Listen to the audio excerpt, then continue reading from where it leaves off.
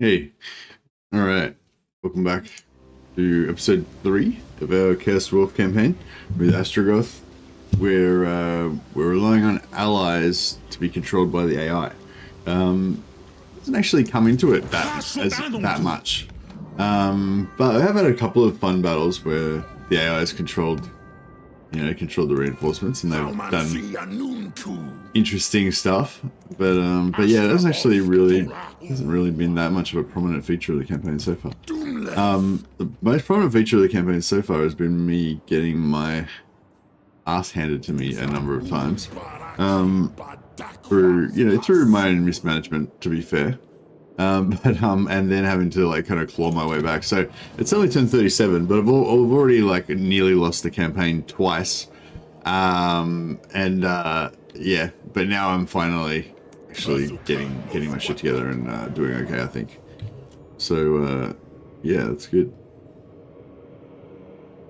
Hey Benji, hey Nicholas, hey Dejan, welcome. Hey Cloak Monkey. So yeah, so we've been dealing with. I was worried for a fair while about Karakadran coming over the wall. The normal, the standard Dowie, the weak Western Dowie, have been threatening us for a while. But I think we're finally safe from them for the moment. Hey, Astragoth.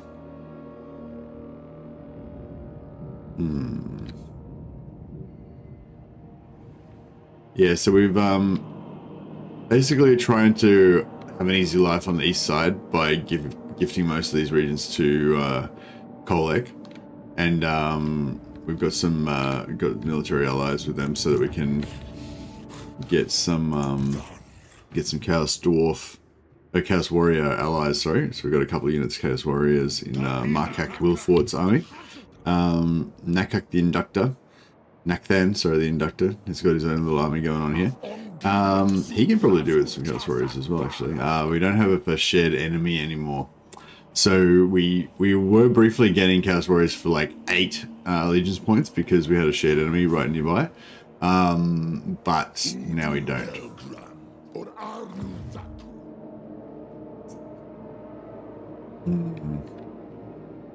Yeah, maybe if we can eventually get to be both at war with Boris later on or something, it might count as a close enemy. I'd be interested to know how it. Oh, whoa! It's like a Chaos Vortex here.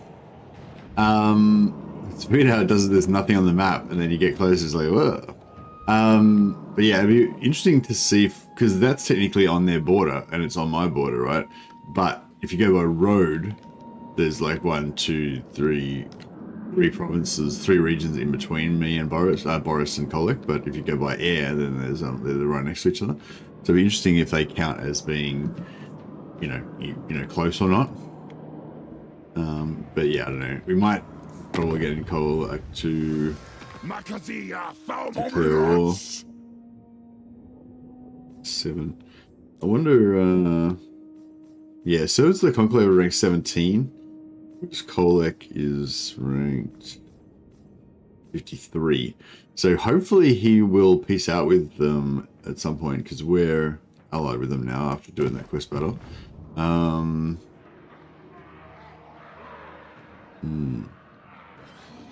Hey Jay Evans. Yeah, yesterday it was a bit of a disaster campaign at various times, but now I think we've clawed our way back. So we're basically doing fine now, but we're just probably about, 15 turns behind where we should be, where we could be if we had the campaign had gone a bit smoother.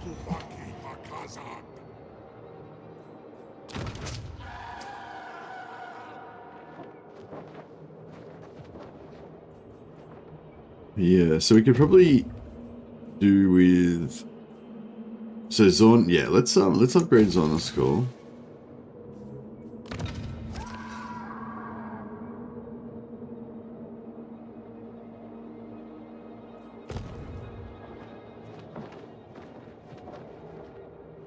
Oh yeah, we've also got the Obedient Mutant, so this is something I haven't been utilizing correctly. But 1, 2, 3, 4. 5, 6. Yeah, we got 6. We got 6 extra lords, so we can actually use them.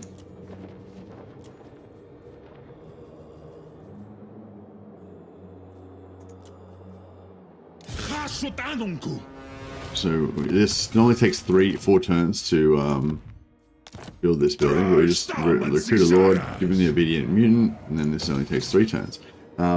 Which means, yeah, obviously 1 turn faster. Also, if we want to rush it, that means it's only going to cost us 300 slaves instead of 400. So yeah, it's pretty good.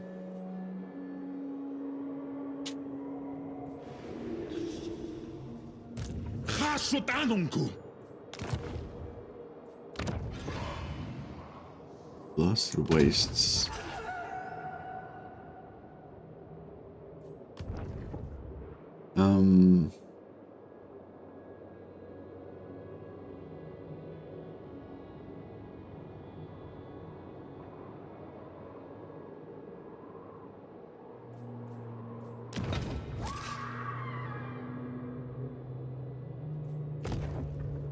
Where's Blasted Expanse? That's yeah. All right. Well, we can probably assume we're going to hold on to that for a while.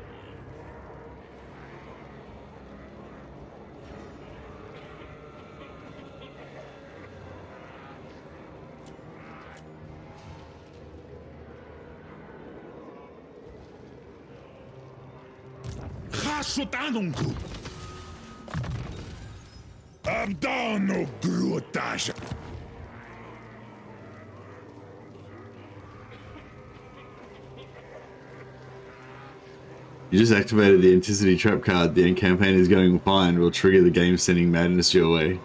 Maybe. See how it goes.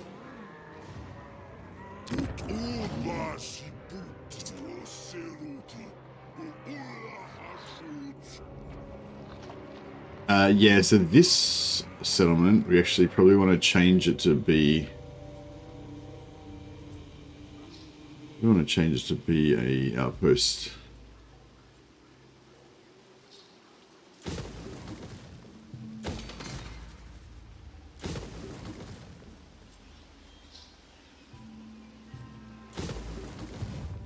Yeah, because we pieced out now with the... we conquered a land here and then sold it to Greasus to piece out with him, so we should be able to keep... It's nice to have these little satellite places that just... what do you call it? That just give you extra places to sacrifice slaves.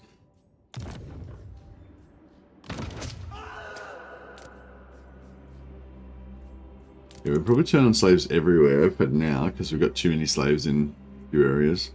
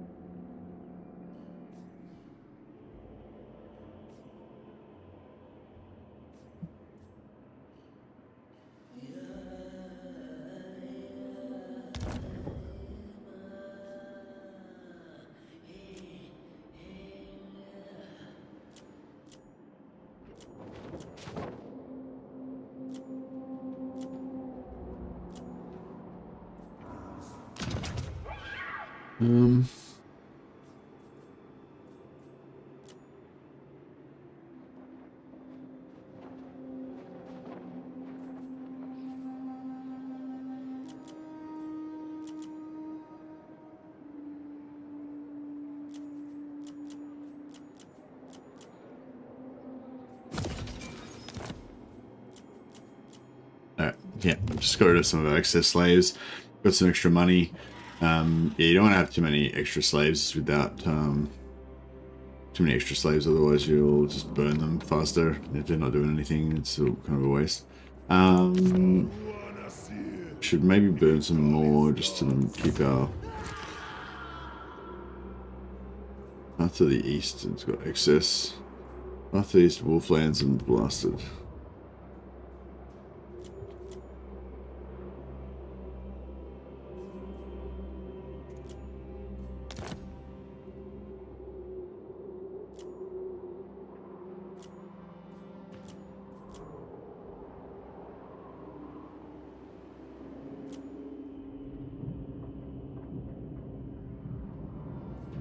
Gates of Zana. Oh, right, that's part of this thing down here. Yeah, okay, fair enough. Yeah, we probably could get rid of that and maybe even build. I'll see how we go. Alright, and we just need.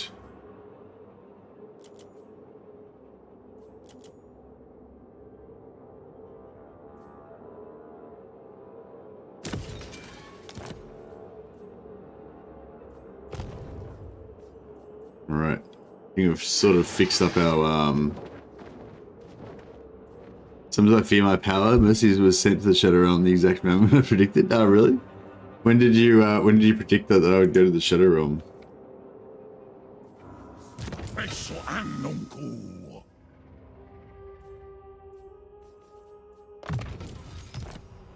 Maybe a few levels to get out. That's alright, we can just. Oh, I suppose I should level up. Just in case, you never know when we might need our levels.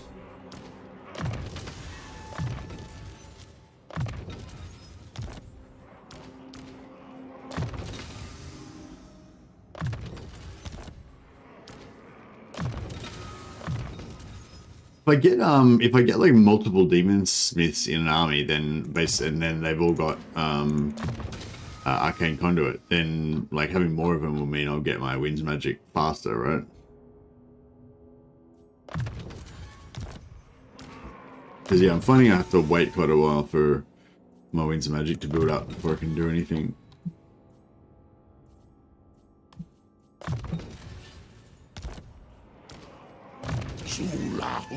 Okay, so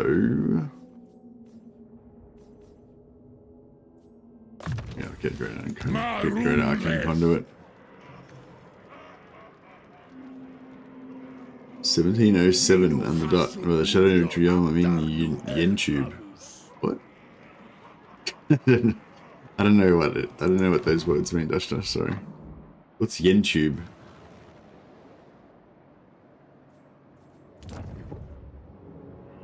Alright, did I delete? Did I get rid of that extra army that I built? Yeah, cool. Alright, I think we're good. I could recruit some extra units into this army if we wanted to get some hobgoblins or something.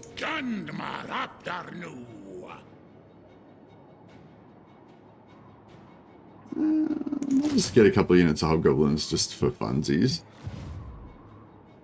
Doomskull-Key.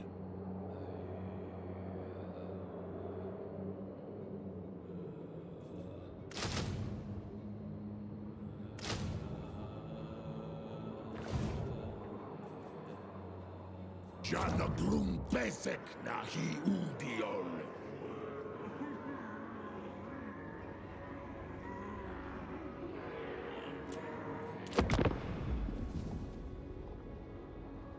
I'm nearly getting a handle on my materials, and then once we've got a handle on our materials, we can start maybe converting towards armaments, but at the moment we're not really needing armaments, so... Here it is.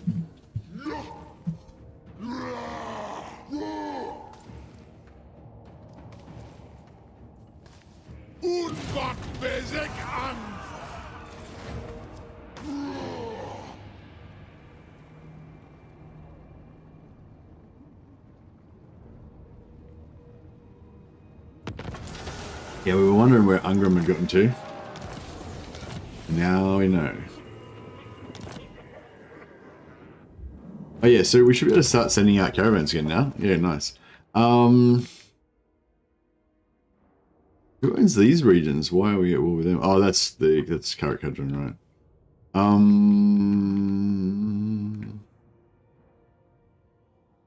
Well, we could just. I mean, I could go for Bay of Blades. Yeah, what does Bay of Blades give you? I'll just look up my video again.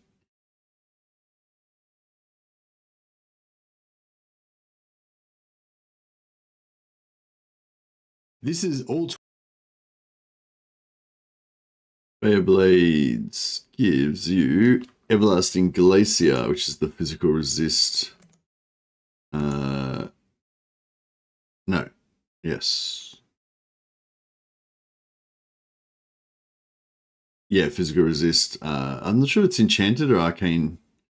I think it might be arcane.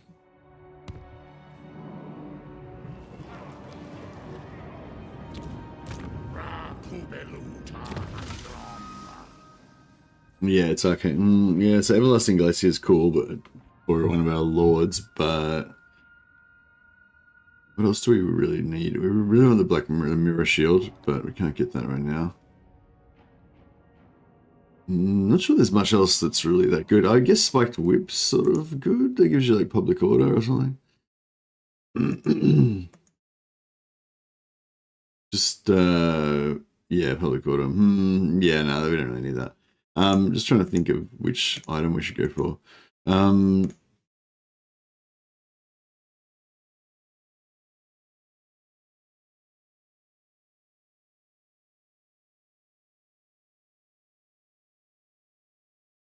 Well, Orc Shaman's kind of good from Grungzin, but that's kind of hard to get to as well.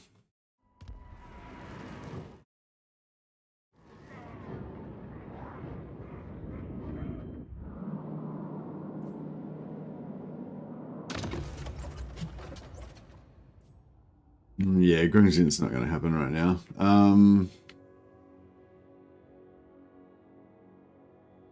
Yeah, I think there's some Karen Carr and Tower of Silvered Sorcerers. Obedient Mutant we already got. Black Whip, yeah, I don't really need. Yeah, I mean, I guess I'll go Bay of Blades. I'll go Bay of Blades.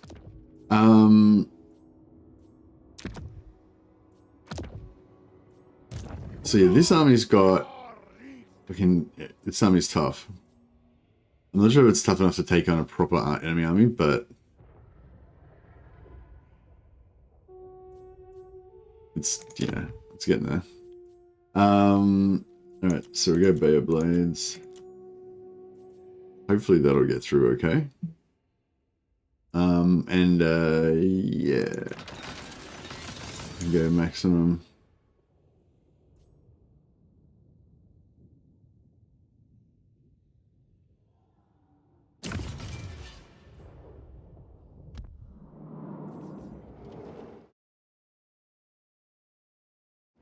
Alright, there's our convoy is on its way. Yeah, north we're still okay, as long as this last settlement holds out. Oh, they're not at war anymore. Or maybe they never were. It looks like he's cleaned out those Skaven, which is good. But yeah, they're there.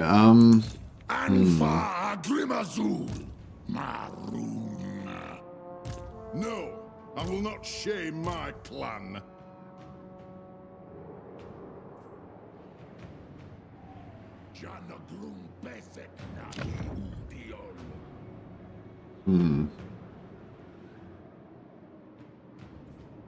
Izan Hashwatanuku. Gormleth. Don't think so. Dumfaumans. Frinas Kazak. Be chaotic.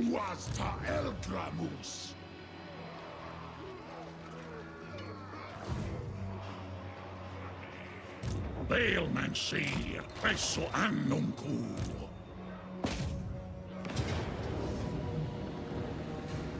Sister Ardugal Arable.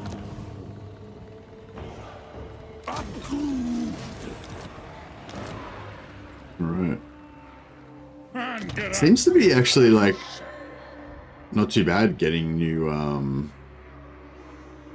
like getting new slaves. Doesn't seem to be as bad as it was before. I feel like they might have changed the calculation for I feel like they might have changed the calculation for how the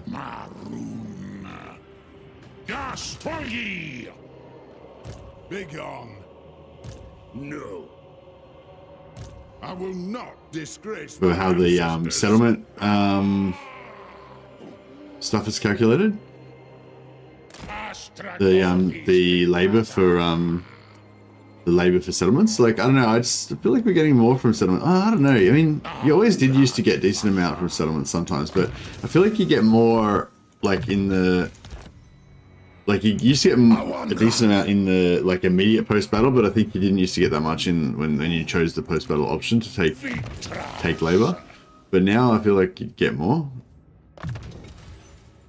But yeah, I didn't really play Chaos Dwarves before the patch, so yeah, I don't know. It's been a while. It's hard to remember what it used to be like. More Angas lock. Drastrom. Eso annunku.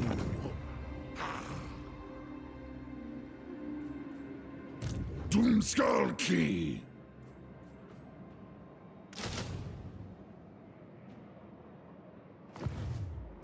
Istak Artal Wantoras.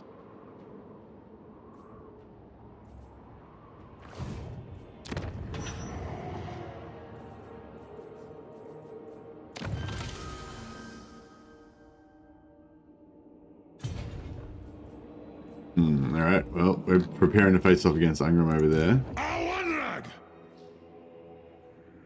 This army is, as of now, kind of useless unless I declare war on Tretch, which I am kind of keen to do because I don't want this army to be wasting away.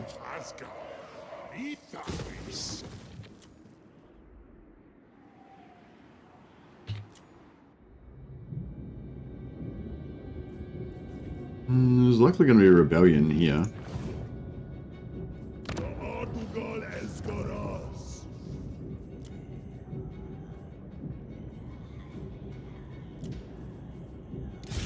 Hey, Scott. This guy's obedient mutant. So yeah, just recruiting these guys wherever you need to go, and then before you build your things. That's good.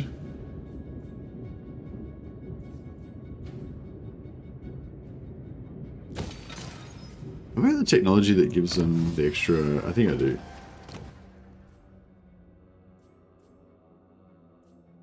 Or is it?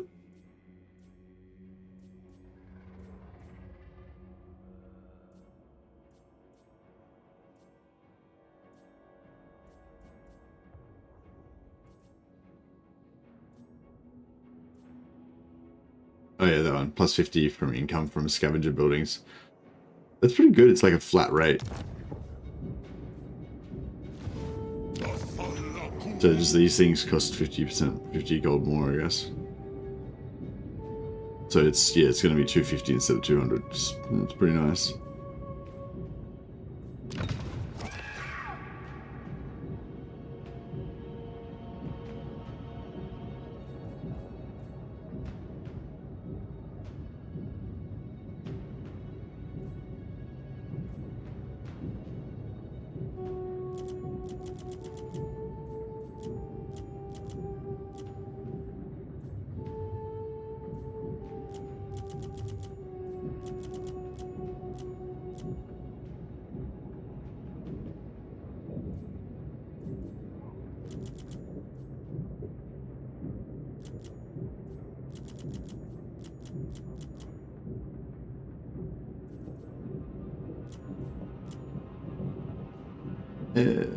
And I guess we'll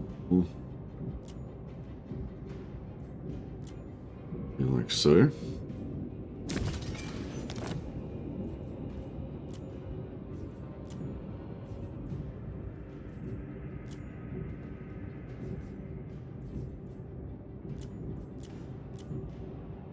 get rid of all of our excess slaves.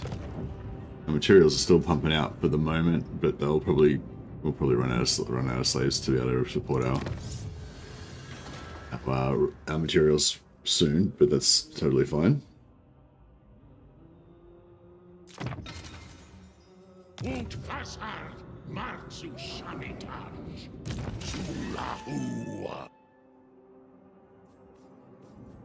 Actually, yeah, getting some terror on our Turuk pile would be nice.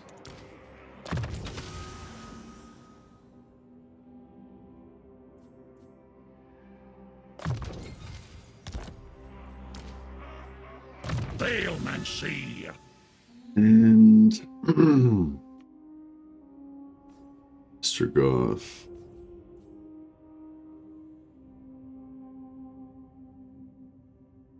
Bit of Flamestorm would be good, but the problem really is that we don't have enough means of magic usually.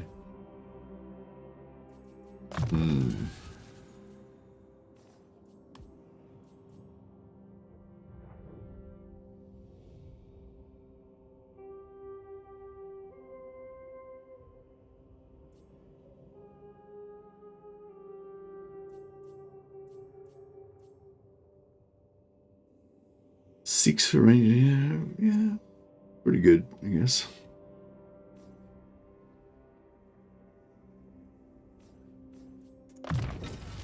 North Oki.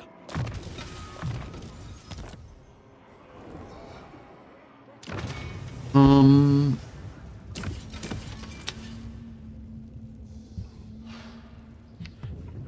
don't think that these guys are going to be in range. But I'm not 100% sure. How much does it cost to... We go for Bull Centaurs.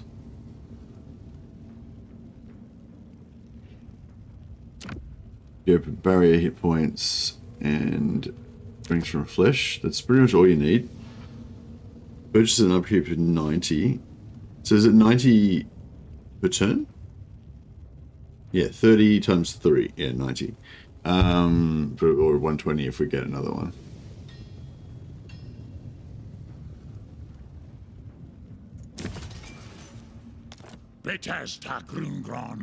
Alright, so our Bull Centaurs are now basically invincible beasts, which is pretty cool.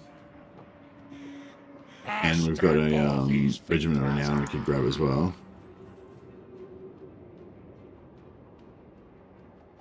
Oh, these guys have regeneration.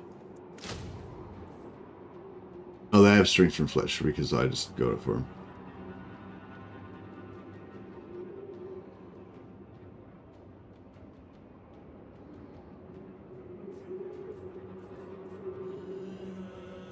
Yeah, I'll grab them just in case.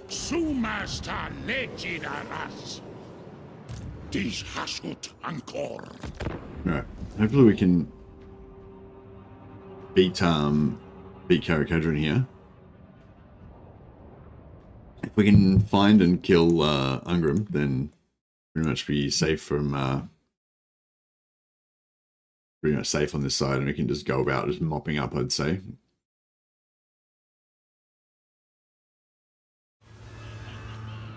Another unit of man-eaters joins our 4th. Sure. If that army ever has another fight, it's going to be pretty epic. Okay, I feel like I need to bring these two armies together.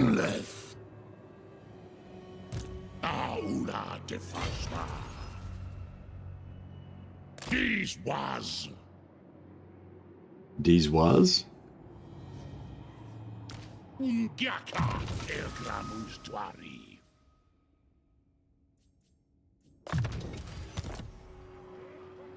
Rakubeluta Angron. Afrinko, moving.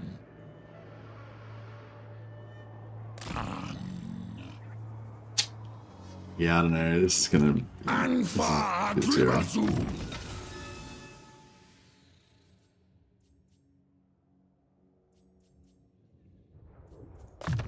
Abdernu Gruta Sanunku.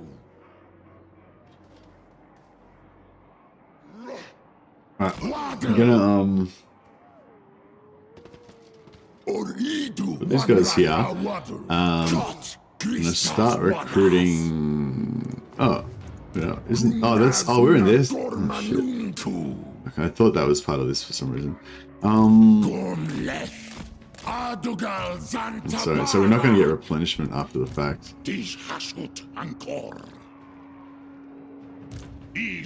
And hopefully these guys will still want to attack me because I'm close enough that they can.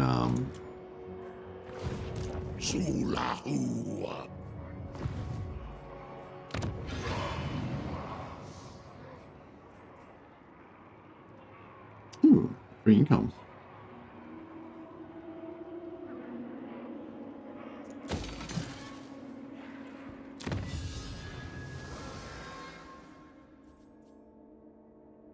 Diplomatic with Demons of Chaos, allied recruitment cost minus 15%. Okay, nice.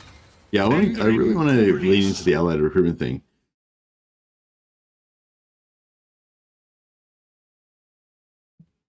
Hey, Wolfspaw. Oh, hey, Grim Totem, so Shadow Slope. Welcome, welcome.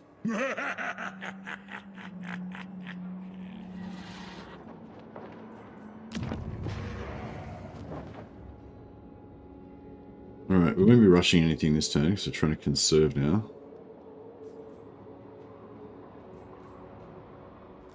Hey, Marcus Wolfart.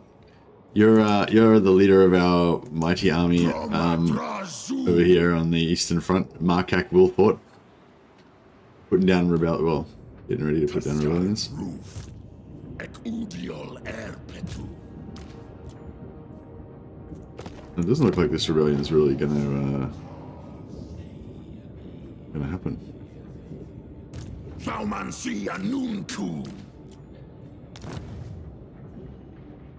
Doing your best, indeed. Yeah, we need a little bit more. A little bit more income, I think. I'm pretty sure I'm about to send you on a suicide mission, Markak. But we shall see. Alright, I think there's nothing much else to do but get ready for war. We could...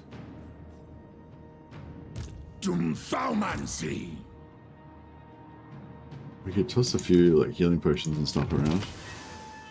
That'd be a good idea.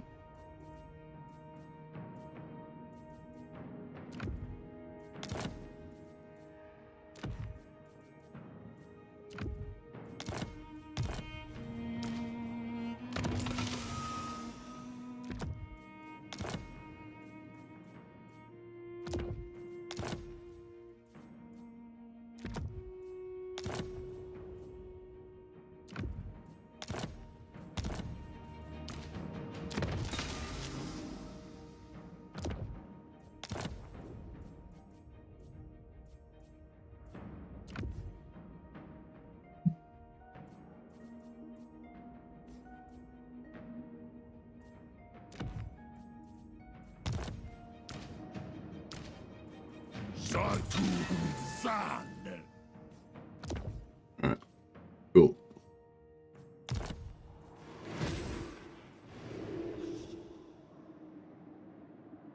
And this isn't too scary, it should be fine. Actually, the Slayers are like one of the scariest things I was finding in the battles that we had before. Well, not scariest, but the most troublesome.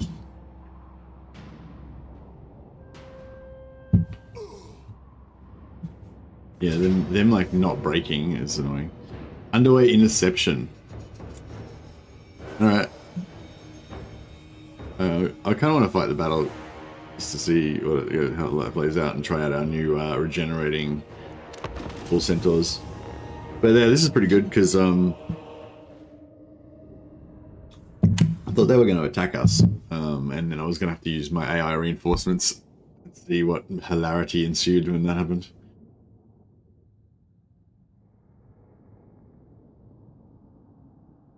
Hey, Wolfspaw. Yeah, I'm good, buddy. I'm a bit, I don't know. Yeah, no, I'm good.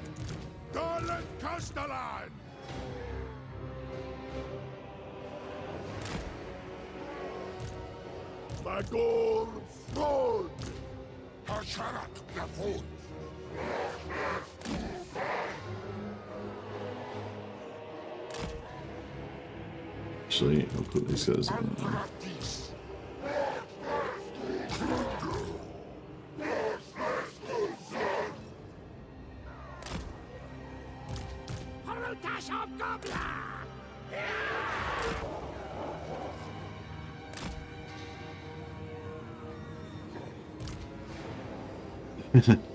This guy's just gonna be staying behind, I guess.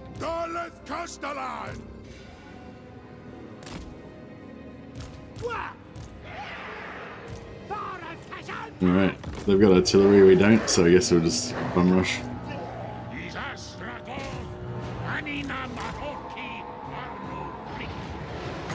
I wonder if Fate of Buna will be good on artillery. Probably not.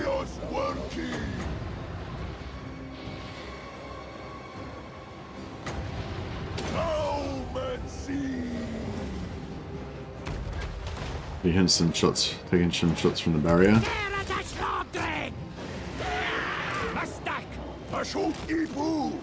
Evade some missile fire. They actually got a lot of artillery, didn't they?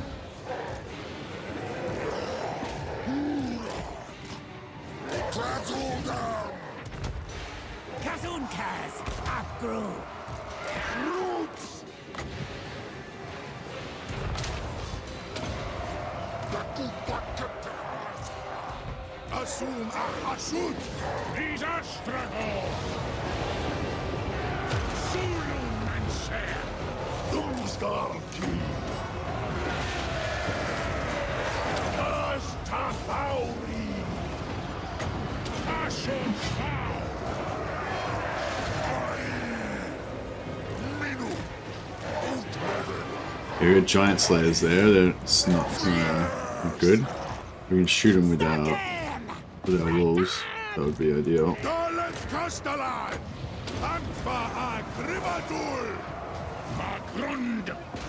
Oh, really? This guy's getting fucked up. Oh, crossbows.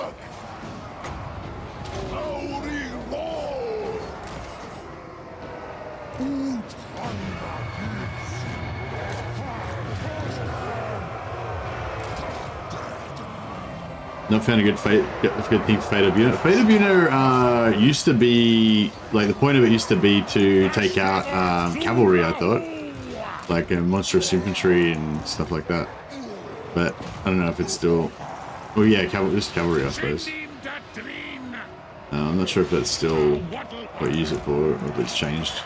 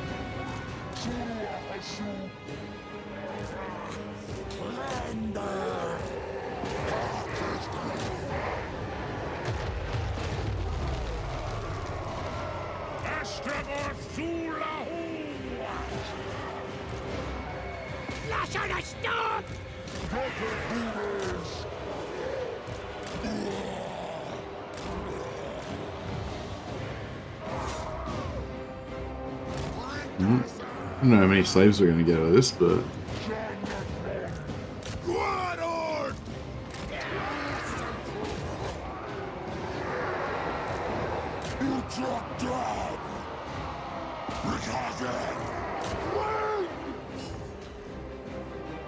These slayers will just shoot them down with our... wolf riders. That was a pretty fun little battle. I just let my demon smith get the crap shot out of him, unfortunately, but apart from that, it was pretty painless.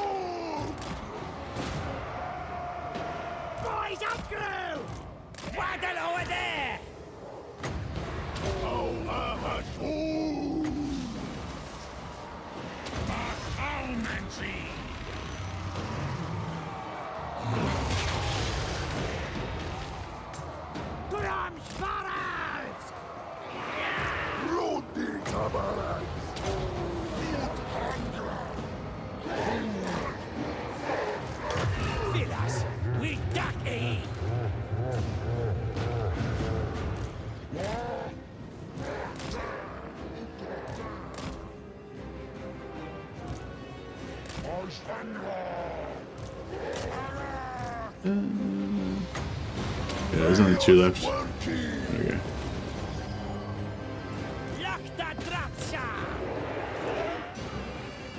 I don't know, that's kind of, yeah, I kind of like this army. It's pretty cool. It's still probably a little bit overpowered with all these Taruks. We should probably get rid of the Taruks and just keep the overpowered Centaur renders. And then we can make another army with the Taruks, like another kind of pretty strong little Doomstacky army.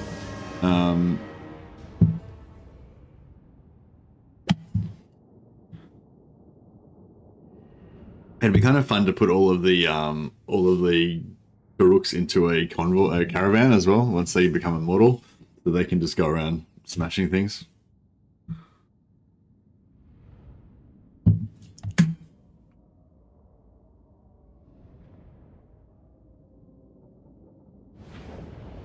Yeah, it'd be kind of fun to have just a Doomstack caravan that can't be defeated. Nice. 133 labor, yeah, it's alright.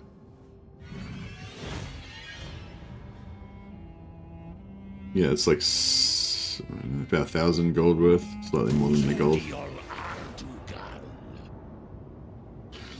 No, Ingram didn't come.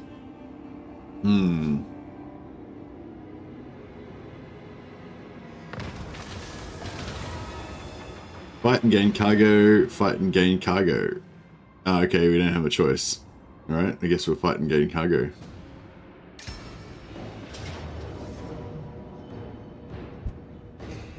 Now, I avoided this fight last time because we didn't have the other, the one we had didn't have a way to deal with the artillery, but this time I think we're going to do well. We just need to keep our infantry out of the way of our artillery because we were wrecking our own stuff. Crush them, enemy, indeed.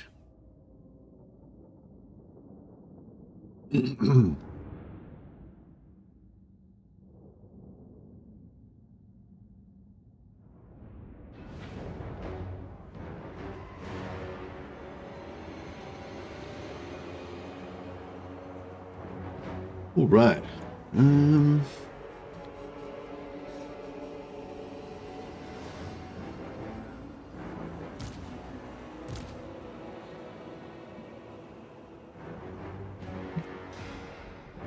How much Changeling have you played, Nicholas? How far are you on your first campaign, or have you played a few times? Or?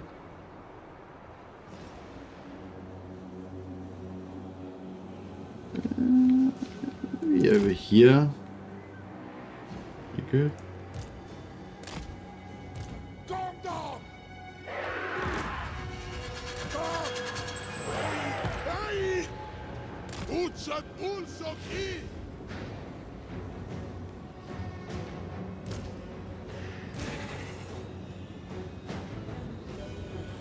Alright, that's gonna be our like big boy squad. We'll put them in there. And then yeah, our kind of last line of defense, I guess, will be our guns.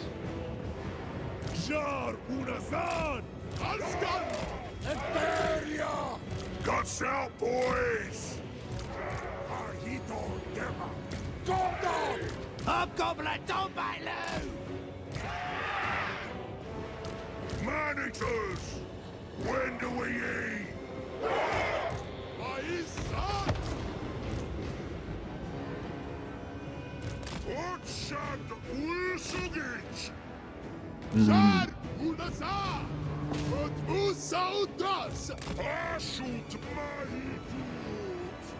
Yeah, actually that's good if they target him, because I think he's got regeneration. Oh no, they got rid of regeneration, now they've just got the hunger, don't they? Yeah. That sucks a little bit. Not as good as regeneration. But... I want to see how this goes against these guys. Oh, no good.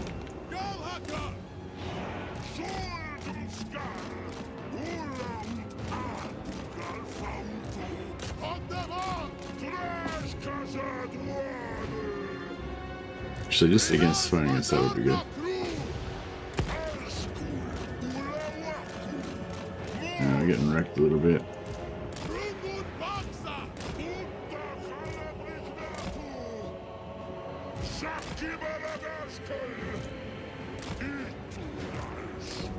There! Oh, hush!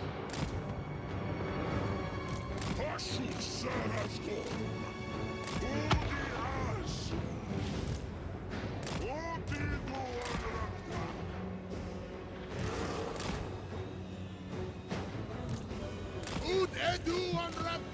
We're taking too much damage, more than we should be, but it's alright. It'll all work out.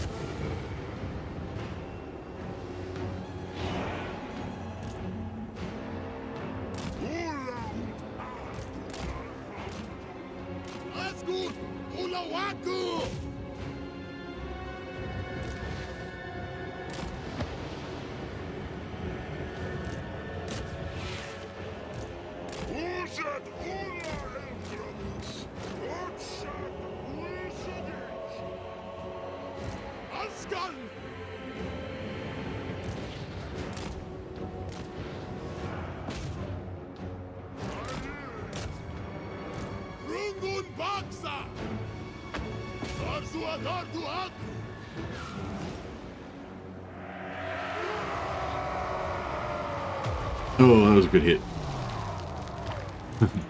A mighty hit.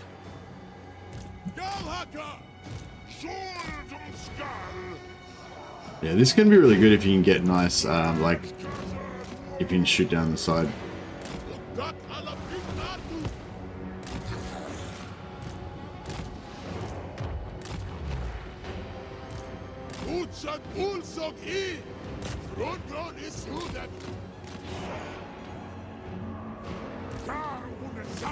Look at artillery on me now.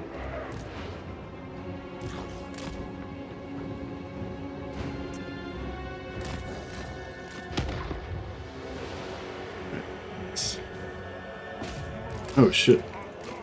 These dwarfs got melee on my tank.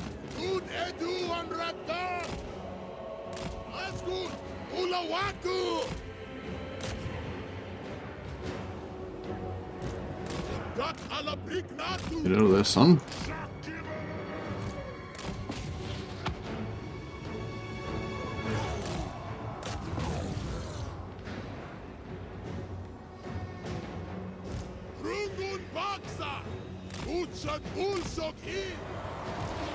Yeah, shut down the artillery, keep our guns safe. Stop fighting these warriors because they're too tough. Not that we won't beat them, but they're, you know, it's not efficient.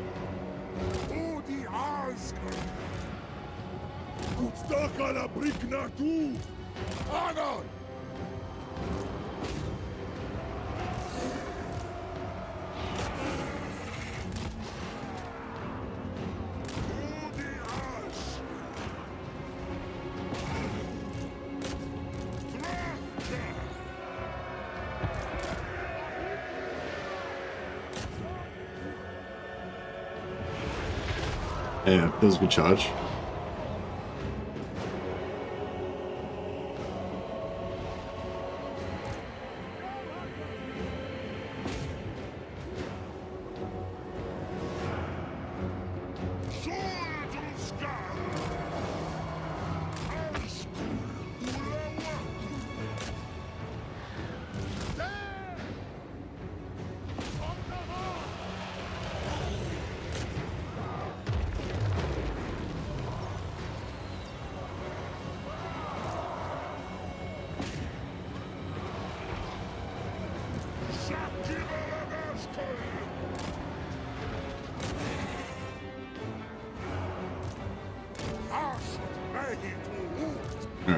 Alright, yeah, it's mop up time.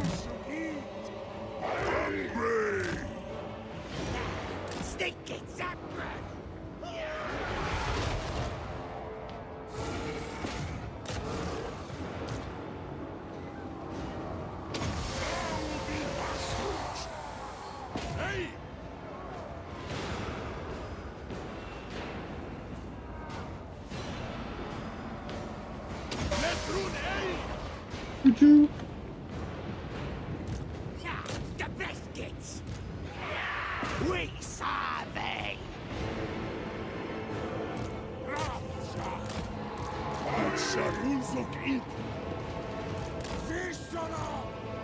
Man-eaters!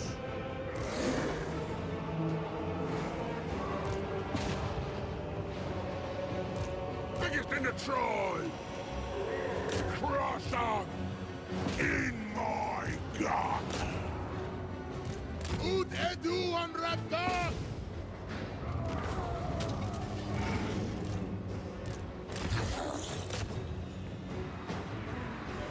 First time today, only just got the DLC. Oh, okay, nice.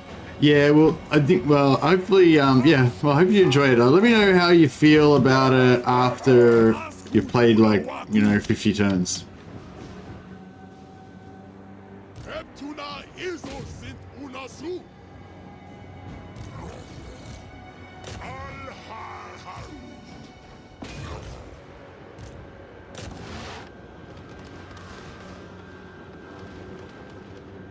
Taktalas! Hagrid! Yes, badly. Terrier to slow, Dreg. Man-eaters! Help the Just gonna get a few extra, get a couple extra slaves. Look at this. Really like UMBO campaign I'm playing right now. Yeah, I really like UMBO campaign as well. I reckon the UMBO just is overall the best one in the DLC. Mother of Stanky I thought was quite fun as well, but I feel like her thematically is a bit weird because she doesn't really fit in with the rest of the Kislev roster, and it's not really, yeah. I mean, no, Mother of Stanky is cool. Mother of Stanky is cool. I guess I just really wanted like some more kind of Kislev sort of stuff, like maybe Ungol Horse Lords or something like that. Changeling I think is good for like one playthrough, but I feel like it doesn't have much replayability. Which is weird because it's like, you'd think it would, but yeah, I don't know. I won't go on about it because I don't, yeah, some people might be playing Changeling for the first time, and I think you'll enjoy Changeling for the first time if you play it, just play it once. So I don't want to like diss it and ruin, you know.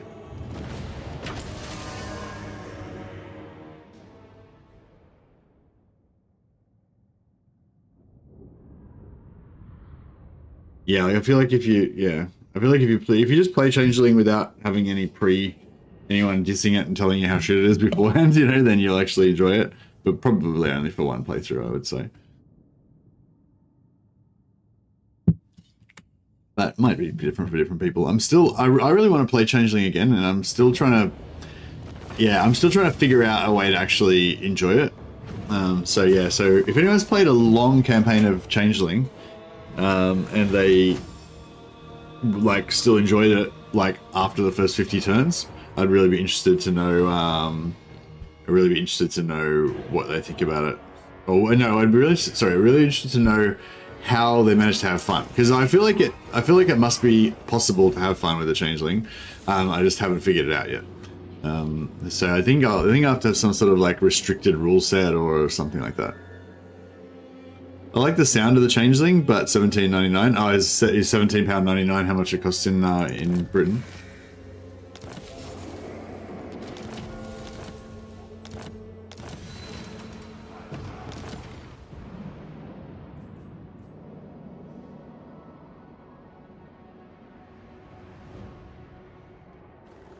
Astragoth! The Ungram just ran away from me. I feel like that's not very, you know, Slayer-like behavior. Thaumansia Nunku Maroon. This was Anfa Grimazul.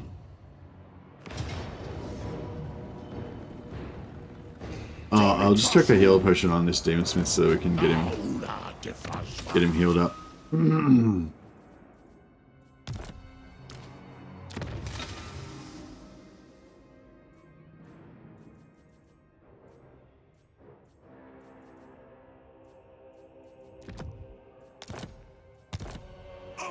Rikazenu Mundring Sepu. Although, yeah, Yeah, maybe we'll just sort of resolve it.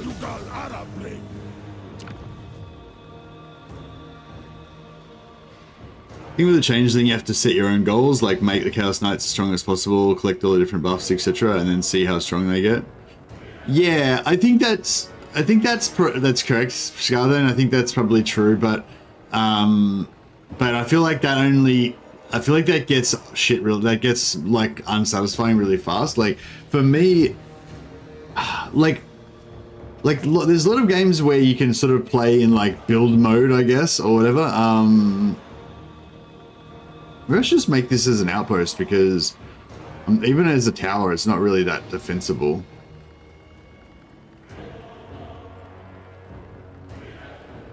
Oh, sorry, that's fine. Yeah, like if I'm playing, let's say I'm playing like, oh, we can actually catch him. Do we want to catch him? Begone. I don't know if we can beat him with this army. If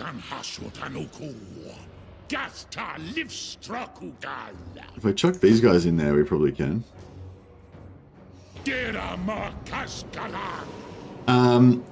Yeah, I think like, yeah, I think the thing is like if I played Minecraft before. I don't know if you guys played Minecraft before, but yeah, normal Minecraft is survival mode, and you have to build stuff and collect materials and everything. But every night, like zombies attack you and stuff. So there's kind of like a, you know, you have to kind of, there's a bit of like a fear factor that you have to defend your base and you have to keep rebuilding your base when it gets damaged overnight and stuff like that.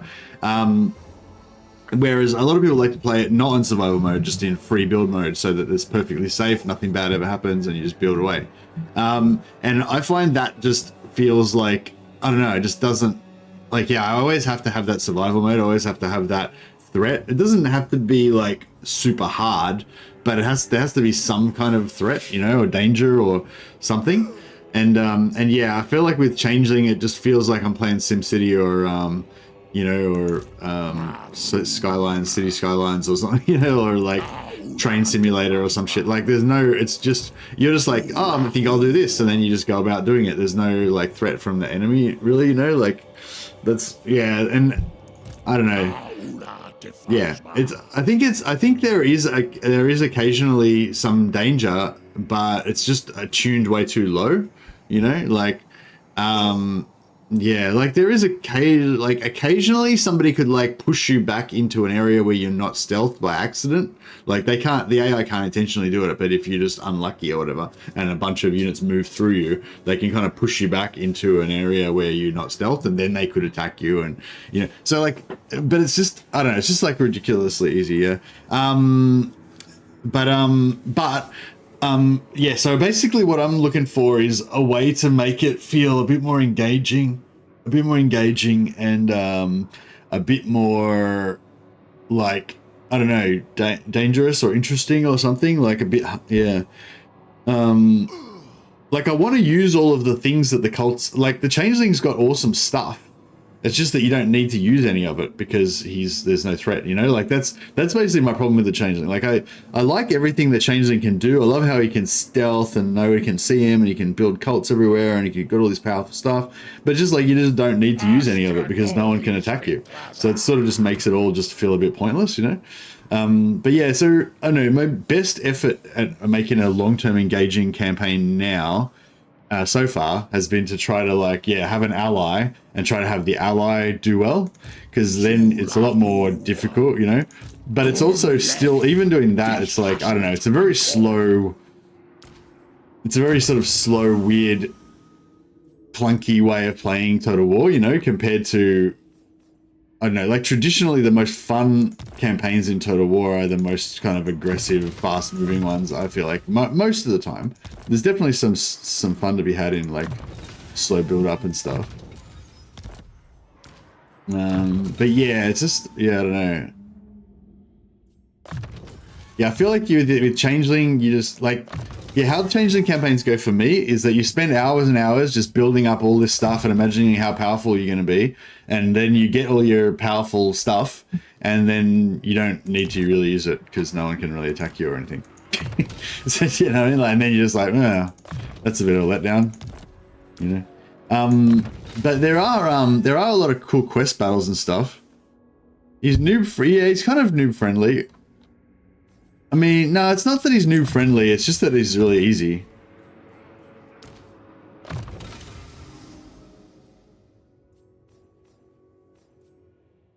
Well, it's not even that he's easy. It's just that there's no challenge, basically. Yeah.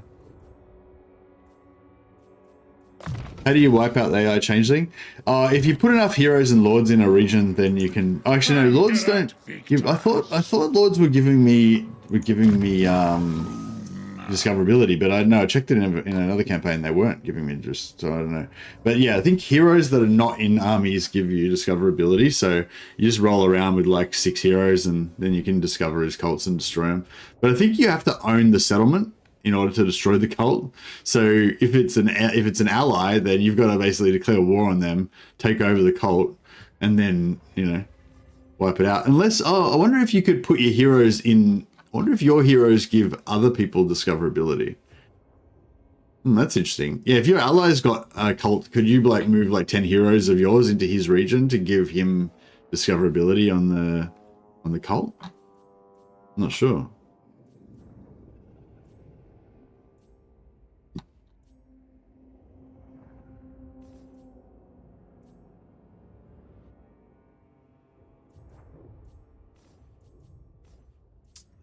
I should get some red line on him, I guess. Should get those talks. Alright.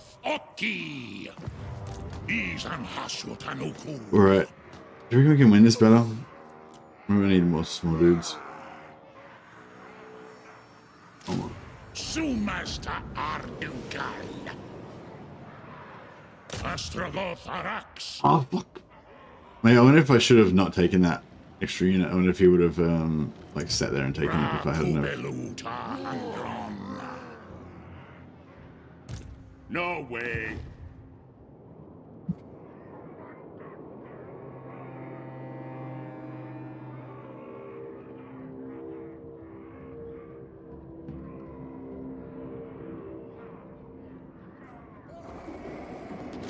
Oh, have you tested that, Nicholas? Or have you noticed the discoverability being increased by foreign armies or something?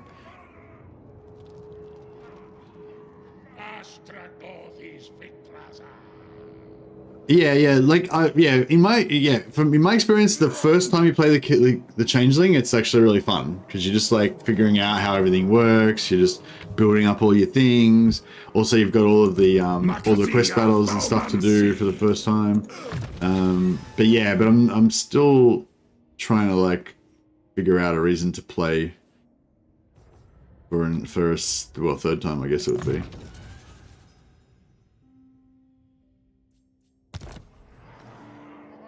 I don't know. I'm not sure if I should like try and figure out an idea first, or if I should just play another Changeling campaign on stream and just see how it goes. That was I was thinking about playing Changeling like next, maybe, just to try to figure it out again. Kistalton with Ultimate turn 10 Ultimate Crisis is considered the hardest campaign. Really? So a lot of people were saying Boris was the hardest campaign a few patches ago. That's no longer the case.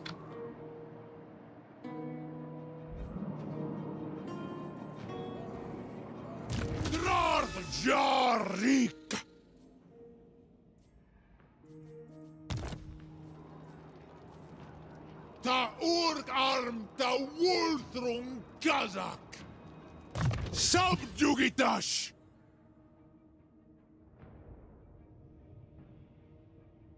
This has got a weapon, so my tanks.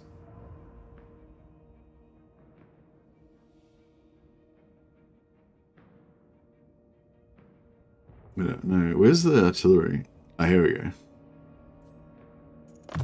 Yeah, we'll pump up that artillery a bit. Idam wolthrung.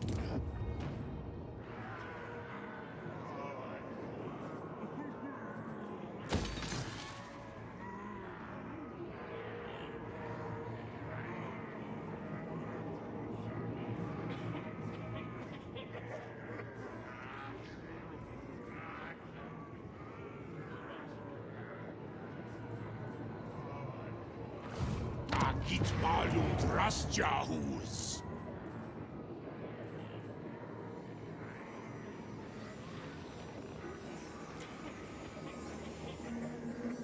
Baumansia nunku.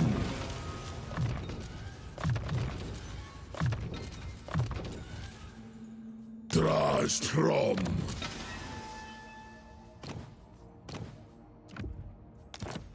Dalabdanu.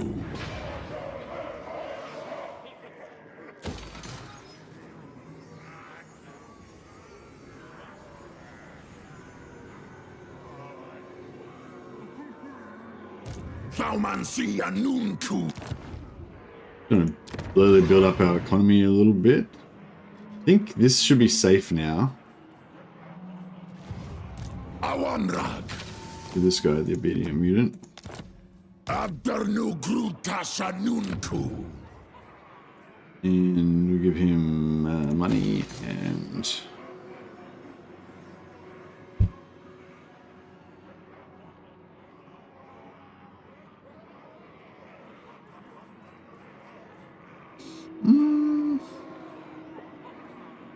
Yeah, money and control slash... Oh, this Lord Recruit rank is actually kind of cool, isn't it? I'm kind of come around to the Lord Recruit rank thing now from playing the Lizardmen, but it's...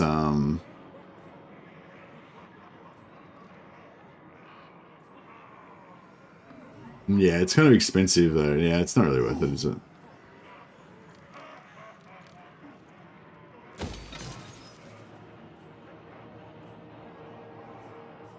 Yeah, I wonder if that movement will actually work on, Dis hasut ankor. Is an hasut anuku. Bestrungi. force march in, test fate. Angerat victras.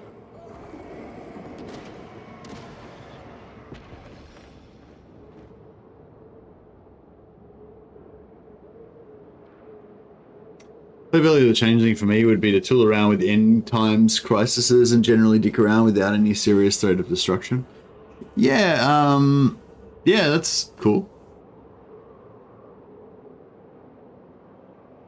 I think that's the point of it, yeah. Basically just so you can dick around without having to worry about the enemy being able to do anything.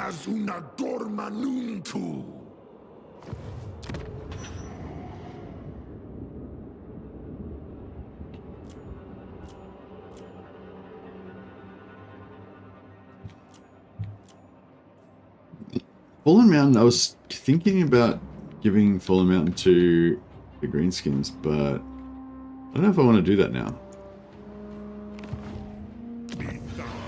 I'm kind of enjoying this whole, like, mountainous battle area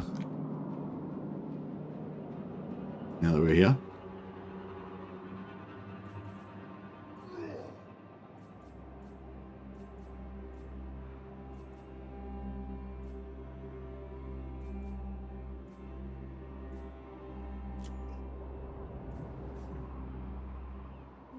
You can get Lord Recruit rank in every tower and eventually you're hitting max level.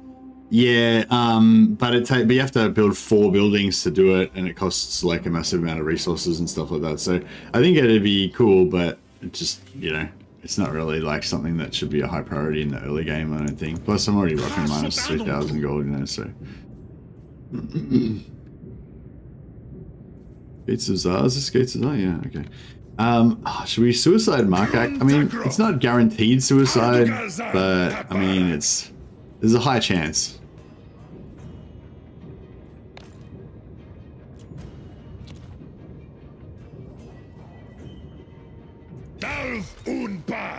Usually get it as the last few buildings. Yeah, that's kind of what I'm thinking as well.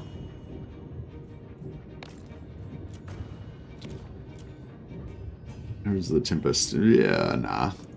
Let's get some more hobgobs. We really need Siege Attacker in this army, don't we? Fuck. Actually, no, we'll get Siege Attacker on... Yeah, we've got Siege Attacker already. That's cool. Yeah, we'll just get another unit of hobgobs. I mean, I think that army will be okay as long as it doesn't get ambushed. Then it'll be screwed if it gets ambushed. We're going for rebellions. I'm really surprised we haven't had any rebellions yet. I thought we would have had stuff rebelling left and right. There are the Wolflands that I was coming over to stop the rebellion, but now it seems like it's just kind of stopped by itself almost.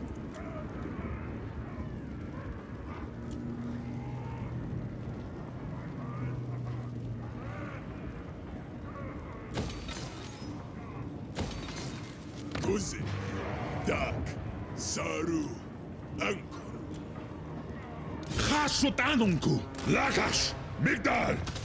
Yeah, I think Blackwall's now a bit... I don't know if Blackwall's going to make it back into battle because there's too many other lords that are higher ranked than him now.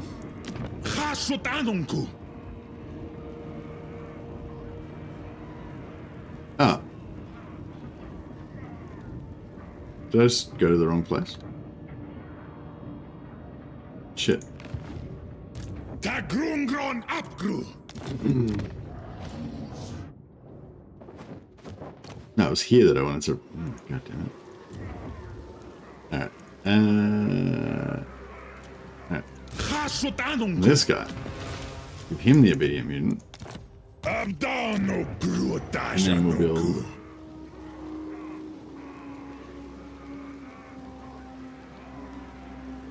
money, and we may as well upgrade this. Oh, we can't afford it.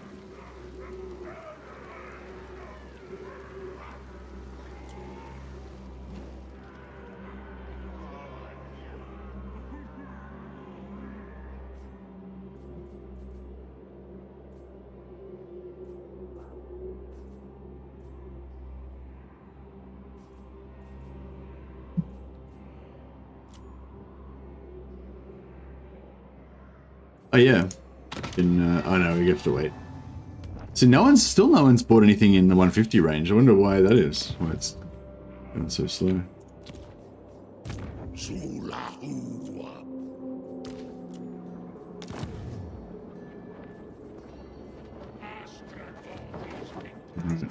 Diplomacy wise, we're still very low. That's okay. Bloodthirsty. Bring.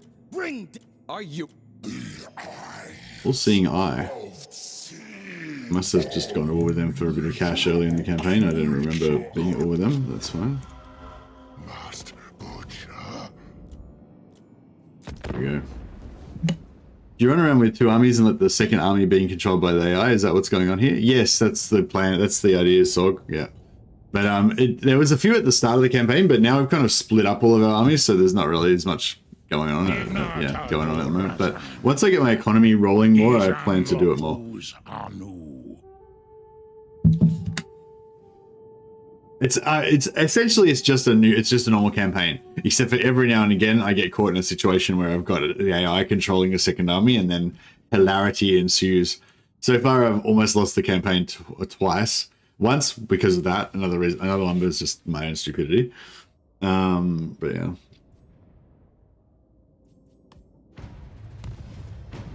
But yeah, another aspect of it, because of the new changes, you know, you normally can do, if you have like 2 stacks versus they have their 2 stacks, normally you can do don't control large army, and normally you can do don't control large army, and then it sort of denies their reinforcements until later, and you can use that as an advantage. But when you're playing this rule set that I'm playing, where basically any allied armies are controlled by the AI, unless it's Astragoth, then basically that negates that, so they can always bring on all of their armies. So basically, if I have a lord, a main army, and then 3 solo lords, so 4 armies, but 3 of them are just solo lords, and they have 4 armies, that would allow them to bring on 4 armies at once, like not even having to wait or anything. I think actually no. I think no, they still have the 40 unit. No, they don't have the 40 unit cap, do they? No, they can actually. I think they can. Yeah, they can actually bring on all 4 armies at once. So they could have 80 units on the field versus my, 23. So yeah, that happened to me once, and I got basically wrecked. But apart from that, it's been basically a pretty normal campaign, just a bit delayed from the hilarity that's ensued. This looks like a super easy battle, but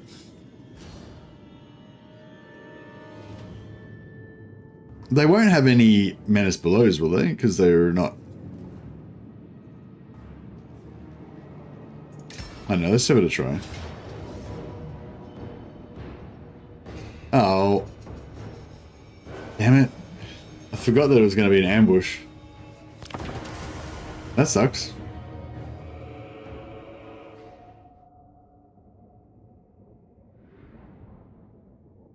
I was like, yeah, this should be easy. Oh, unless it's an ambush. That would suck. No, it's okay. The only thing that's really susceptible to ambush is the guns. But yeah, I think this is a moderately long journey, so I didn't really want them to get super damaged like early in the how cool these dudes, like Hellstorms are cool. This dude, look at that guy. This staunch little evil fucker. I love it. Yeah, Hellstorms are cool. They're just evil and tough. This is a caravan army, so they just collect random stuff every time you go on a caravan mission.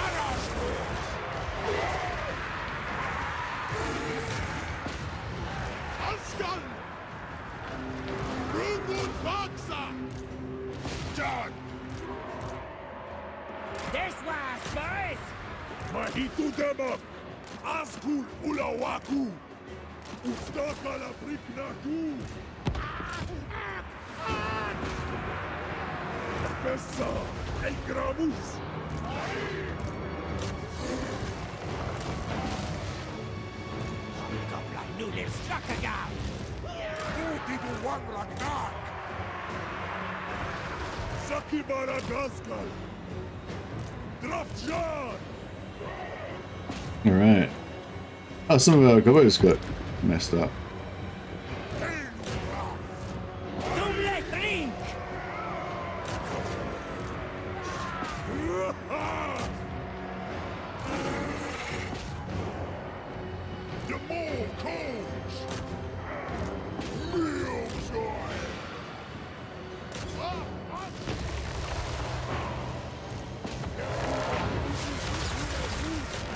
At least we got a yeah, I really like the way that I was able to get the guns fully out, like get the guns fully free and clear, so they were able to fire like the whole time.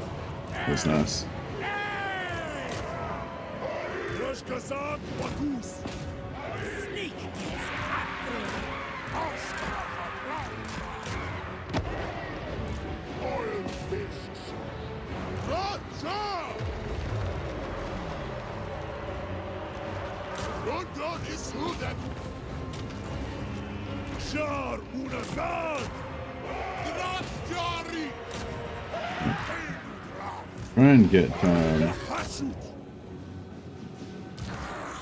Try and get some more slaves out of this. If we can.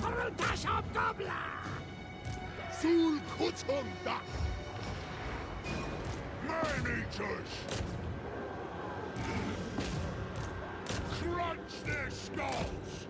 On the hog! Mahitu Demak! Conclave bin Gazak! Actually, this guy could go this way, maybe.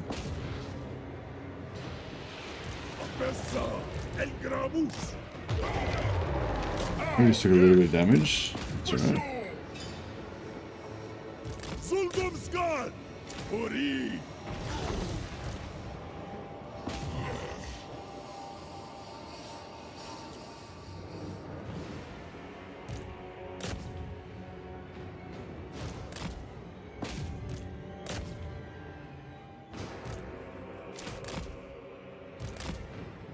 No, that's it. We got a few captives out of that. That's the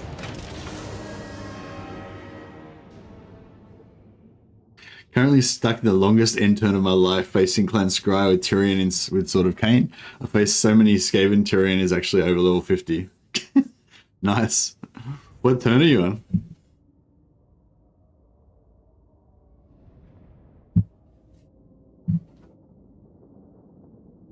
The Lizard Man one is only tier 3 and it's a single building. And it gives level 2 global. Like, so for Lizard Men, you'd build one level 3 building and it gives you +2 global hero and Lord recruit rank. With the Chaos Dwarves, you have to build 4 buildings. You have to build like the tier 1, tier 2, tier 3, and tier 4, and then you get global +2. So it's like a lot more money, a lot more time, higher requirement. Yeah, 300 labor, that's pretty good. What's the replenishment like? 2%. Yeah, it's not that big deal. It's still a pretty strong army. We took a bit of damage, but it's still a pretty strong army. Alright. Those things looking okay, cool. He's landed in the settlement there, so that's good. Don't think so. Yeah, just in the interest of speed, I might just put a resolve hunger him to death. Oh, we could put a resolve it even with one army.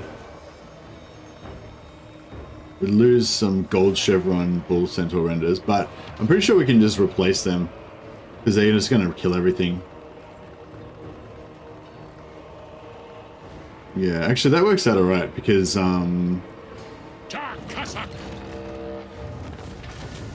we don't need to go any further this direction.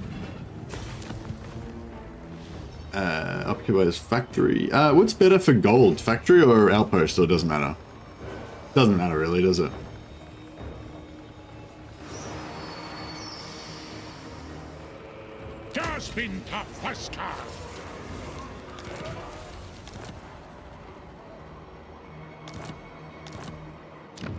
Nice. Yeah, so I don't really want to conquer into Kislev just yet. Or do we? Or do we?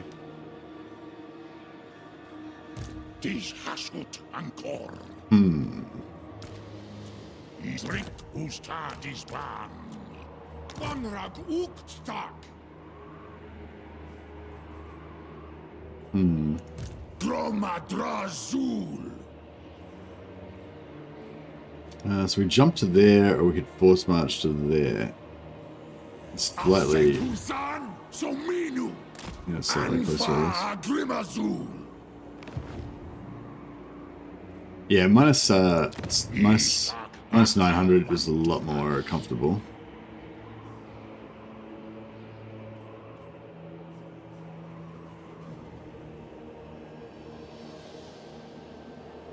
Materials. The gold. Oh, the gold's tier 3, isn't it? Oh,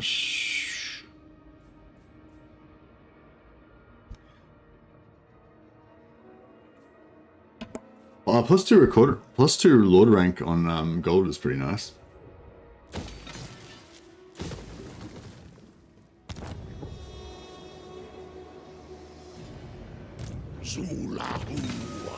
Alright, we'll drop an obedient mutant on him. Just to make it one turn faster. Level that up.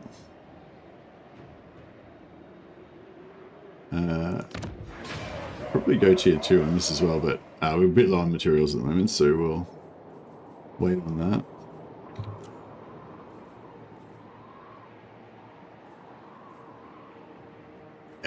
Let's see, 2850, so it's like 57 turns it's going to take to pay back that 50 gold that we get from the money. Oh, actually no, but sorry, we get an extra 10 ounces of dyes. So potentially Potentially we could get another 100 from that, so it'd be 150. 150 increase. 300, 10 turns, so 20 turns. Still. Alright.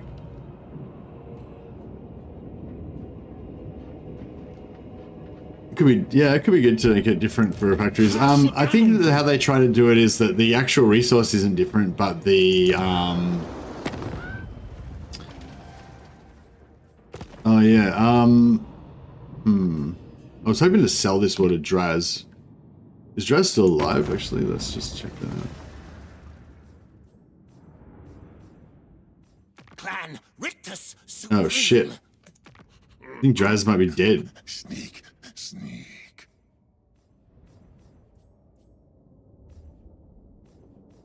Yeah, I think Drazoth's been wiped out. I was hoping to install him as our, you know, loyal ally in the south. Alright. Markak, you're probably about to die, but it's for the good of everyone. Except you, obviously. Is there anyone else we can sell this war to? No.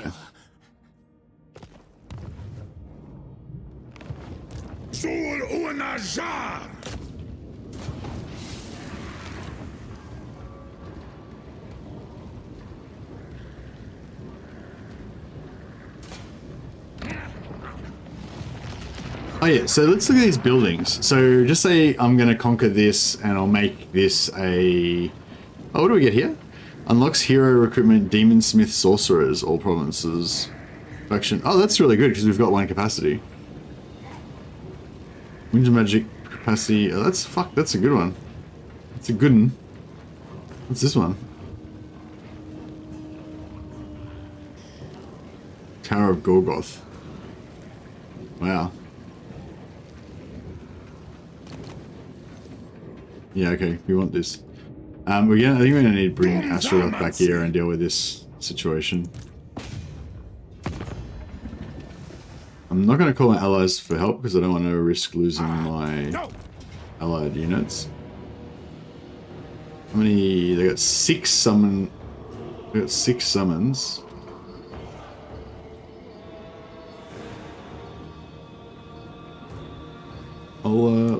Let's give this a try. Actually, no, put that on marker. Yeah, we'll just do this bit of exercise, just a bit of a drill for the army, get the muscles moving, you know. Turn 34 and you're level 50. That's pretty good. By turn 34, I guess you'd normally be around level 20, maybe, if you'd been, you know, pretty active. How did you manage to, like, get so many Skaven to attack you? Where is your Tyrion? Where have you invaded?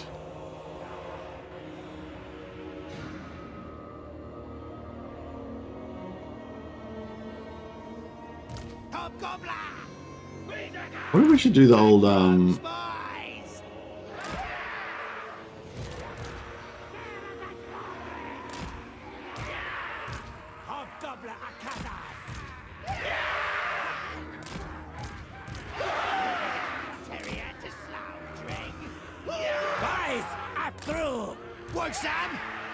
just make it blow up. I don't know why I'm doing this. This is really totally stupid, but you know, it is what it is. Slay every mortal.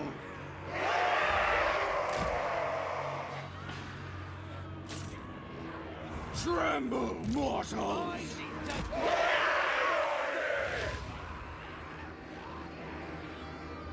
Solfeo! Dalet Castellan!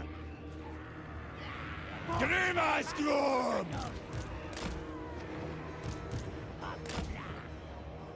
It's not stupid, this is what peak performance looks like. That's right. Where's the corner of the map? It's alright, I'll just leave it here. Crash thou!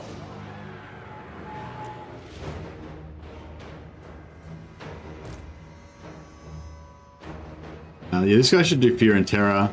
Plus, they should get faster and stronger because the whole army's right here. So as soon as the menace spawns, it'll be like already taking massive penalties to morale just by being in proximity to this monstrous blob we've got here. And then we'll attack it. Wait, what's going on with the menace belows? Oh, I think they can't see me. So they're not. Oh no, they did it.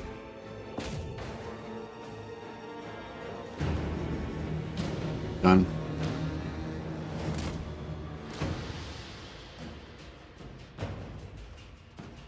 So we're gonna get through 6 of them. I don't think we're gonna get through 6 before they come. Maybe.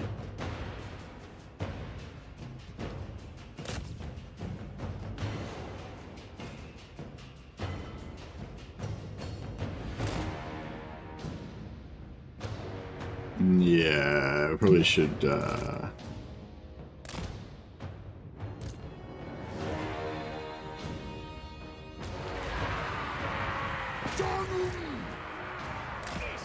It's 3 now, I think? They don't have warp bombs now. Yeah, that would be suck. Yeah, they don't have a lord either, so they got no magic or anything.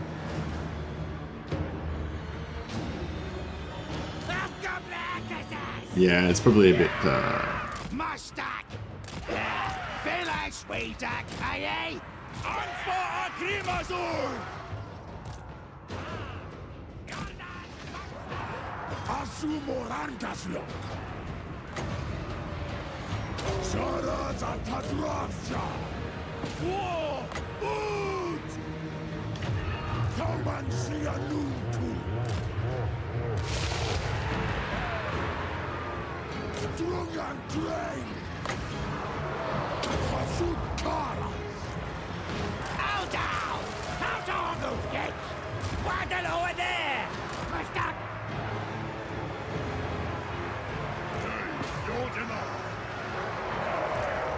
Buddha's doing a good job of distracting their entire army.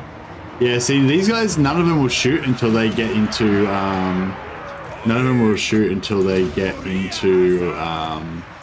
formation. It's kind of like the whack thing about it, but...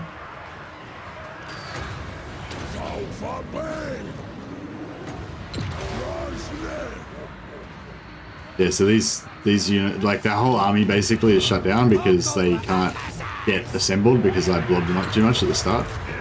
It's kind of cool. I mean, it's an interesting phenomenon. Oh, now we go. We got some shooting going on. Wait a second. Those guys aren't fully assembled. How come they're shooting? That's cool. If they actually do shoot before they get fully assembled now, that's a good improvement. Oh, maybe I'm a liar.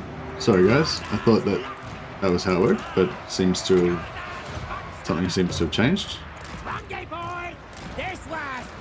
So they can, wow, so they can fire even when they're not assembled, but I think they might need to get a certain amount of assembled maybe, because I feel like they definitely weren't firing when they only had like 30% of the unit there.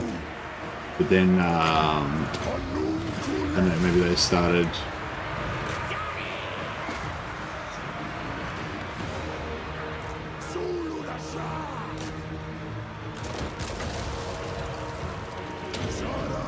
Just Doom and Darkness these guys to rout them. Bam, done. Yeah, Doom and Darkness is pretty useful.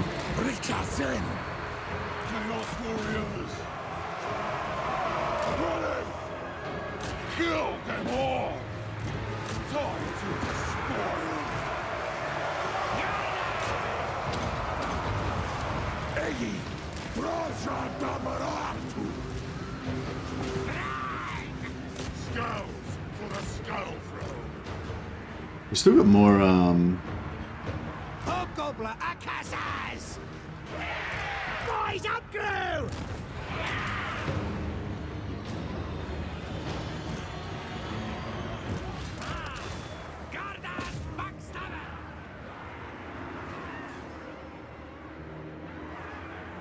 Hobgoblin It's stuck again. Hobgoblin Akazas. Giscut. Dash back low. I don't think they'll target these guys because they don't have any.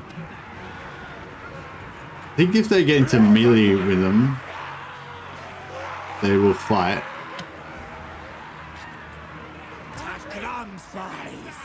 Don't let. Can I use this one? Oh, shit. I'll send them some. I think that they will fight, even though these guys are just kind of bugged out and stuck. The units left the map, but they can't get out. And these guys should actually be dead already because they're.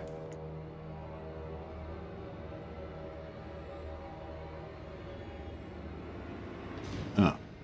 I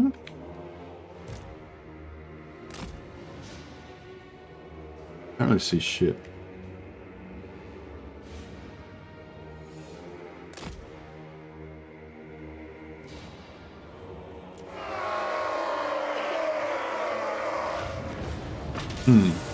I don't know, I thought that they would actually melee each other if they were in proximity, but they didn't seem to be doing much.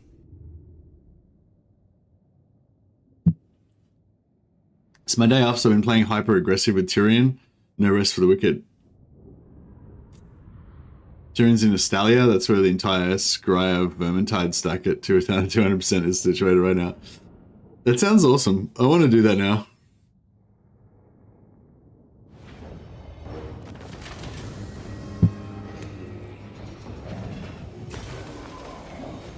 How did you get the Sword of Cain so early?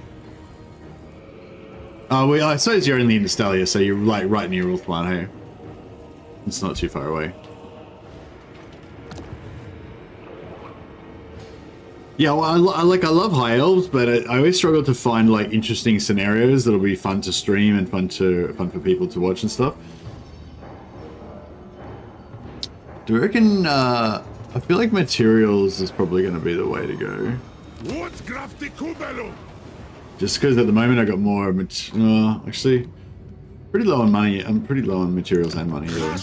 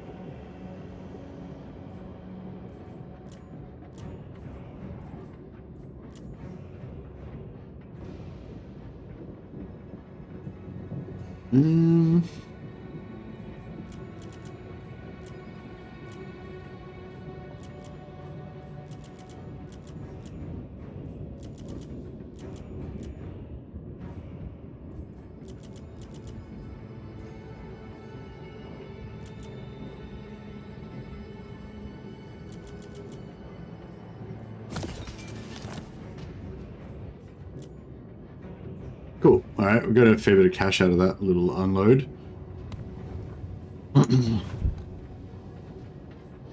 So yeah, this army, although we did, you know, we were able to easily get rid of that garrison, of course. Now we might be in a bit of trouble. Actually, I don't know if I can. We've got to go for the stalk, don't we? Got to go for the stalk for this army.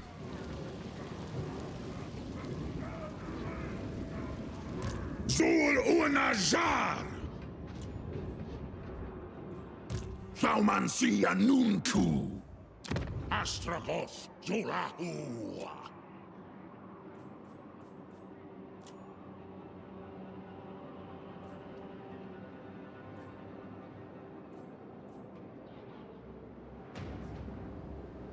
Maybe we'll just leave that one. I was thinking about selling it. That was why I originally took it. Furs, 20 production. So what's 20 production of furs going to give me? Like 100? No, probably like 200 gold. That's pretty good. Alright, we'll pop a dude here so we can get cheaper.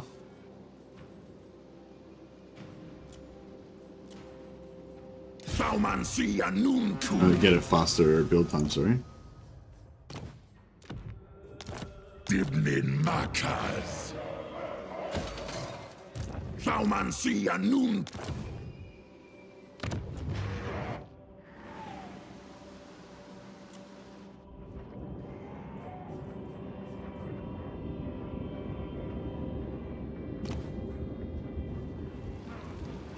Yeah, I kind of want that.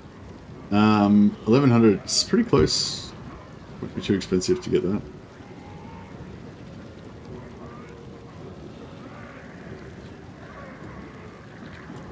Right. Pastures? I don't really care about pastures.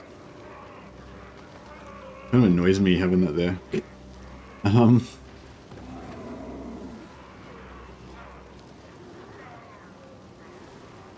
What else we got here? Raw materials, local province. Yeah, we can go raw materials.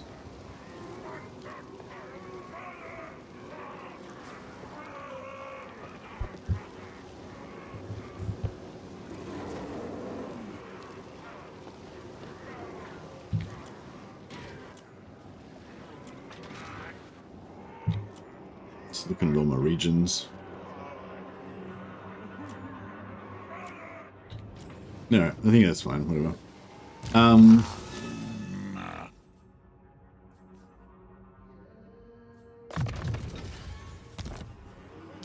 Yeah, I wouldn't mind getting some more Castellans. I'd like to make a Castellan Doomstack as well. Tyrion is now actually somehow above the level cap. Nice. I think that used to happen in one of the old patches as well, didn't it? You go above the level cap, but it wouldn't actually do anything, but it would just tell you that you're above the level cap.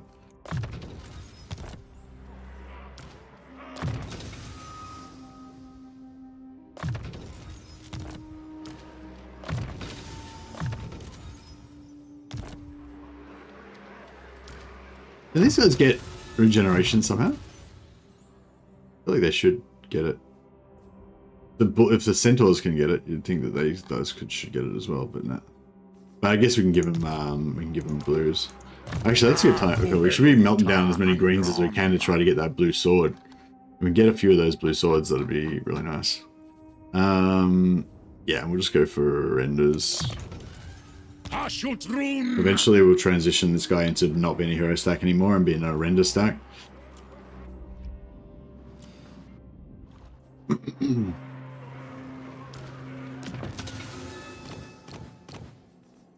Alright, so we're going to melt down as many as many greens as we can to try to get a blue sword. It's ironically, like, if there's an item that's a blue, like, blue items are the easiest to farm by forging, because you can melt down 2 whites to make a green, and you can melt down 2 greens to make a blue. But then if it's the wrong blue, you can melt down 2 blues to make another blue. So you've actually got the highest chance of getting a blue more than anything else, if you're trying to go for a specific item. Whereas white items, on the other hand, are the rarest, because you can't fuse white items. You can only fuse green and blue.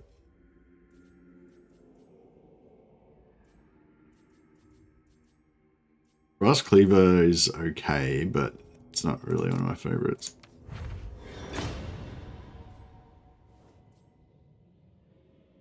Yeah, the Chalice of Blood is cool, kind of, but I don't know.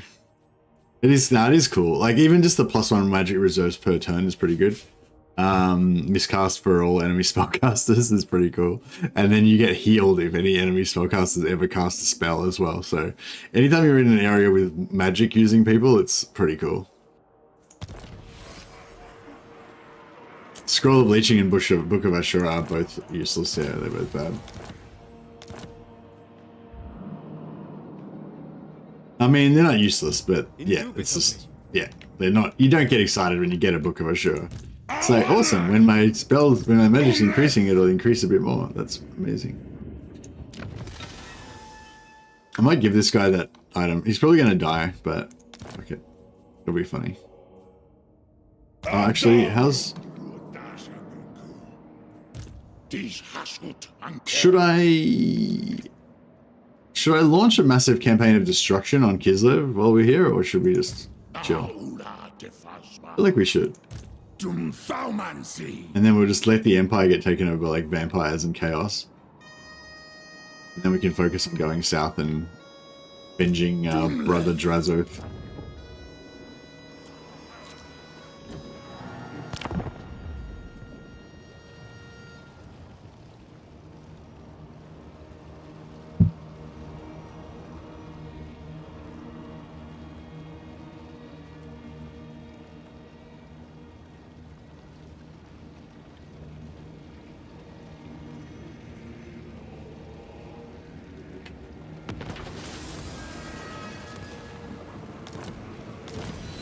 It's funny, like how different. Oh, we finished. We got our Everlasting Glacier. Nice, 20% physical. That's pretty good, just to tank up any lord that we get. You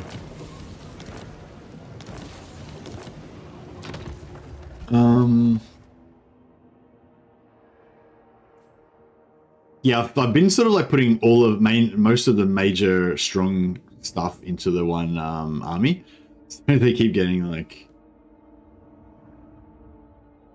Haunted Forest. Haunted Forest, we could... Yeah, it'd be cool to ally with, like, lots of Chaos factions, wouldn't it? Chaos and Ogres. They're our main buddies. Excuse me.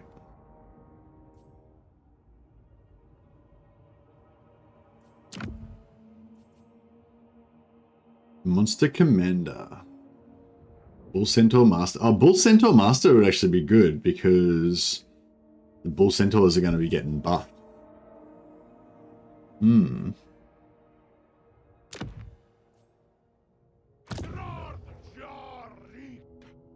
So, we refer to our I'll just link it again.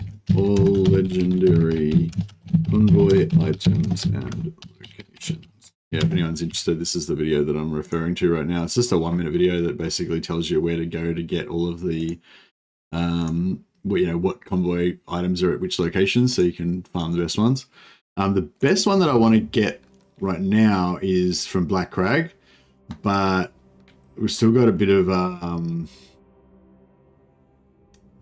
chance of getting attacked by Carrot Cadron down here. But actually, we probably can get there before...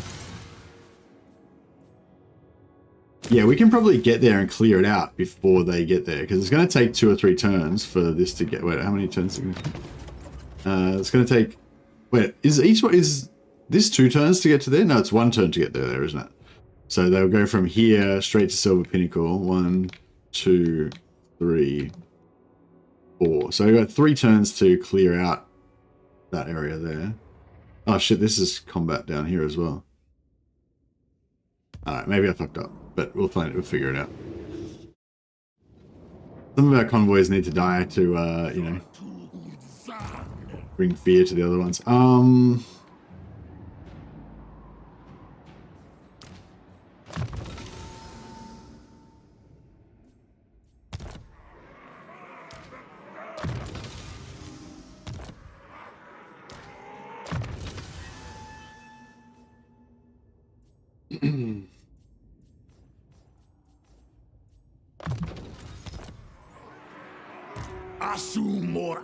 So 2 turns we can attack Carrot Cadron, which is got 13 garrison and 5 military presence, so 18 units. I don't know, I feel like we could probably do it.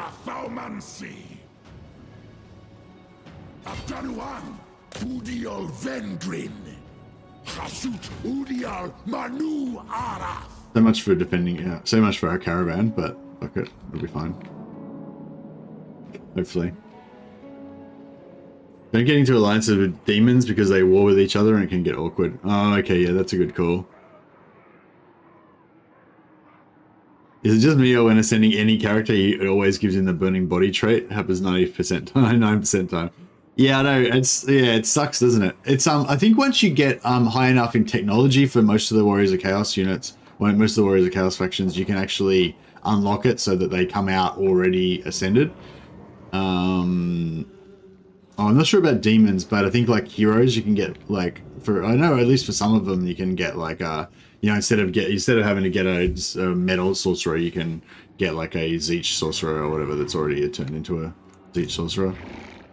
Actually, that's a good point. Are they actually better? Do they still get the trait? Like, actually, that's a good pull. If you get the technology unlocked when you're playing as, I think, Village and Kairos. No, I'm not sure who has it, but yeah, one of those has it. Where basically you recruit sorcerers of Zeech instead of Chaos sorcerers, so they're already sort of upgraded. Yeah, do they get the passive trait from their old, do they randomly get a passive trait, or they don't get the passive trait?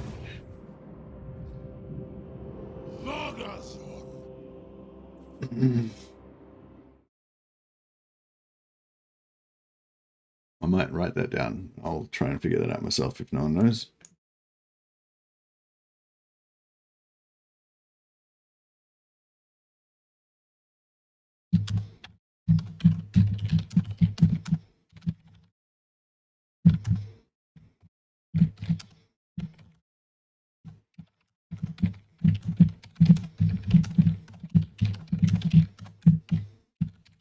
Yeah, no worries. All right, we'll try and I'll try and figure that out for myself. Maybe I can make a video about it or something.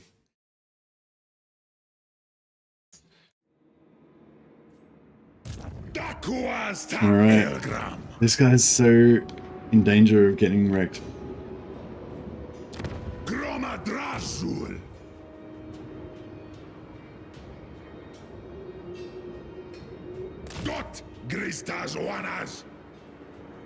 Thing is, because we've got no scouts, like we don't know.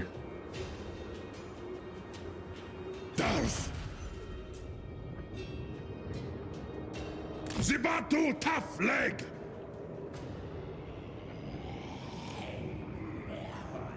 40% ambush, that's not very high.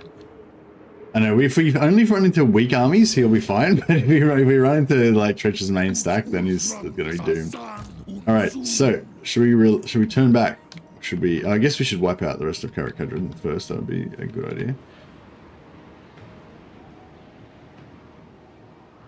Could you get scouts? Yeah, I could. I've got some heroes I could send out, but that'll weaken our army, though, of course.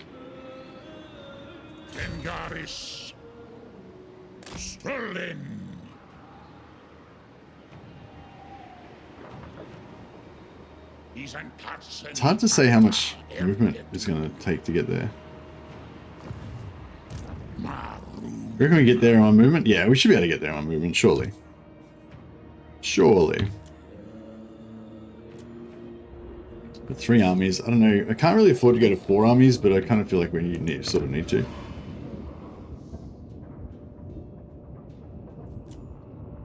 I won't upgrade Demon Stump yet because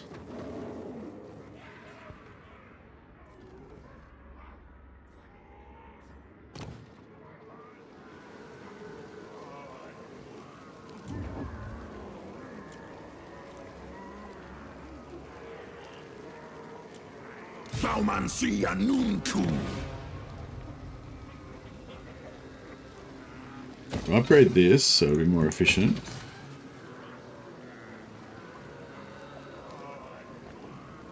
Yeah, we'll stay at tier 2. I don't know why I went to tier 3 on this one, but whatever.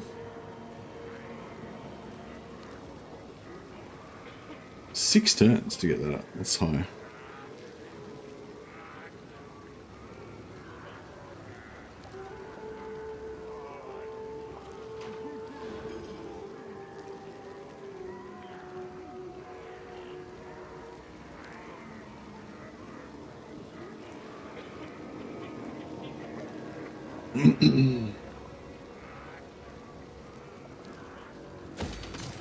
Screw it.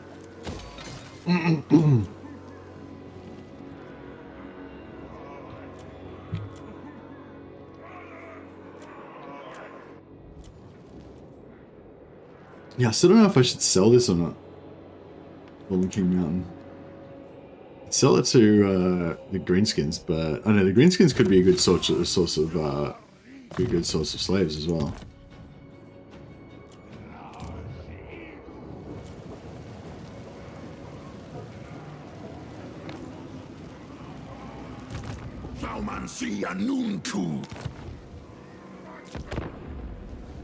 Oh, I forgot to sacrifice.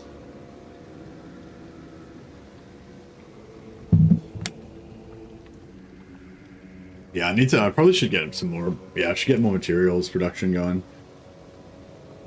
I'm being a bit lazy with my industrial stuff.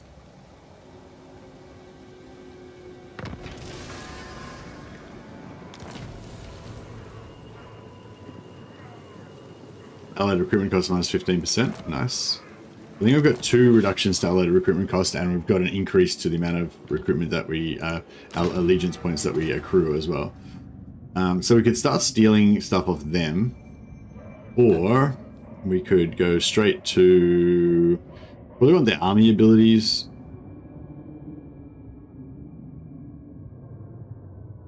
Oh, actually, this one +1 conclave influence per turn for factory settlement buildings. They could be kind of nice, actually, because we've got a few of those. We've got 3 or 4, I think. Construction time for all buildings reduction is good. Wrath of Tsar.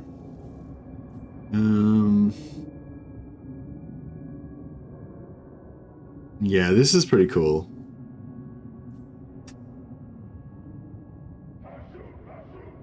As is that. Oh, damn, this is so hard. These are all so good.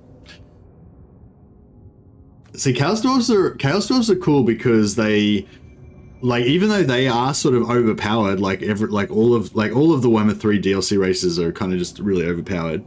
But the Chaos Dwarves are really overpowered, but they're sort of like Taurox. Even though they're overpowered, you always feel like you're behind because you feel like you should be doing better with your economy. And it's the same with Taurox. Like, it doesn't matter how much destruction, you're always feeling like you should have killed more that turn. You know, like, and Scarbrand as well.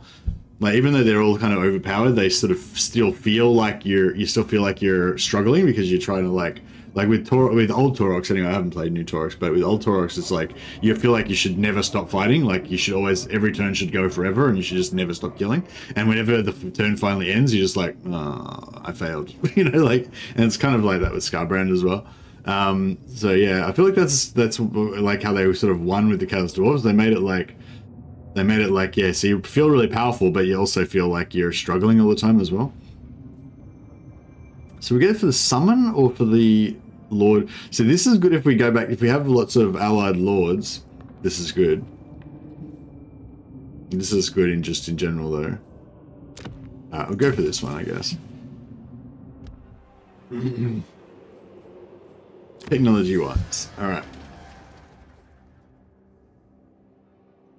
Yeah, I want to get this cooldown and cost reduction for Hashut going at some point. Oh, building smoke gives extra to control. That's actually really good. We've already got our controls are already starting to work out pretty nicely.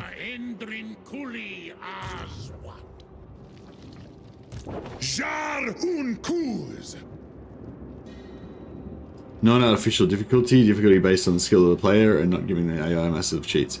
Yeah, sort of, Johnny, but it's sort of a separate topic I'm talking about. I know what you mean, but no, like it's not so much that, it's like, oh. There's 6 uses of, oh, I don't know, I feel like I should auto-resolve this.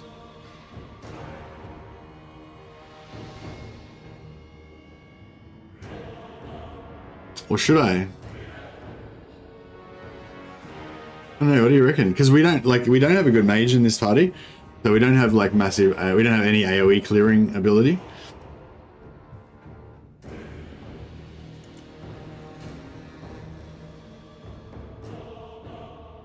Fight it because we don't know what's ahead. Yeah, that's a good call. We've got a really good map as well, so.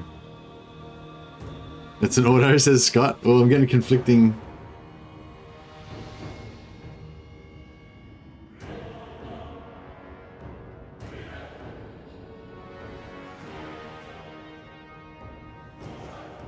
If auto is the win, that's great.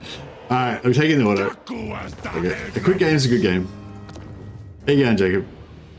Occupies factory, occupies outpost. I didn't look at the buildings beforehand, damn it.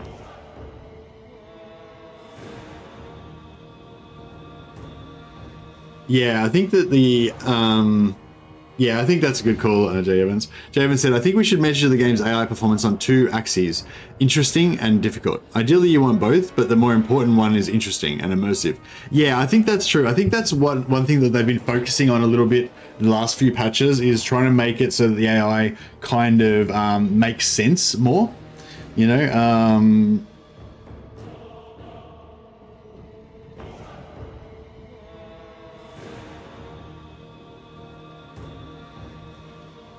We could sack it. Nah, it's fine.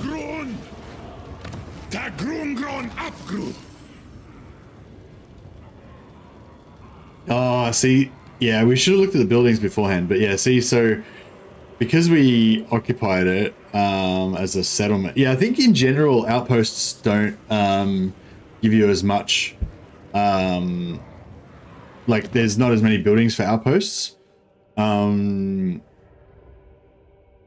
So if you get a tier 3 settlement, then you probably mostly want to go for factory because you're going to get more buildings out of it. If you want a factory, I guess.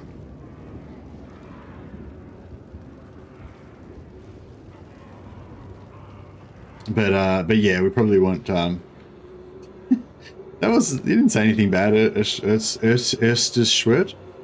Didn't have to retract that. Alright, I don't think that they've got anything in range of me, but I don't know. I mean, obviously I don't know. I feel like they probably... I don't think you said anything bad. I don't know, maybe you did say something bad. But yeah, yeah.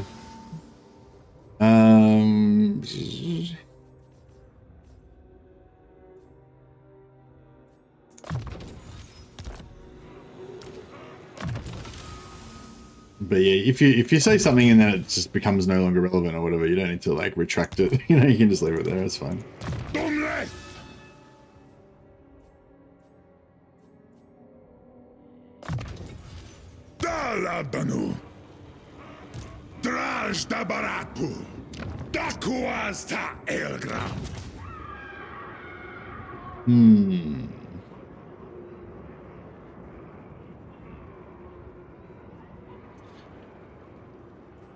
Alright, well yeah, let's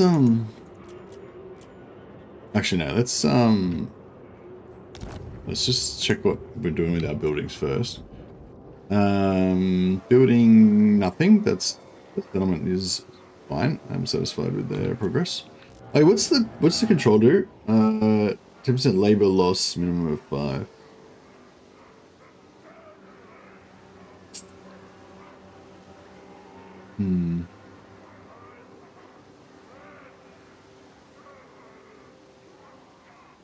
Yeah, so it's just labor loss basically. We just want to have it higher so we don't get as much labor loss.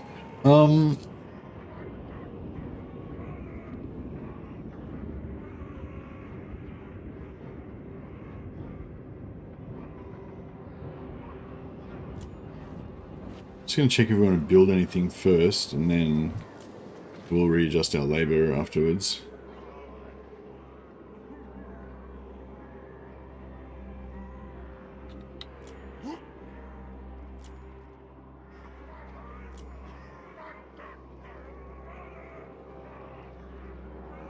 Do you know maybe how many heroes I need to discover the Changelings cult, and do they have to be outside of armies?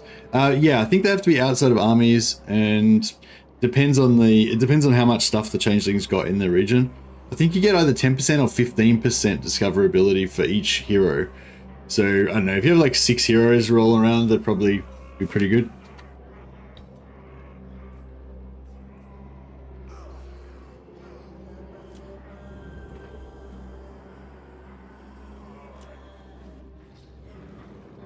I don't think we should build anything here, because we're going to lose this for sure.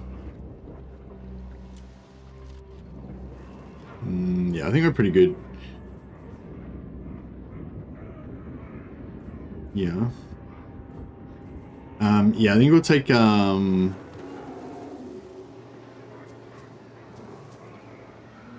English is ridiculous. English is ridiculous. Alright, fair enough. Alright, so should we attack Kislev? How strong is Kislev? Kislev is strength rank 42. 42 doesn't seem super impressive. We've got no allies. They're at war with Chaos. Seems like a match made in heaven. There you go, Jeffrey. Yeah, I don't know. Should we kill them? Kill them or not kill them? I don't know. It's a hard one. So you got magic potion? Yes, good. Yeah, I might just fight this manually so I can heal my Demon Smith. And also just so we can kill some of the hated Dowie.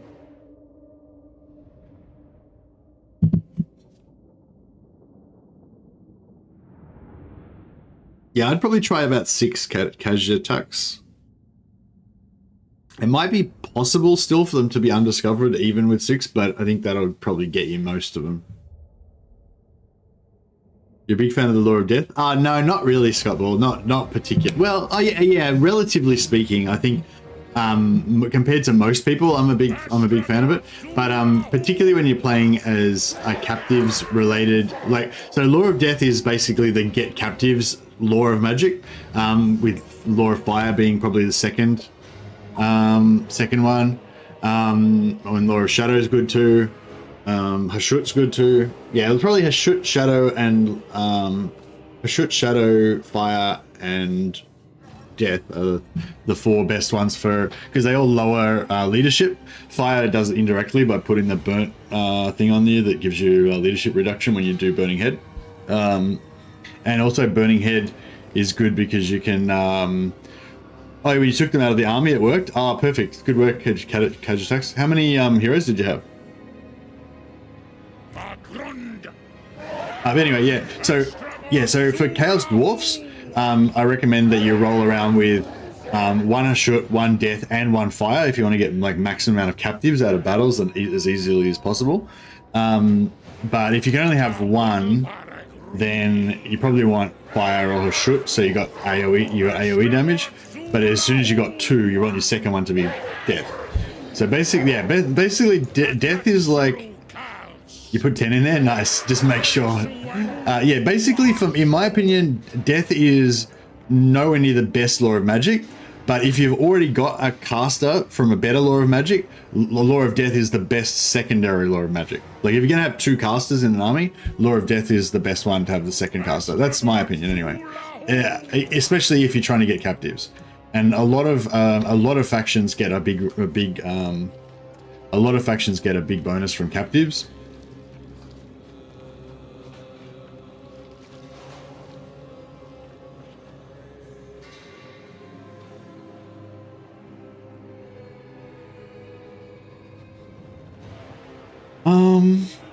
I don't think there's really much to do with this campaign, with this battle. We just roll in there and kill everyone, I guess.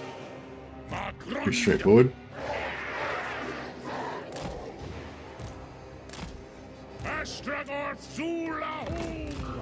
Yeah, these guys haven't got much energy shield, but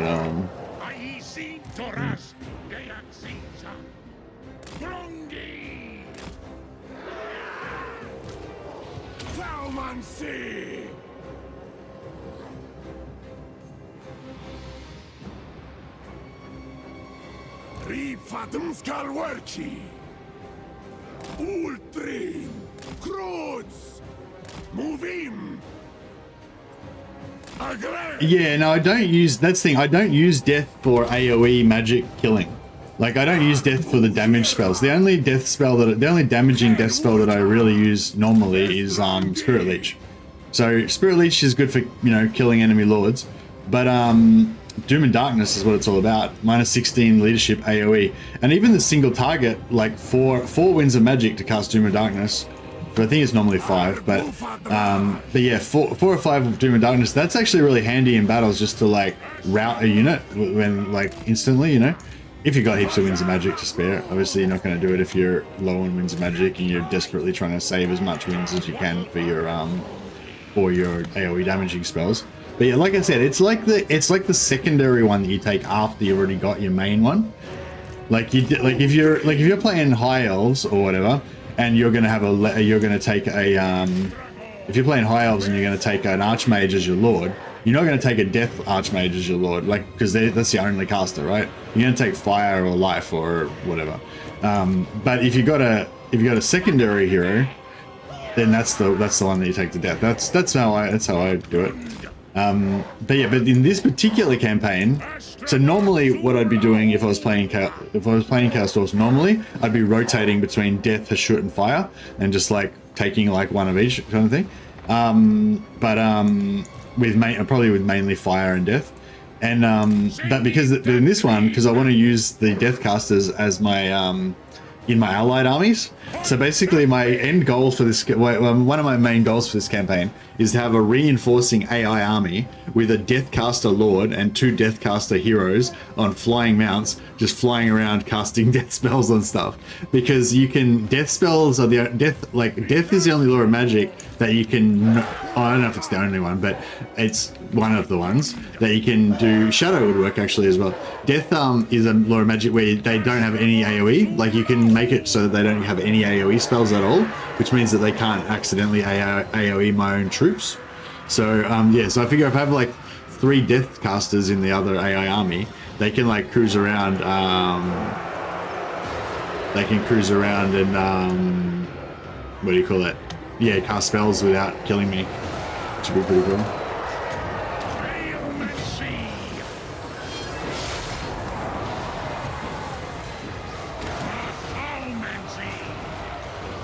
I think that video about captives with Chaos Dwarfs was the best tip I've seen in a long time. Yeah, thanks, Negesu. I think I don't know how well the video did, but I think that was it was a good video. Like, I'm happy I did that one. I think it was really helpful to people. But it is slightly wrong now though, because they changed the way that the lords don't multiply anymore. Maybe I should go back and like just edit that part out or something. Oh wow, I should probably get my archers out of melee. That's probably a good idea.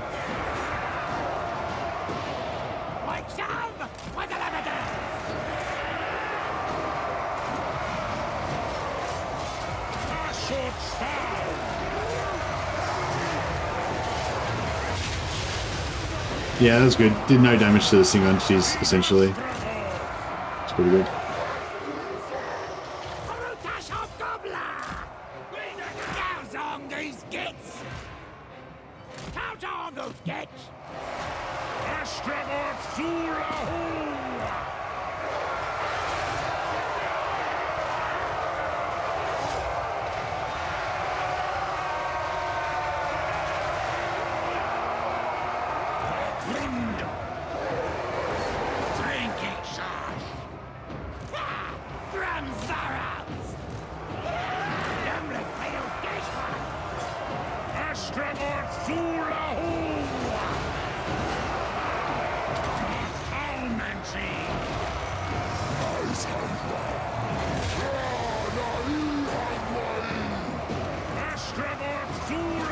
Yeah, so you see these warriors that are wavering right there? If I Doom and Darkness them, it's too late now, but if I had a Doom and Darkness them when they were low, they would have just broken. So yeah, I think they're kind of going down. Yeah, there you go, they broke. So like, you know how like, yeah, dwarf infantry can just never break, you know? You know what I mean? Like, so it's kind of cool, like having that thing to be able to just break them. Yeah, I need to get my Turuks, my surrenders out of there.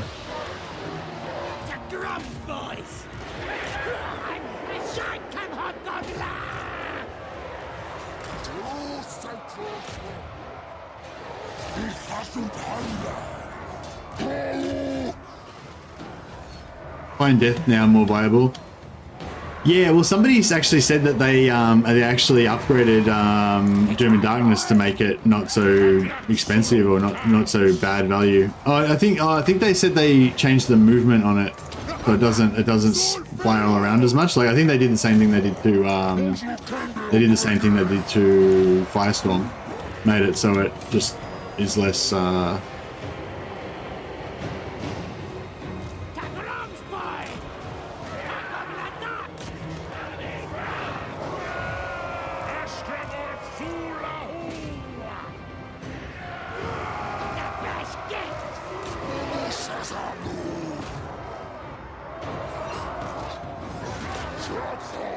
Hoping we're not going to lose any.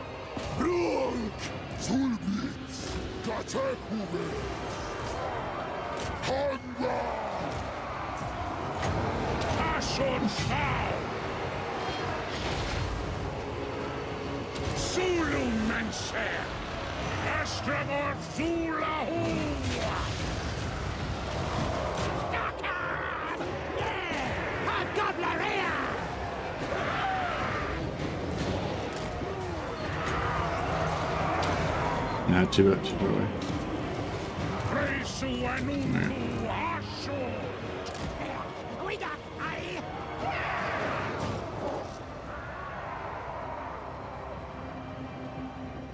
Had a battle as Durthu where I had 1.7k captives, but mostly from the reinforcing enemy army. The ransom option only gave 200 gold.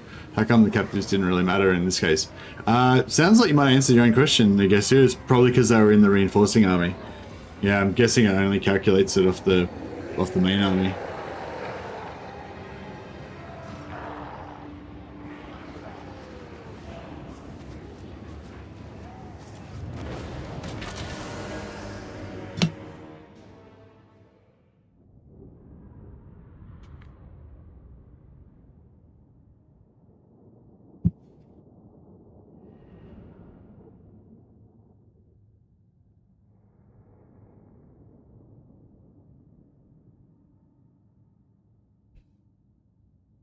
Item that gives Hellhammer as an ability.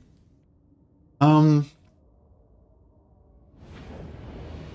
don't know if I'm not sure if like the bonuses like work on stuff bound spell item. Like if he's got a bonus to like if he's got upgraded Hellhammer or whatever, I don't know if it actually works on the bound version or anything. Like oh well, I suppose it wouldn't do anything anyway. Yeah, it'd just be like an extra non-upgraded Hellhammer, I guess. And Kazid!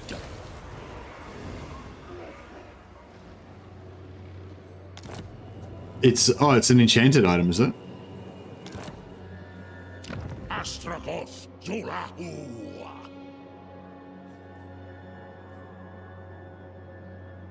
Izan Hasutanuku!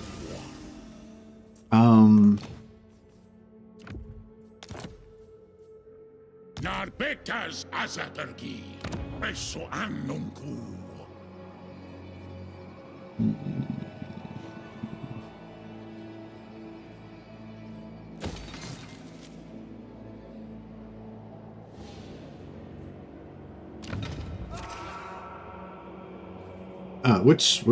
Where's Caravan? We're Northern World's Edge Mountains, right?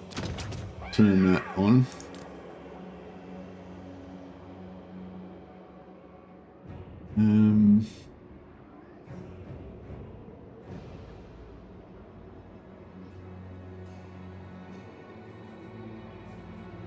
Yeah, I may as well turn those.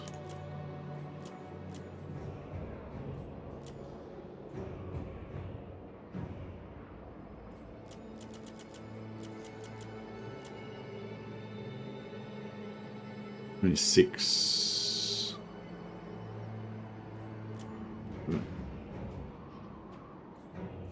Cool.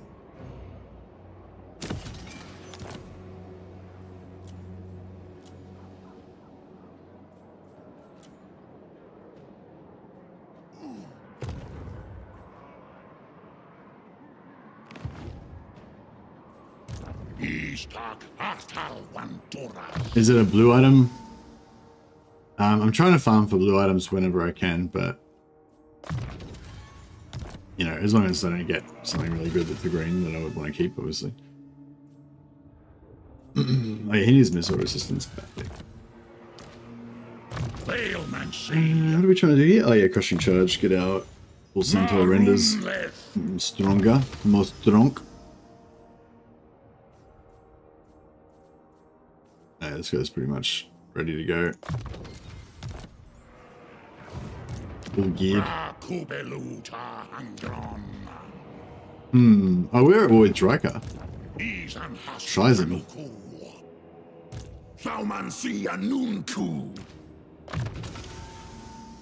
Actually, this could be interesting as well.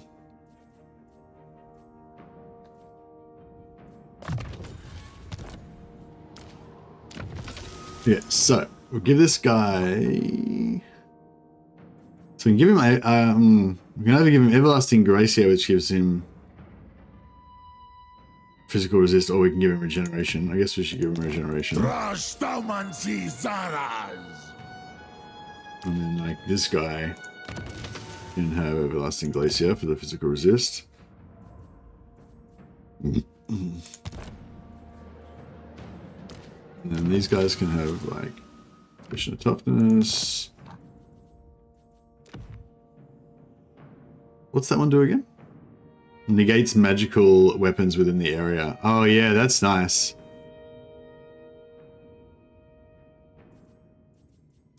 So actually we'll put that on this guy. And then he's got physical resist and negation to magical weapons. Give this guy the Helm of Discord.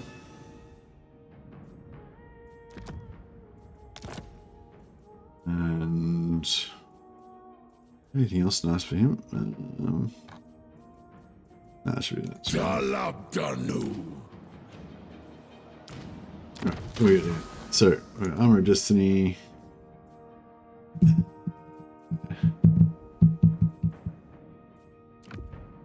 Sort of preservation.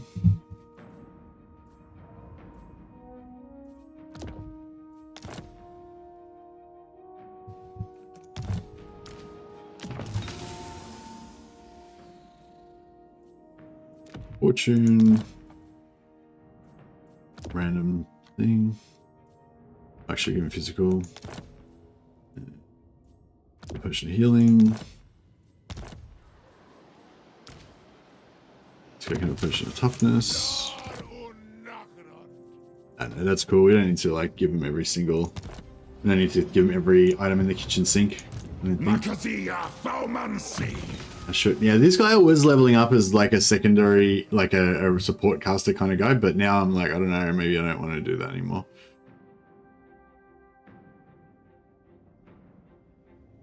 Yeah, I feel like Dark Subjugation is a little bit expensive for what it is, but.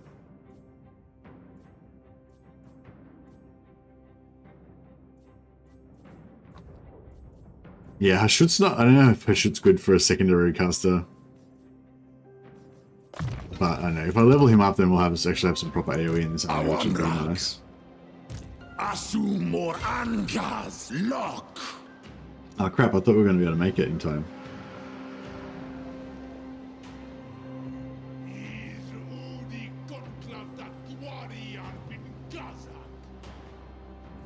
Could either encamp.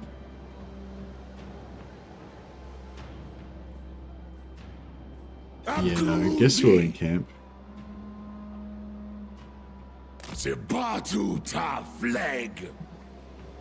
And then we can grab.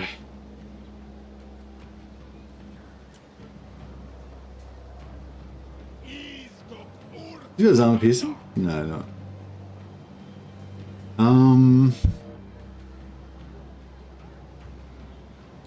These guys are Hellforged, I think. No, they're not. We got Undying Will. No, no Hellforged.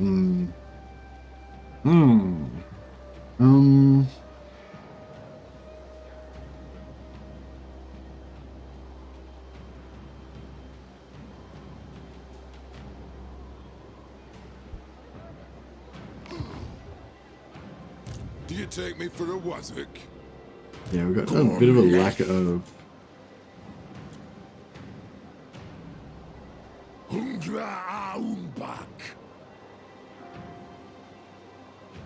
It might be nice to have some warriors just to grind it out.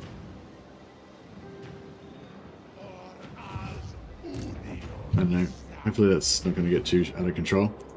Right. Yeah, I don't think he's going to get attacked this turn, so I'm going to risk it all. We're going to risk him. I don't know. Is Marcus Wolfhard, are you in chat? Well, you can decide what you want to do with your guy if you answer before the end of turn. Basically, I want to leave him in the settlement because I want to get this fat replenishment. But if there's a big tough Skaven army outside, then they're going to wreck him. You know, they'll kill us. I guess it's not that. I guess it's not that big of a deal. All right, no, we'll leave him outside. It's better safe than sorry. Just in case he's got a big tough Skaven army coming for us. That way we've got the option to just get the hell out of them.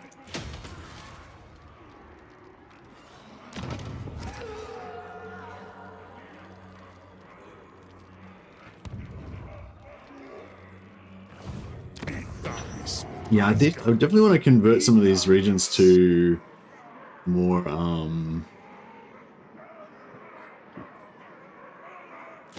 to put out more materials.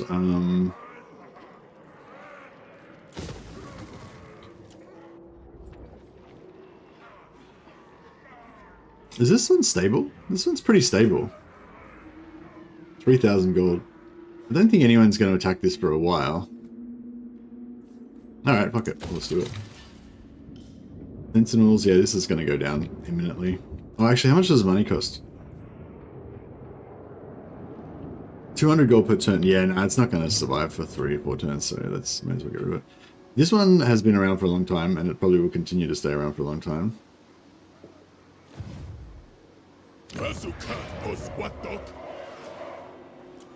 Got more coming? Yeah, we've got one coming next turn, that's fine. Give him Obedient Mutant, so we can speed up the construction time. And we'll build that.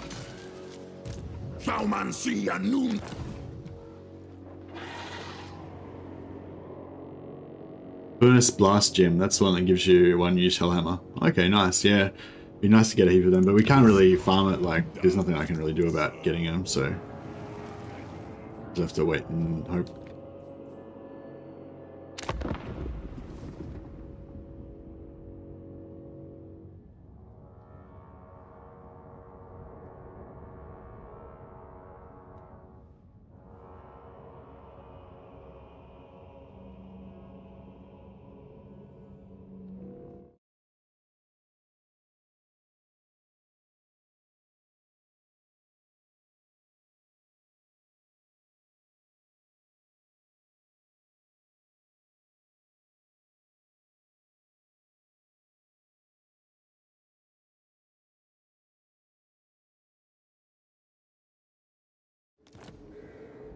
Right.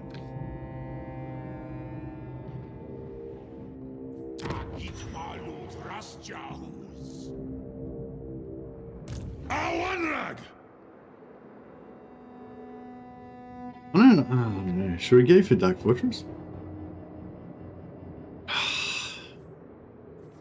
It's hard because you don't know what you're going to be facing, you know?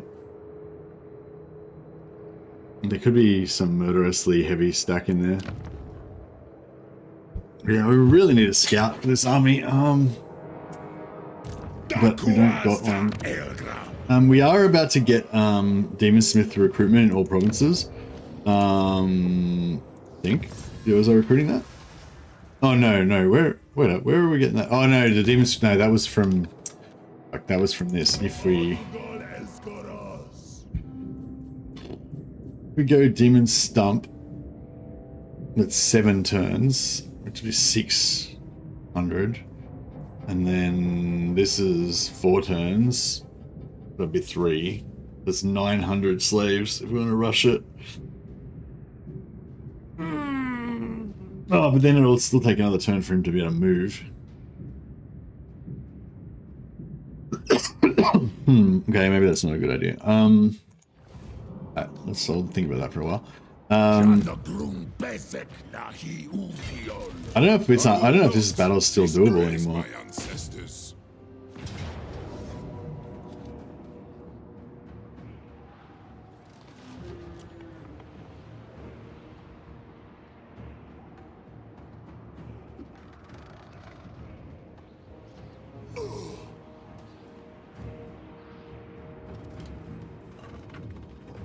I don't know, can we win this battle? Maybe.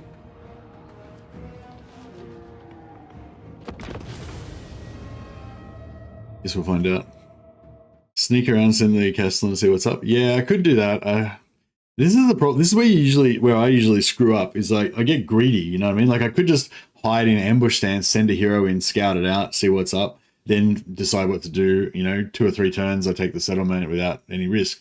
But or I could just Leroy in there. If I'm lucky, then I get to take the settlement, and then I take another settlement next turn. You know, like so. It's that like, it's like this, like the safe option. Like a lot of times, the safe option feels like a loss. You know, it feels like I'm losing. So whenever you get this settlement map, there's a chaos version as well. I find if you just attack on this corner, it's most easy because these buildings block tower shots from this side, and you can focus the enemy into you can get the enemy to come and choke point sort of over here. So it tends to be pretty good.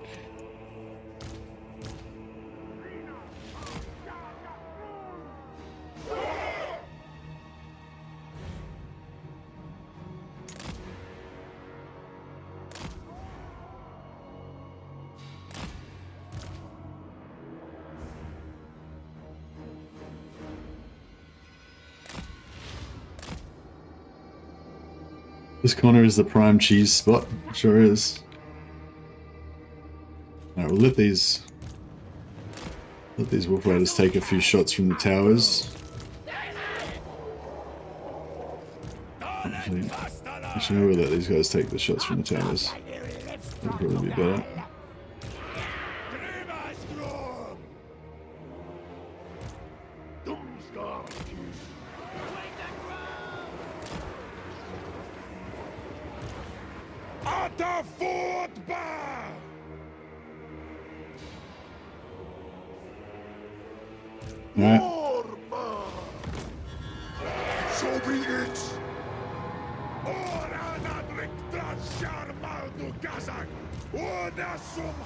Let's get some, let's try and get some prime wall knocking going on.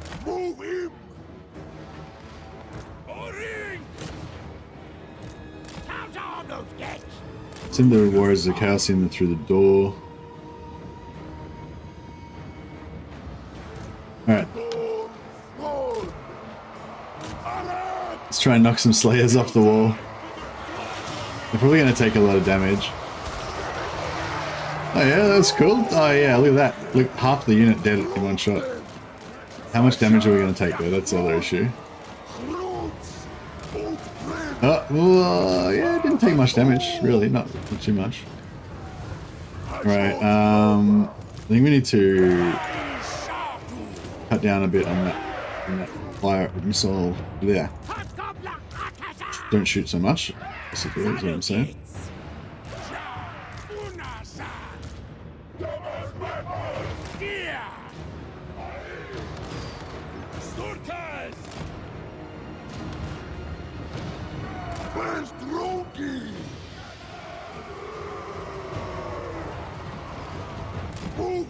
I don't want to do another wall knock. Oh yeah, fuck it, let's do it.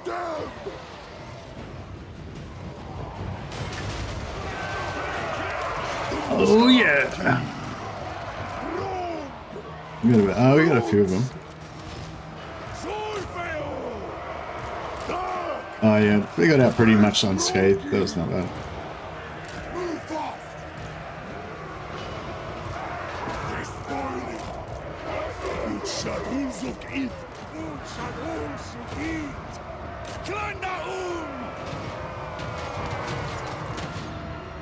Move him!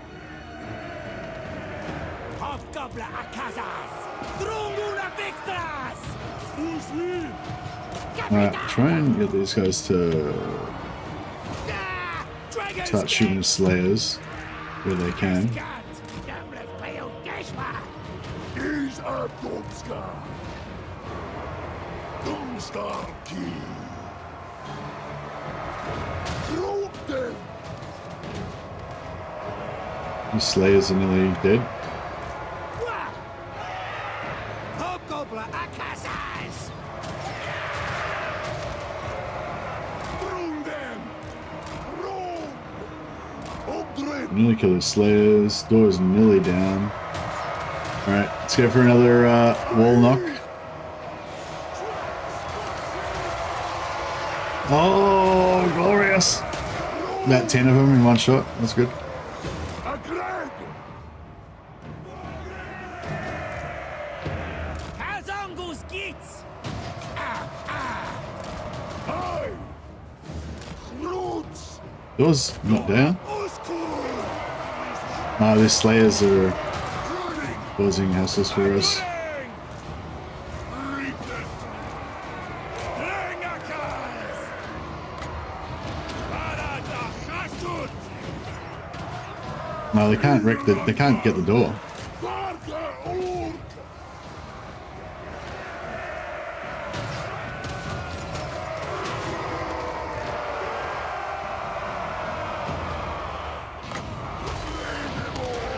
Sawa Hasut! Yeah, that was a mistake. Move him! Yeah, I can't. They fucked me up. I can't hit the door. Oh, we got the door? Beautiful. Alright, now we can charge in with our Chaos Warriors. The Slayers are anti-large, but they don't have much, they don't have armor piercing, most of them, so Dumstar Key!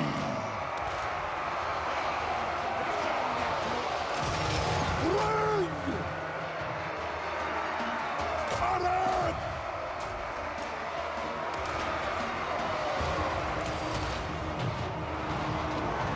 but they might have screwed up there. Dag! Afessa! El Gravus! No idea. Yeah, I think I fucked up. Helwurka! It was then that he realized that he fucked up. Yeah, that was no good. Dalet Kastalan! Anfa Grimatul! No, he's gonna rout and get shot by everything in their whole army. Yakta dratsha! Dumskar Ki! Rifa Dumskar Werki! Tauri Rot! Uldrin! Uldrin! Oh. Dumskar Ki!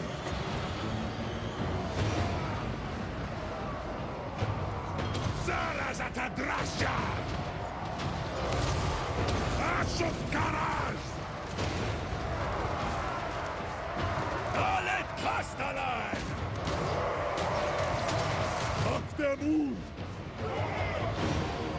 Hobgoblin a casas! Zankem hobgoblin!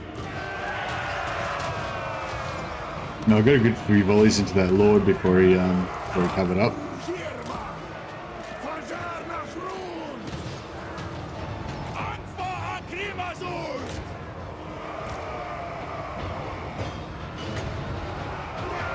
Kraslet!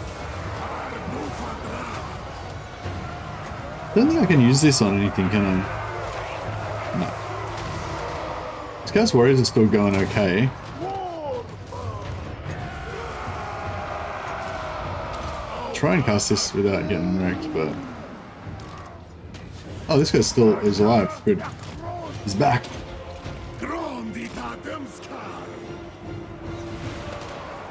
Yeah, if we could get some... If we get a range on this... if we get some range on this blob of Slayers, that'd be fantastic, but... Dalet Kastalan! Yeah, I mean, look at this. These Warriors of Chaos are doing nicely. Like, they've been holding out against them the whole time, but Maybe I'll pull out. Actually, yeah, maybe we'll pull out and let the guns have a shot at him.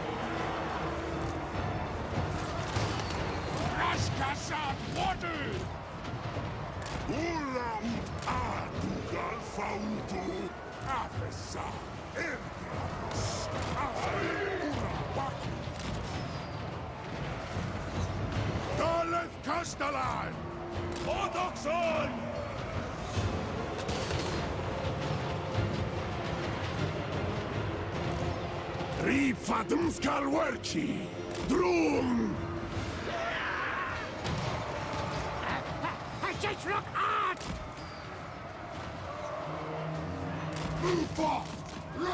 Pull all these Curse Warriors out, and then we should see these players getting absolutely murdered. There we go.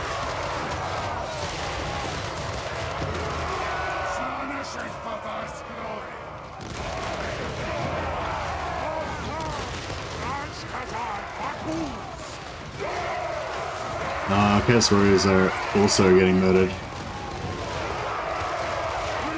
They've really done. This guy's got a... Alright, now we're getting somewhere.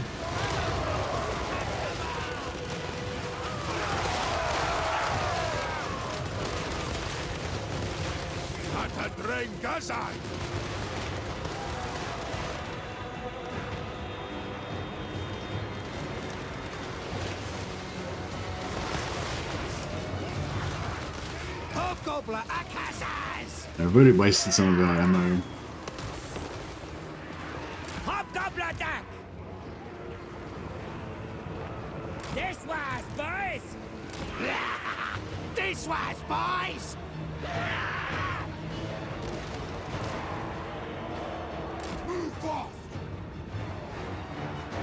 You kind of need to push in, but the thing with Slayers is like you can't really push in against them because they just won't break. And you'll get stuck in just a blob fight, and if they blob us again in the door, then we can't shoot.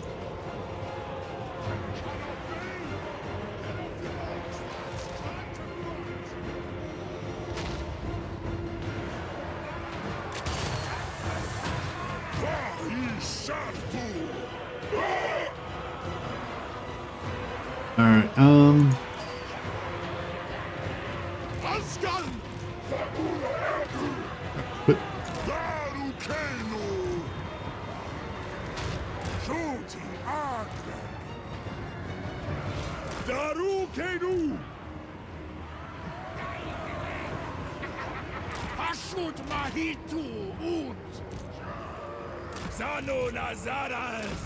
But that should be pretty good. Now, this guy's got a healing potion, so we'll might have to sacrifice a little bit of his health.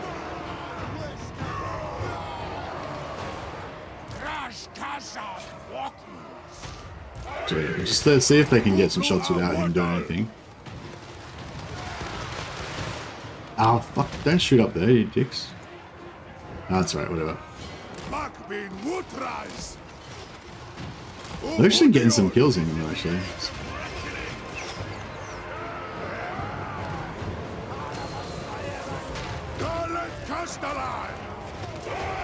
Oh, they blew... What the fuck? The shotguns, like, blew a hole in the wall. That is pretty extreme. But I like it. Oh, what? Yeah, that's fucking crazy. Was it the shotguns, or maybe it could have been the demon?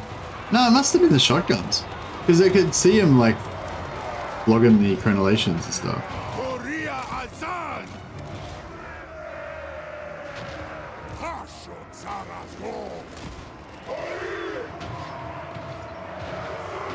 Yeah, I didn't know they could do that either. They can't target the wall, but they can, just the bullets will eventually jet wreck the wall.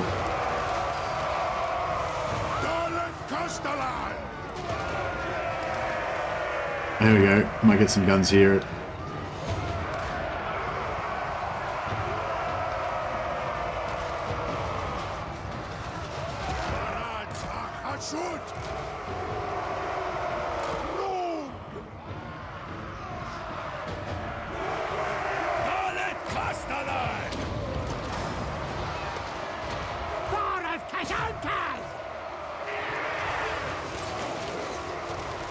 Yeah, these guys are not anti-large. I mean, these guys are not large, so, you know.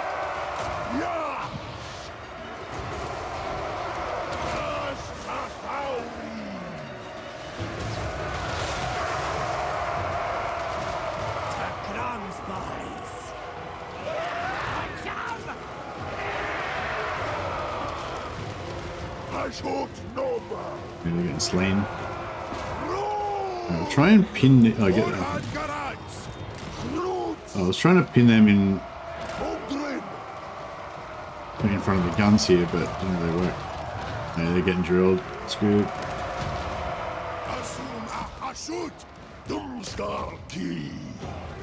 How much more we got? Yeah, we've still got a bit to grind through, but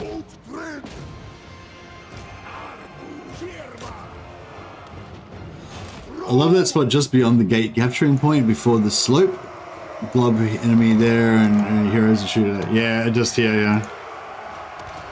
But yeah, I can't push in. Like, normally I'd like to push in here and then, you know, but because they've got the slayers, we just can't get in. But that's alright.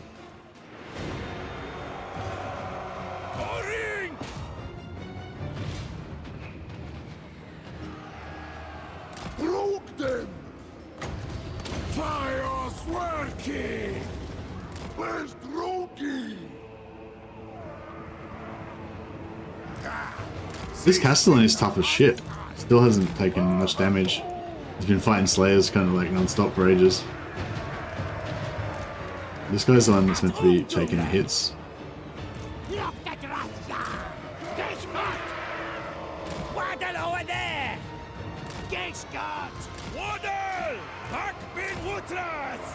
this guy's still going. He hasn't even used his healing potion yet. Alright. Miners, Dwarf Warriors, Dwarf Warriors. They're Dwarf Warriors? Okay. Slayers.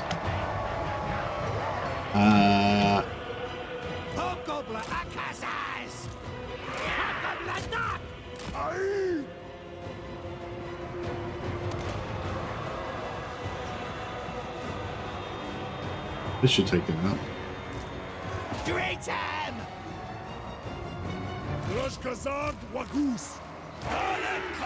Try and lure some more into here.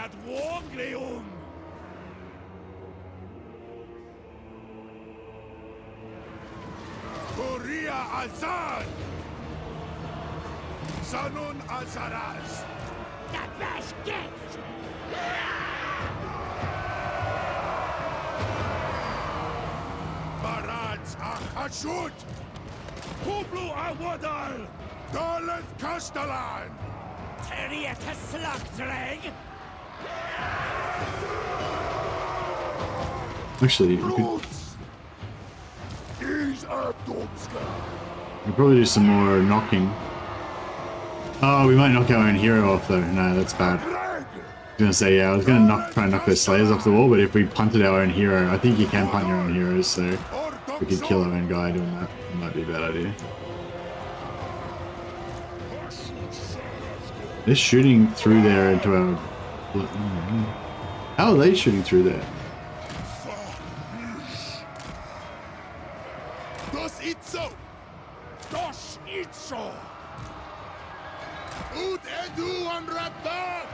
I can get this guy off the wall. I have that trouble a bit where you just can't get off the wall.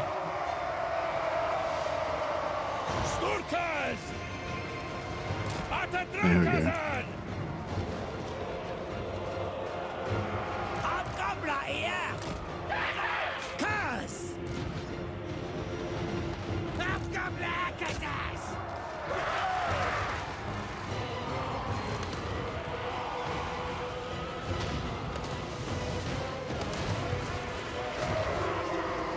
Right, let's get in there.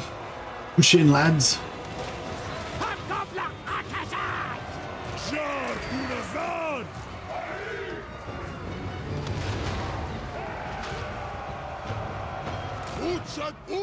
It's probably going to be a bad idea, but shot.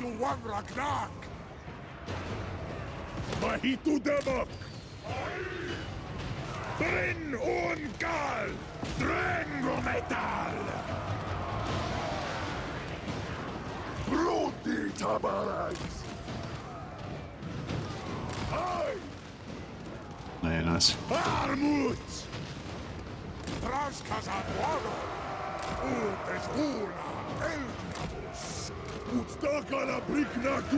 I love like the I love when you're playing like dwarves with blunderbusters, how it sort of feels like you've almost got like a modern army, you know. Fuck these slayers. Oh, you little bastards.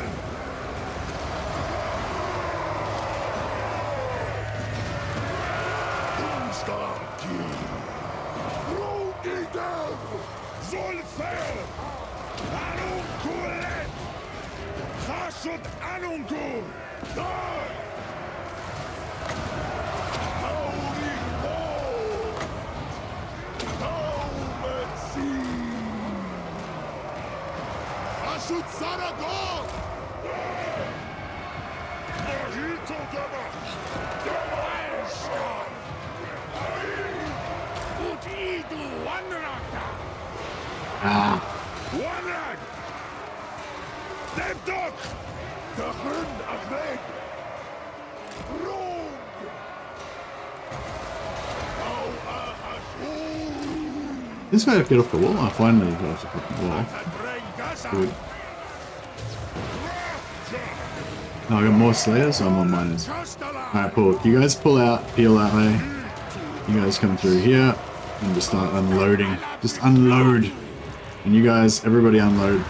Get over here. You guys stay out of trouble. This Chaos Warriors were staunch as they did their duty. They fulfilled their mercenary contractual obligation.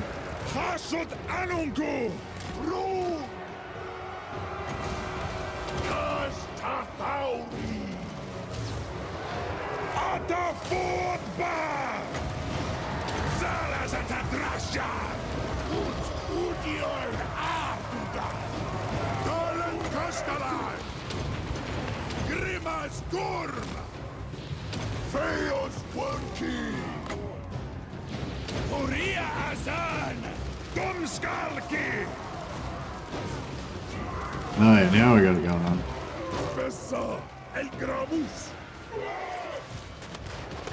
Oh, how come these guys are so dead?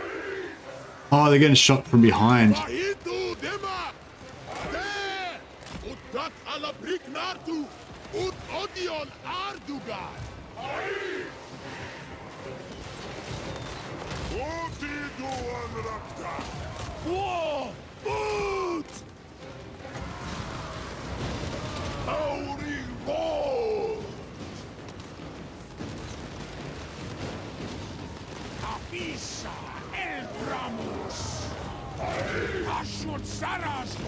Oh, that was brutal. I would place one unit to start shooting from the walls to increase range and better angle. Actually, yeah, that would have been nice. Yeah, once we took the walls, that it was only right at the end. But yeah, that would have been good actually. I'm sorry I didn't see your message until the end. But yeah, that might have helped.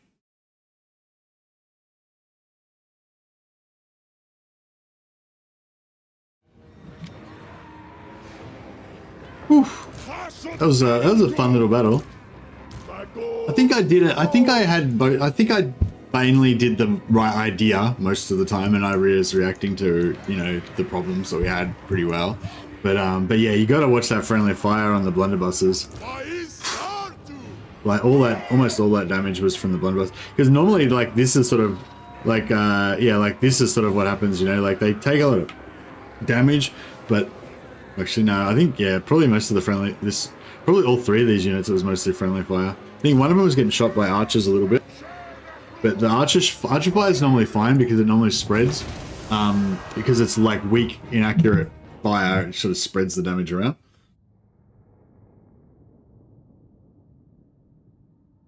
But the gunshots kill, and they kill entities because, like, if you have two units like that, the back unit, like these back, like if you remember my thumbs, like their firing line, like if they're firing it straight forward, then everyone's like this. But if they're firing at something like not straightforward, then their firing line might be like that. And if they're like close like this, then they basically are just shooting across, blowing away the front line. And these guys all get shot, they'll fall down, they'll get back up, and they'll get shot again. The same guys will get shot again. So just like, it just kills the entities. The same reason why it's so good against the enemy, basically. Whereas obviously with archers, they'll lob their shots. Tower or outpost? I think maybe tower? Oh, fuck no, we should have gone. So, yeah, see another thing, yeah, so towers only come at level 1 unless you invest in them, whereas outposts and factories come at whatever level they are. So we potentially could have got a level 2 factory or outpost out of that, which I just realized as soon as it was too late. Ability, Death Blow for Infernal Guard and Infernal Ironsworn units. That's pretty cool. That's pretty cool. Deface Shrine. I didn't even know about that one. Man, we've got to take over all of the dwarf lands and get all their cool, stuff.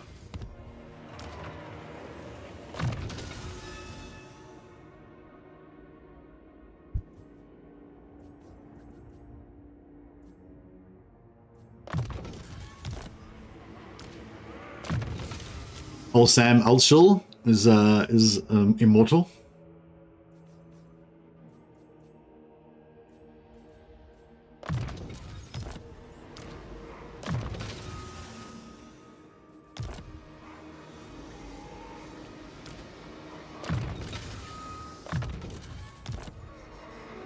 No, we didn't lose any entities, so I guess that's alright.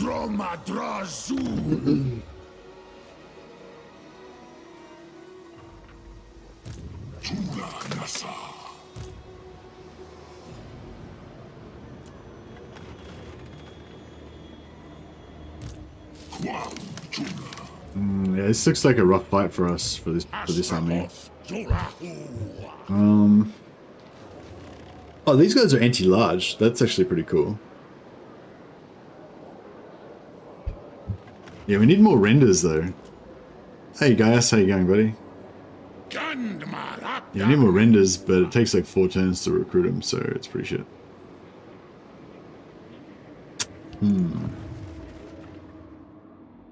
Smack of Sepudrek.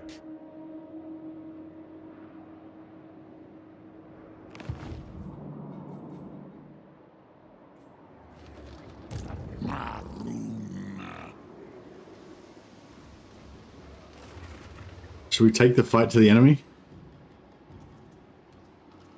I don't know if we'll even win this. And they could counter-attack with another army and wreck us, but I feel like we've got to give it a fun try. We'll just gear up. What would Tom do? Exactly, WWTM. Tom would attack.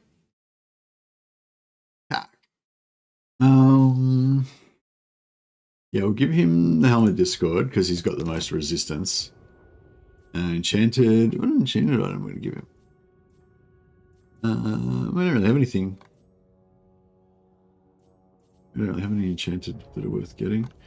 Luckstones. Luckstones are pretty shit. Not that down. Forbidden Rod. Forbidden Rod's good. But we could get something even better. No, we didn't get something better.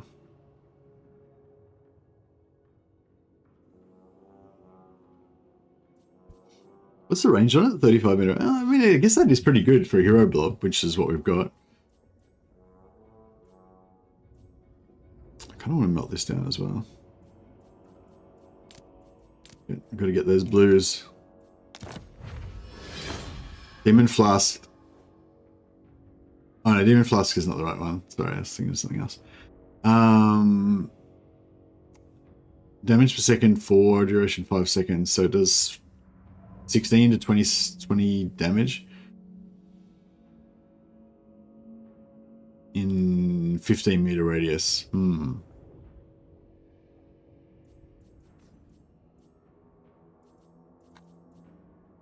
I'm not going to melt those down. I'm not going to melt any of that down. Oh yeah, we should get the Dark Chalice in there so we can...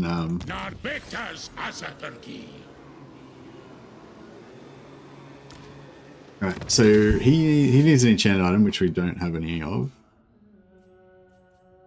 Oh, he's got the demon fly. Oh, cool, cool. You can have that. We'll get all of our good stuff back in.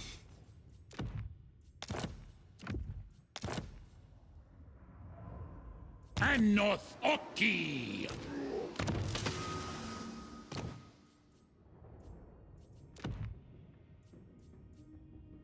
Should we give him this one? Weapon, we'll give him the Dark Mace. Very nice. Talisman of Preservation. And we'll give him the... Oh, the Arcane Chalice we can't give to him. Oh, okay, cool. That's fine. Yeah, you can just have whatever. Potion of Toughness. Next one. Armor of Fortune. Sort of Bloodshed. Bornstone.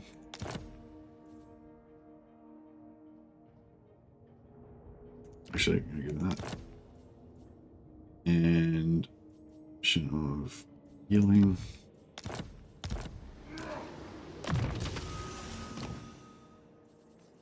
Next one,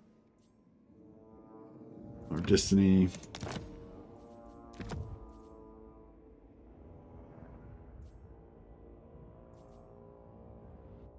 Stone. Potion of healing. We're running out of stuff now. No armors left. No weapons left.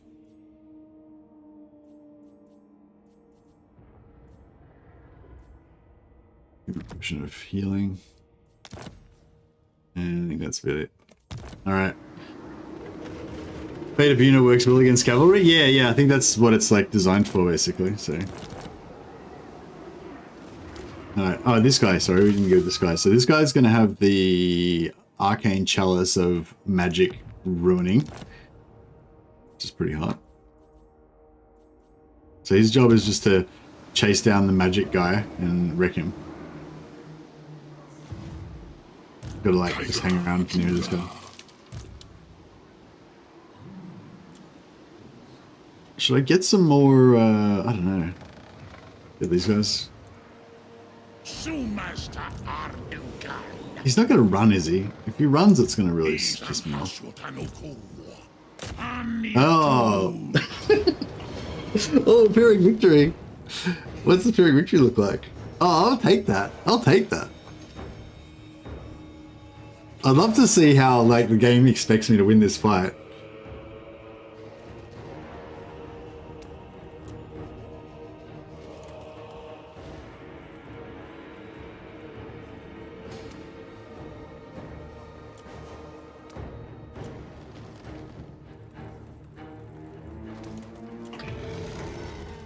Oh, nice. You can do it without losing anyone.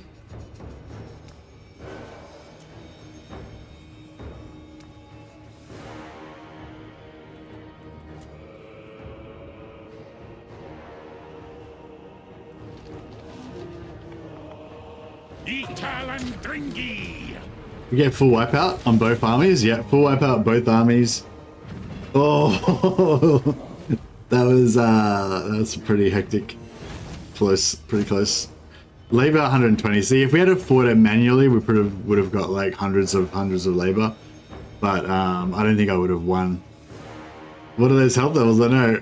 Like, how do you tell? I can't see. Oh, we can see after the battle though. 120 labor, so it's at about 1700 gold. Yeah, it's both more.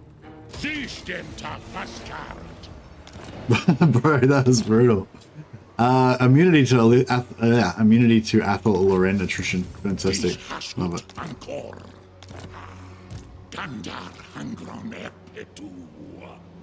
If I go force march, do you reckon I'll be able to get back? I mean, it says we can't, but sometimes it's... Ah, man. So close. So close. Oh, now we're stuck in force march as well. It's fucked. Bleach waddle. Alright, well, let's just hope to God we don't get attacked again this turn, otherwise we're going to be struggling. Gonna be struggling big time. 134, 200. Oh, they had heaps of health left. What are you talking about? They're fine.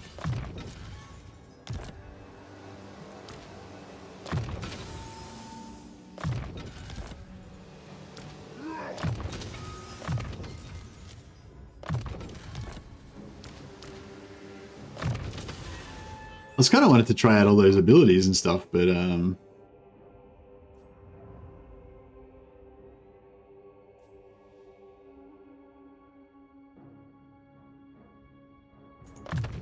me grab a drink while you level up everything. Yeah, that's it. Takes a minute to level up. Should just like put an ad, insert an ad break every time I level up.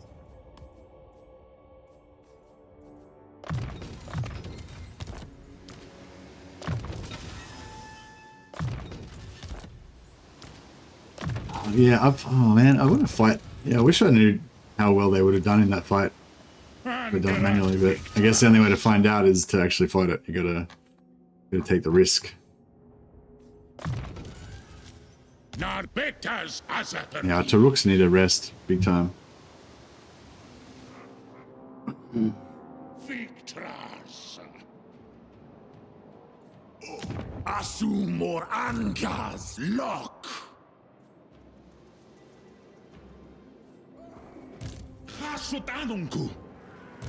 Alright, should we try our luck again? See, these guys are at war with Imric. So I feel like he's going to be over here. Wait, let's... How many settlements does he got? Let's see how many settlements he's got. We'll try and guesstimate what's going on with his army. So he's got 11... He's got 11 settlements. Lord, Craven Tail. So by my estimation, his 11 settlements would be... 1, 2, 3, 4, 5, 6, 7. 1, 2, 3, 4, 5, 6. Was it 7, 8, 9, 10, 11? Yeah. So he would have just finished. I'm guessing he would have just finished killing Imric. So his main army's like around here, or maybe it's here now. Yeah, I don't know, I'm gonna say maybe he's like one turn away. So totally fine. No problem.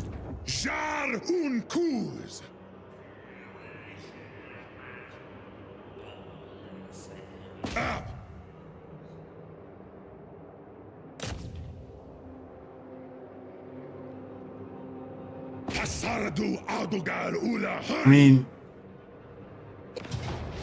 oh yes. No, it's like maybe Tretch in there with a full 20 stack, and that's gonna be bad. But no, it's totally fine. I'm gonna fight this one so we can maintain our stuff. Oh, what was that army ability you had? Oh, it's like a debuff or some crap, isn't it? It's nothing too good. Any recommendations for a raced ally with Kislev? Kislev? I thought you were playing Changeling.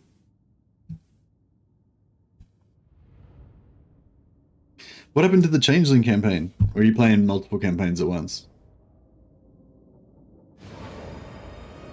Oh, hey Martin. Yeah, so basically, if we have two or more armies, any allied reinforcement are going to be controlled by the AI, unless it's Astragoth's army, because I basically always control Astragoth. That's my little rule.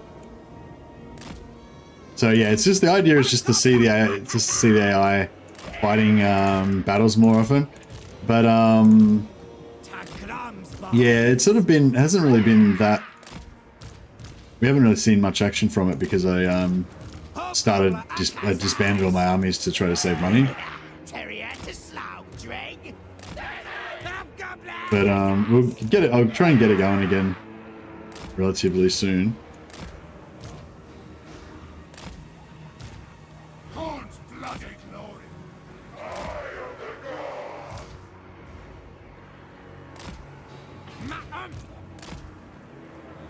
Cool. All right, this is our little anti-menace below formation, courtesy of One Pitch Man.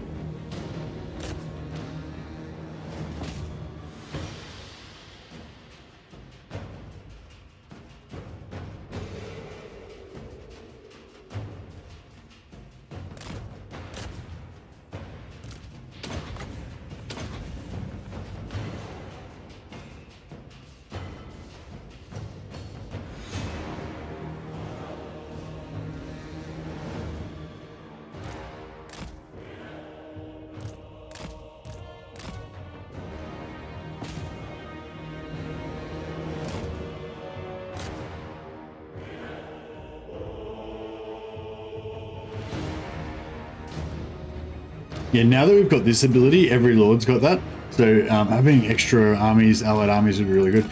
I wonder if they'll use the... They'll actually use that, won't they? So if I have like three allied lords, then I'll have 8 of these flame and shadow bombardments. Only 2 of them will be controlled by me though. And I'll also have 3 other magic pools casting, you know, Pit of Shades and all that stuff. Just got to get higher level characters though. Yeah, maybe I should invest in Lord recruit rank, and just until we get them up high enough to have the flame mounts. I think they need to have the flame mounts for it to work really well.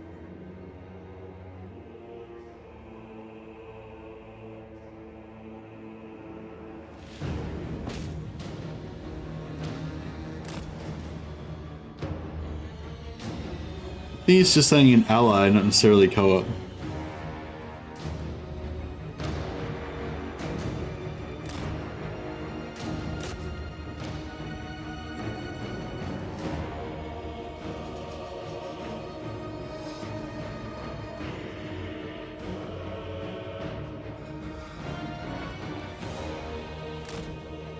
We're nearly finished on the reinforcements and on the mass belows.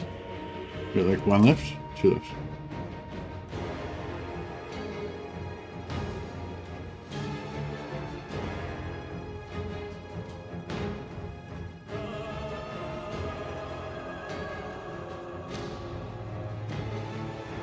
No, you're done.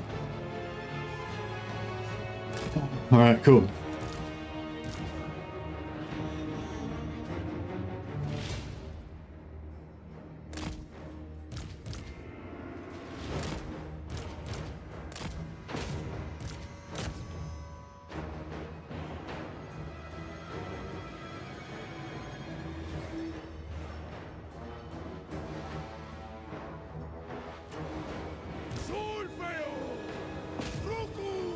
Oh, they got a hole in them. They got holes in the walls.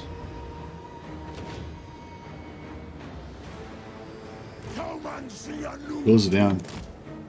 So, oh crap. So he must have conquered this really recently, because the walls, everything's still down. Like, I think that means that he's going to be really close by.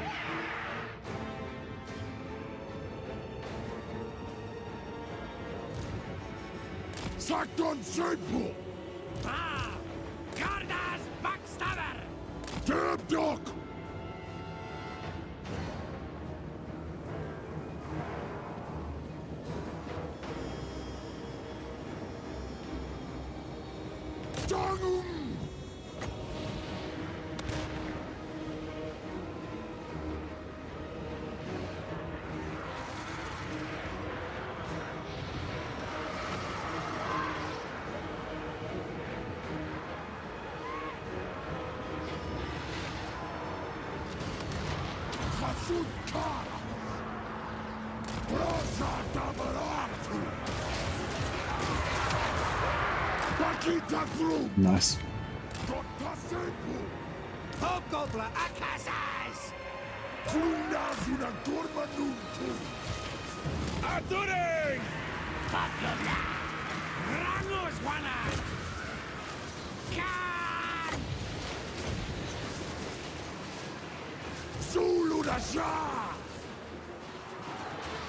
Come and see a new tool. Not going. Kublu Ark! Want some? Scrunch, boy. Running! Asumo Rangaslo! Here. Oh, the car. Daddy! Slaughter these scheming filth. Hobgoblin Akashas! What the lavender? Grungy boys! Come and see a new tool. Turn it back here. Asum Achasut!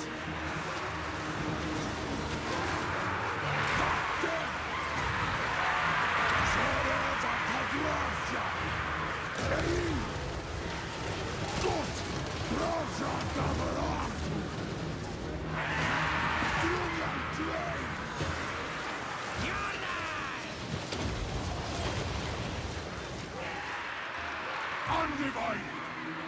Move forth!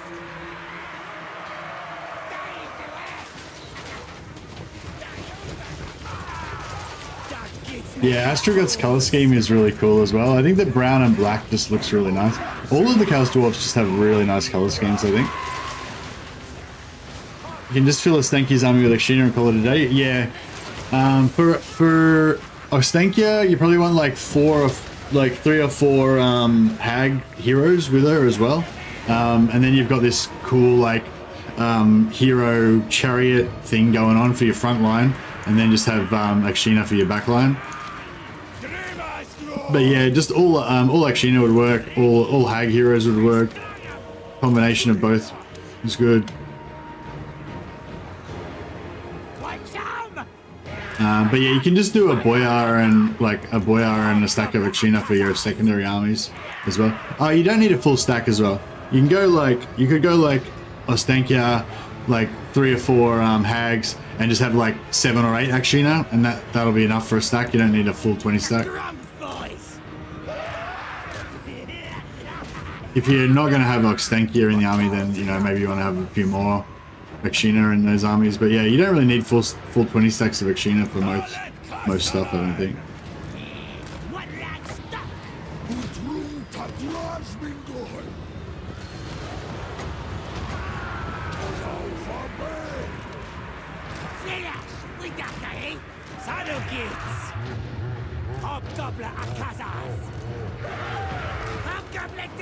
That's it's pretty cool, the noise that it makes when you do what do you call it? What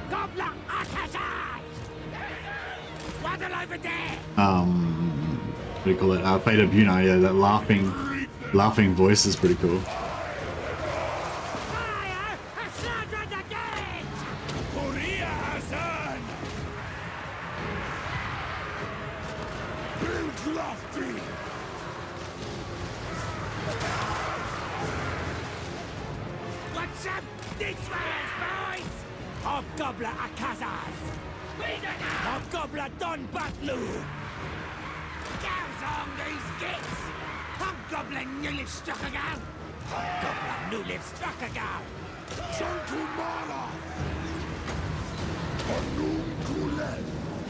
Just break them and do in darkness. They would have broken anyway, but break faster that way.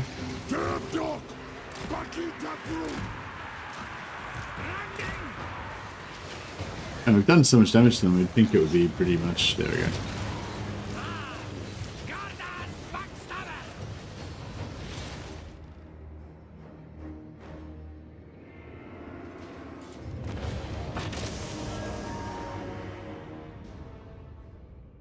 I think non-ogre lords have some of the best voice lines. No, non-legendary lord ogres have some of the best voice lines. One of them is, "I own everything, even the ice. I own the water too." That's pretty cool.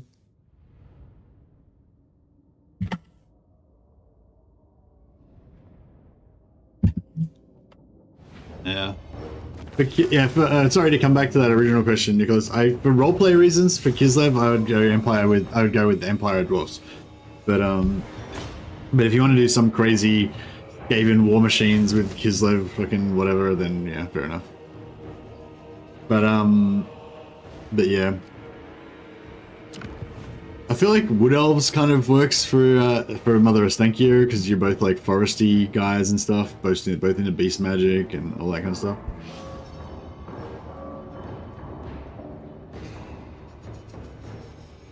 How do Akshina compare to Bugman's Rangers? Akshina are armor piercing, and they get snipe once you level them up and take the ticks. So Akshina are a lot better than Bugman's Rangers. Like, Akshina will just literally delete everything. Like, there's nothing that can stand against them. They're like they're an invincible doom stack, basically.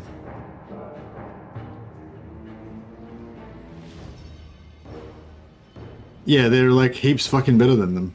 Like, yeah, obviously. They're not, like, normal rangers aren't armor piercing.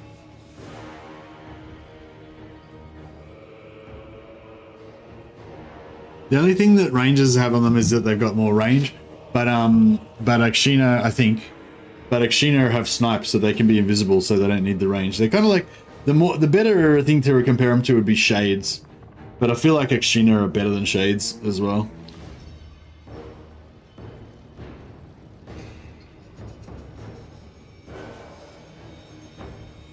This time make a factory, so it's tier 2 or 3. Yeah, that's sort of what I was thinking, yeah.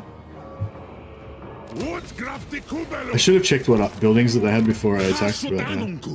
Okay, so all we got out of it was the Hobgoblin bivouacs. But yeah, see, if we had to build a tower, we would have got nothing out of it. It would have just been, you know, whatever. Alright, cool. I think it might be time for some allies.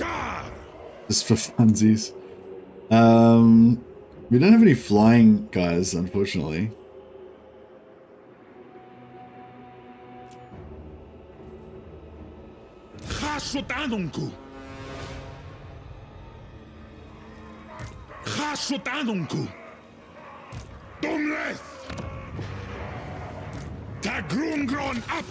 Yeah, so this guy will just hang around and spirit leech the crap out of stuff if he joins our battle. Why would you make a settlement that can turn into a tower and not a tower? Because I don't have enough conclave influence to be able to build it at level 2 or 3. I can only build it at level 1. And because it was a tier 3 settlement, then I'm going to knock it down to tier 2. So basically, if I build it as a factory, I get a tier 2 factory. Whereas if I build it as a tower, I get a tier 1 tower.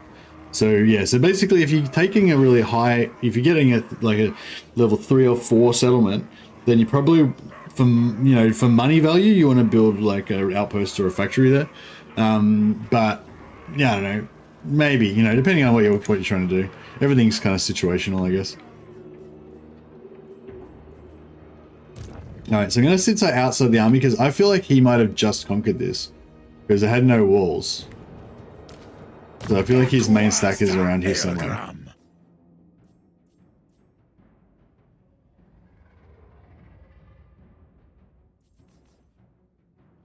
Firing drills is set up. What else do we want for these guys? Probably, I don't know, artillery maybe?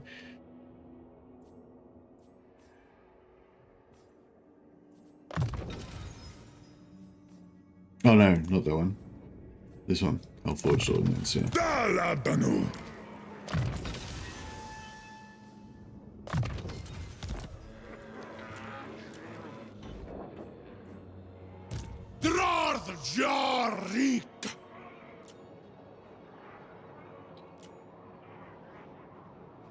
Yeah, so these guys are getting the buffs from the Hellforge, but they're not.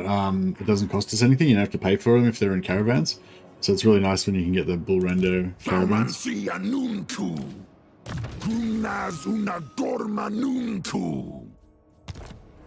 This guy needs some red line for sure.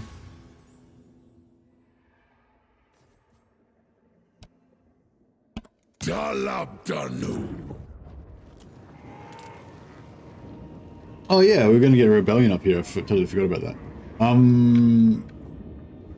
Yeah, the thing is, we don't really know where it's going to happen.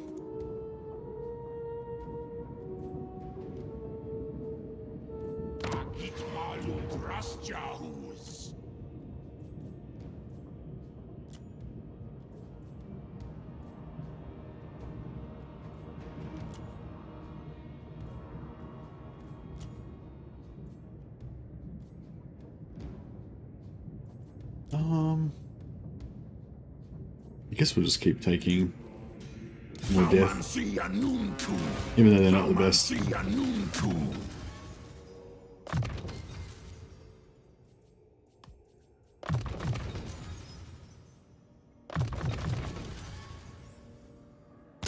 Strom.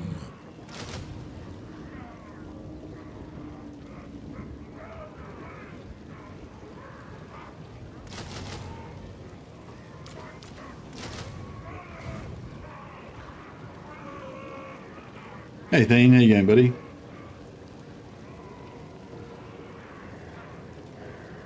You need to do some studying? Okay, good. Well, hopefully I'm not distracting you too much.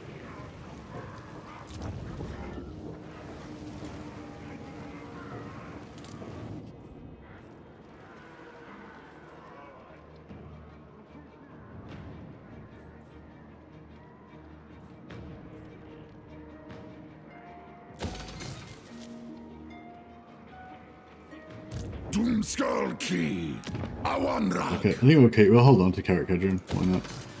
Screw it.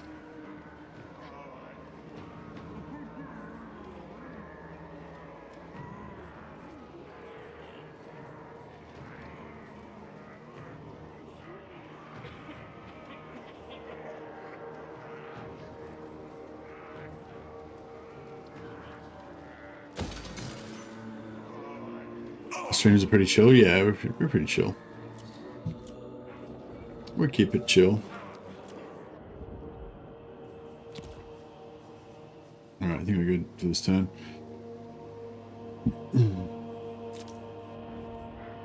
Yeah, I've got this extra public order coming, I think, on this. Yeah, so instead of +2, it's going to give us +4 control. It's going to be really nice for reducing our amount of...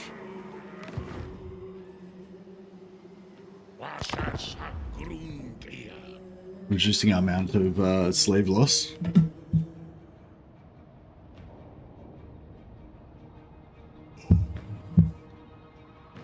wonder if it's just me, but I love to have my second caster being metal. Lowering the cost of that final transmutation is way too good.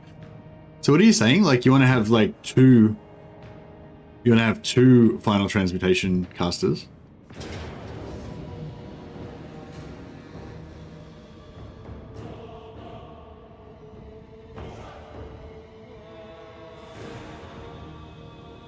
There's no way I can win this, is there?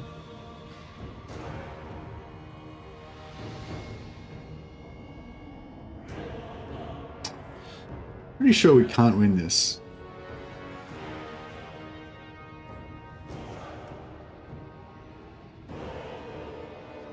I don't know. I think it'll be a fun battle though. These gobbos are going to fight for this. It's the gobbos fighting for their survival. There's no chaos dwarfs around. Just these gits trying not to die. If you cut around the Lord, you should win. Oh, you reckon?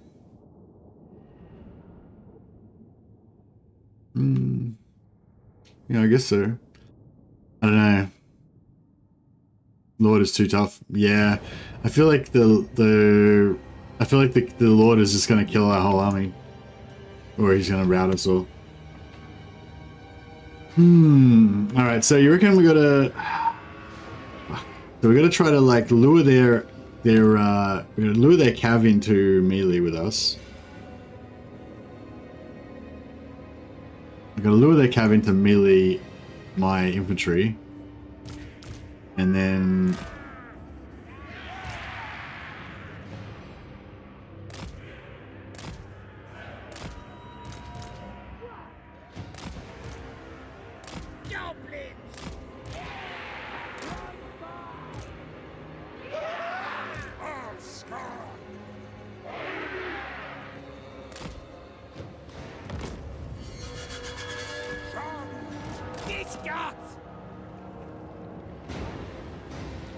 Oh, he's got ranged cav as well. Oh, crap. I thought he had,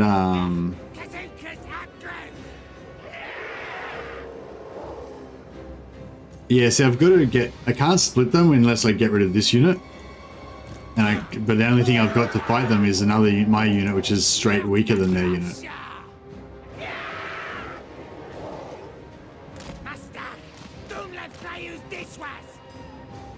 Yeah, like my unit's weaker than theirs. So I can't, you know, I can't split them because they've got a unit that's just as fast as me, but it's better.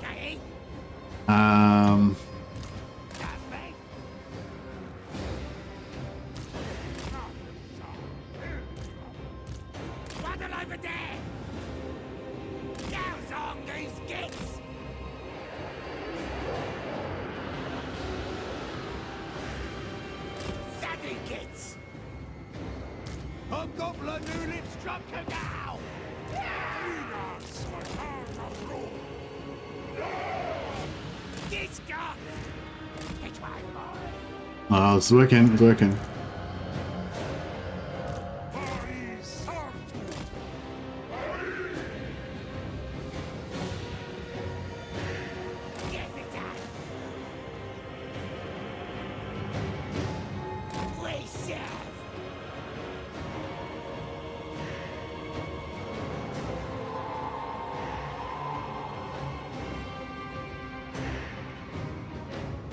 Weak. Gotta hurry up. Hobgoblin here! Going on it! Dragon's gets! Fuck. This was boys! Hobgoblin army! Strut! This was boys! Master! Lock the drop jar! Don't let's use this was! Feel like sweetheart, eh? Silas, sweetheart, eh? Don't let drink! Drunky boys! Drunky boy!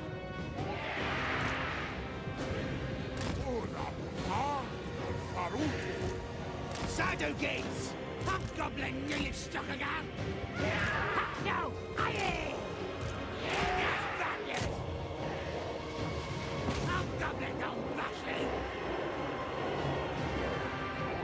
Oh, come on, get her out.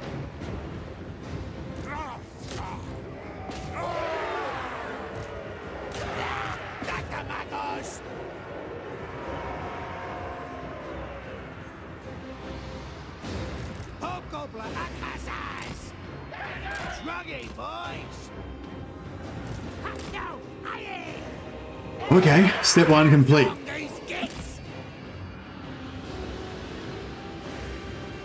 Now we need to, see, all these guys are armor piercing. It's kind of bad for our dwarfs.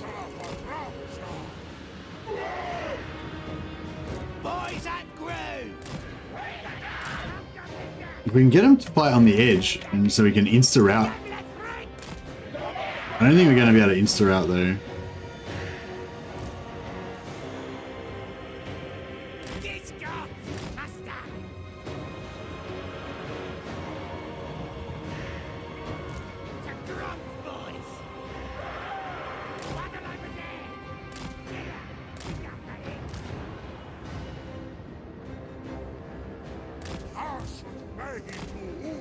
Oh, what spells has he got? Oh shit. Yeah, they're fucked.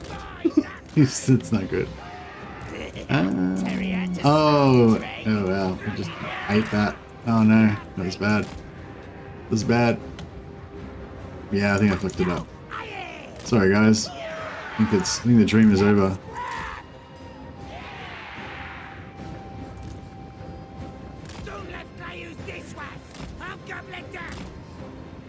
Yeah, I ate those missiles big time.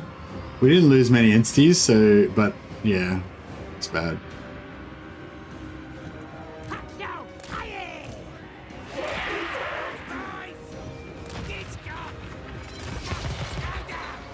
Oh, that's good. We can get him to keep.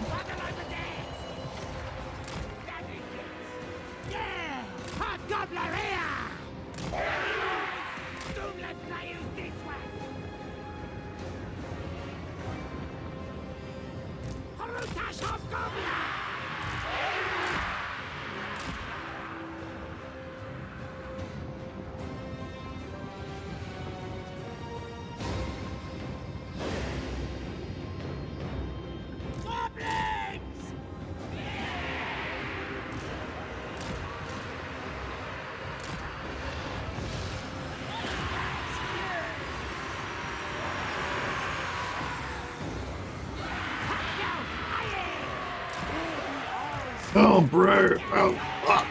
Oh, shit. Oh, God. Get out of there. Get out of there, bro.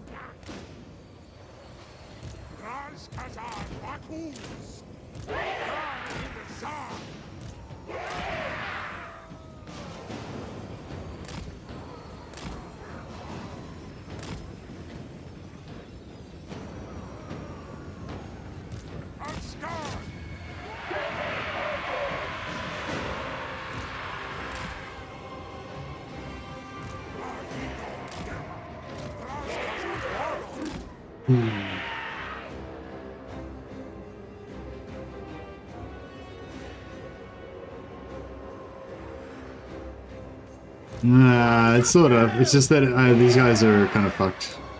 If they take like one more hit, they're gonna bout, and then it's game over basically. Oh shit!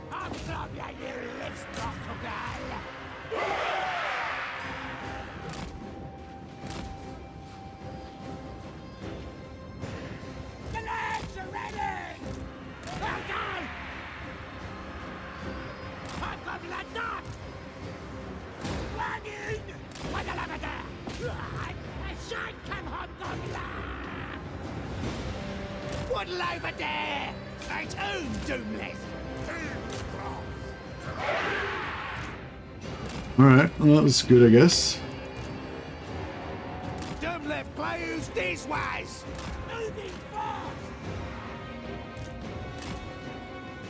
Yeah, this is one of those things that I was sort of trying to say the other day that like I think it's like less helpful to just say the AI is shit, rather than to point out the specific things that the AI is bad at. And yeah, this is one of the things that AI is bad at. It's getting baited by fast units. It seems like this is a little bit worse than it was before.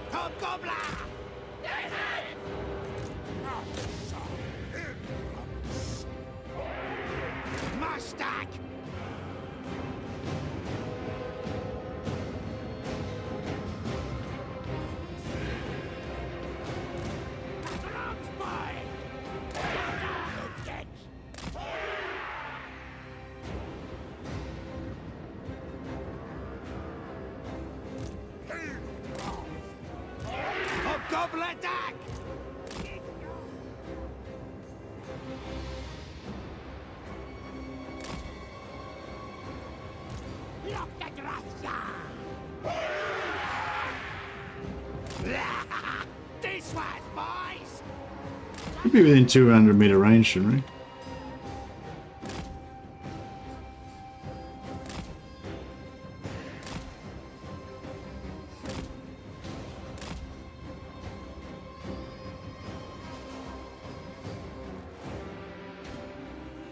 He's got no winds of magic left.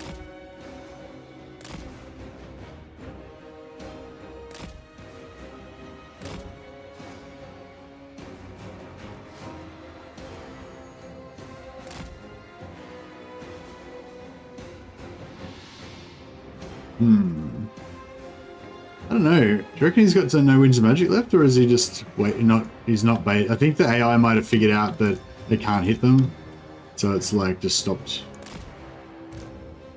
trying to shoot him.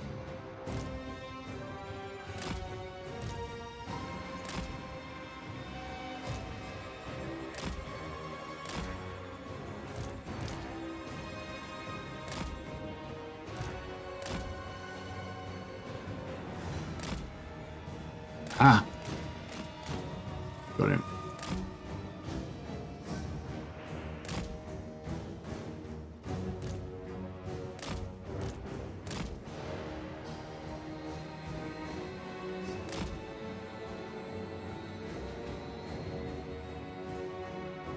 Oh. Ooh.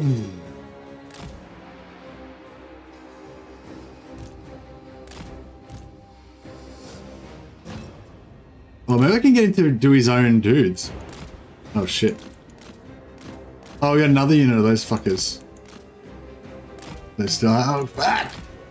Shit, oh, shit. Oh god. It's bad. Yeah, I think they might be fucked now. These guys are like on the edge of breaking.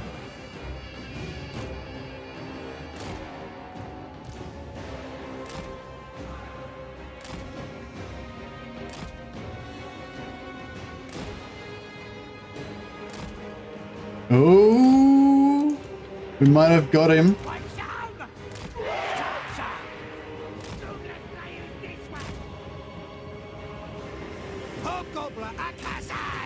Oh.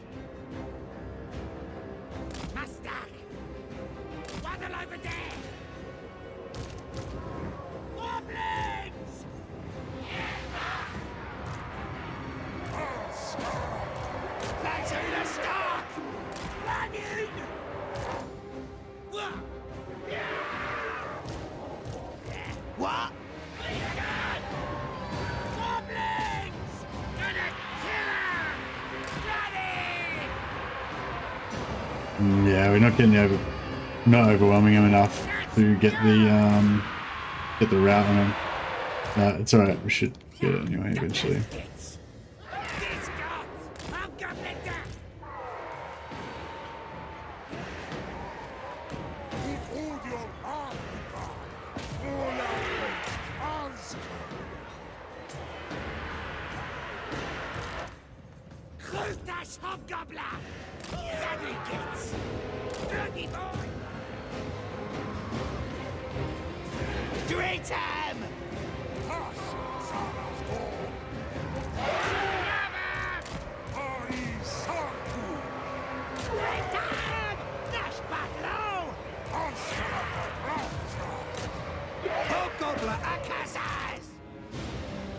Alright, maybe. Now there's still a stealth unit of those fucking dudes. Oh shit, get it. Oh god, no.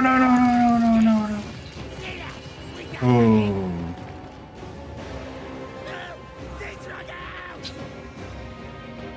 Oh well.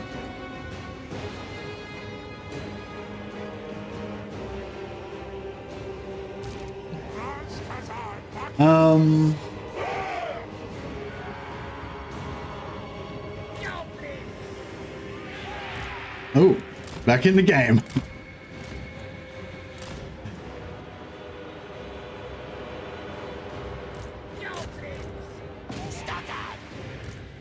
Now they're gonna rout. They're gonna rout. He's not. The Lord's not alone. He's got a the gods. He's got another unit with him.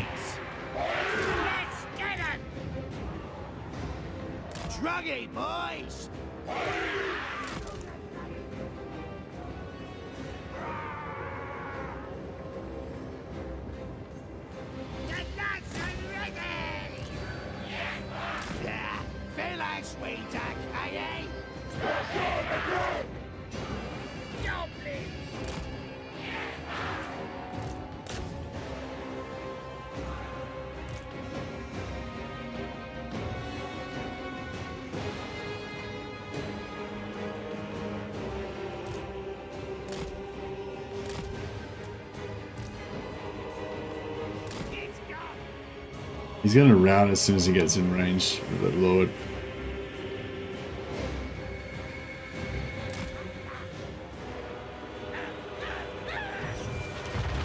At least we lured out another spell.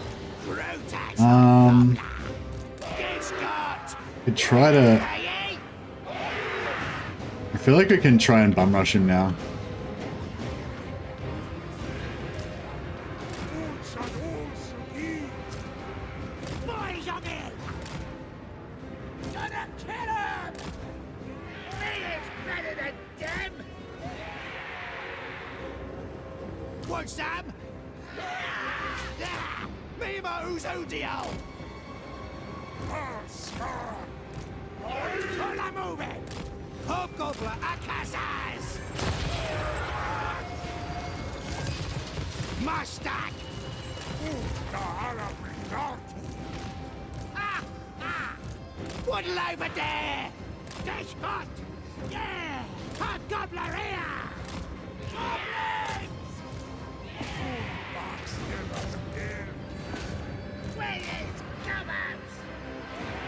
crumbs, boys! Got the charge. If he's going to cast this blob, he's going to cast a spell on us.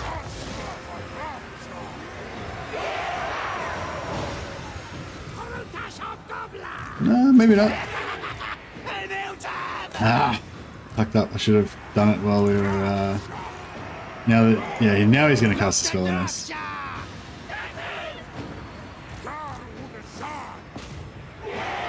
Can't get a line of sight on him.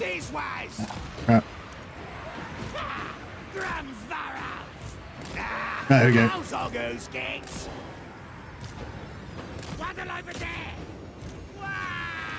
Move, move, move. Nah, that's alright.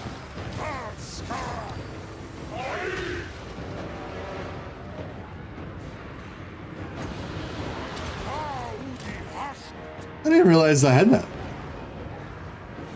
Where's my so my Chaos Dwarf Warriors is my captain or whatever. I didn't realize that. Your captains have it as well. That's how cool is that? All my generals, even the ones that aren't actual lords, still get the ability. How cool is that? Yeah, his gun is probably gonna be really bad for us. Yeah, the gun's bad. He's not. Yeah, his gun's armor piercing, but his melee's not. So we can get them into melee with him. That's going to be the best. Yeah, the gun's bad. The only problem is that once we get into a blob around him, he's going to be able to cast his thing on us.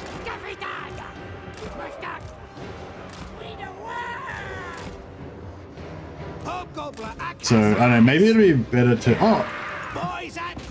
Get him. Got him.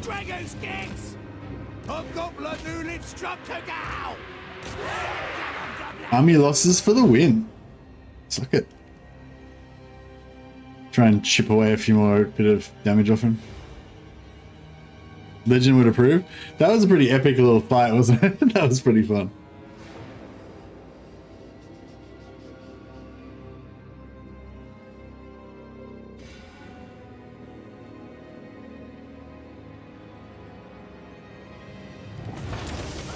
I'm gonna save the replay on that one. Epic Goblin Survival Rebellion.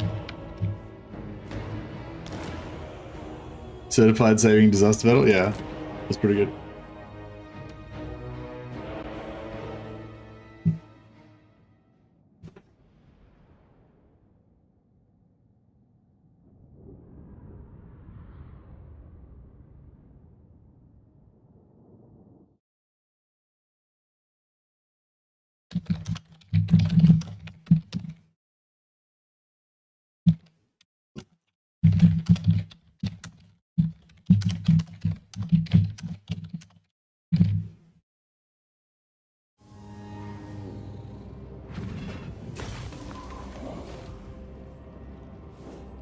$165 labor. That's not bad.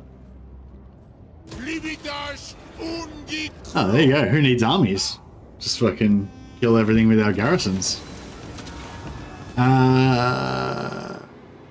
Replenish our forces. We're at full strength already, yeah. I'll get some extra hobgoblin archers for sure.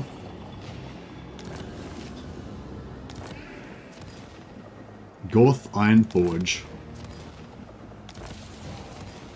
Like Flint Fire Forge. I feel like we need to. I feel like we need some heals. Like. Just a little. Little bit of heals. Maybe we should actually force march back to the garrison. Get a big heal. Yeah, we'll get a big heal, and then we'll take a little heal, and then we'll go on from there. If we recruit, it might be a good idea to recruit.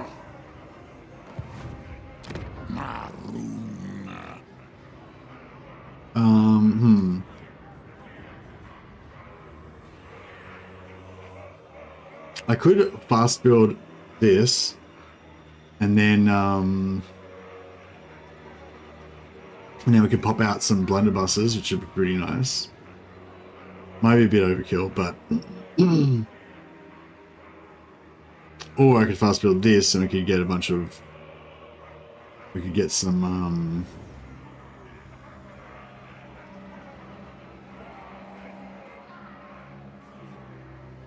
The only good kill is overkill. Get the blunderbusses. Yeah, I feel like the blunderbusses...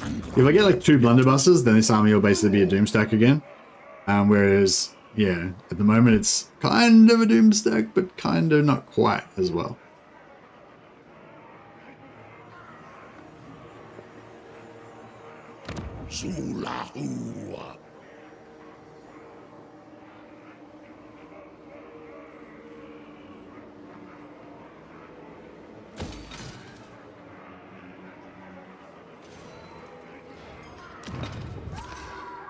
Have we got any other armies that can fight this turn? Oh, so should we attack the vampires or should we ally with the vampires? My original plan was to ally with the vampires, but they're disappointingly weak. I don't really want to ally with some weaklings. Clan Moors, these Skaven, they seem like good allies to have.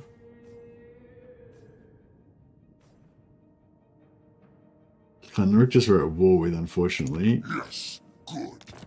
Yeah, I'd like to be allied with Archaon, but and I feel like Archaon's probably eventually going to go to war with Kolek, so maybe I should have allied with Archaon instead of Kolek, but oh well.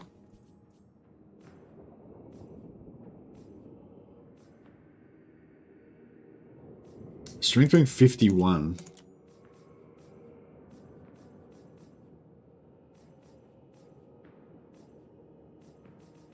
Yeah, they're almost in the list of most gankable, but I guess Dryker's weaker.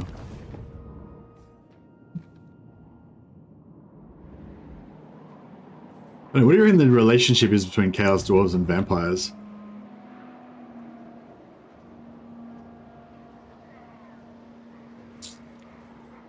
Ula stars, nahi tiwas. Leroy Jenkins.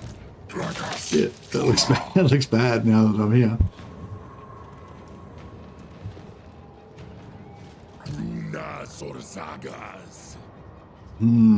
I could yeah,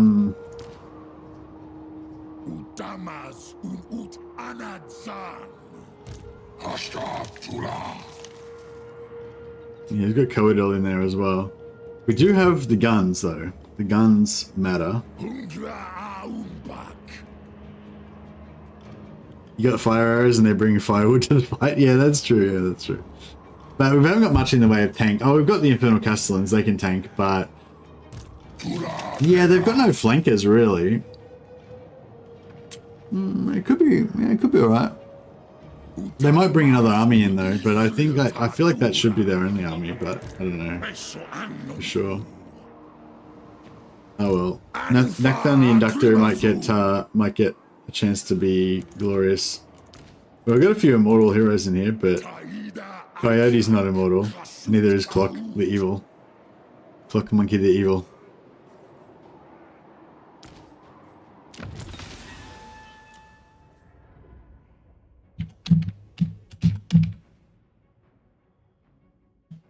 There we go. Clockmon Kai the Evil. So we know.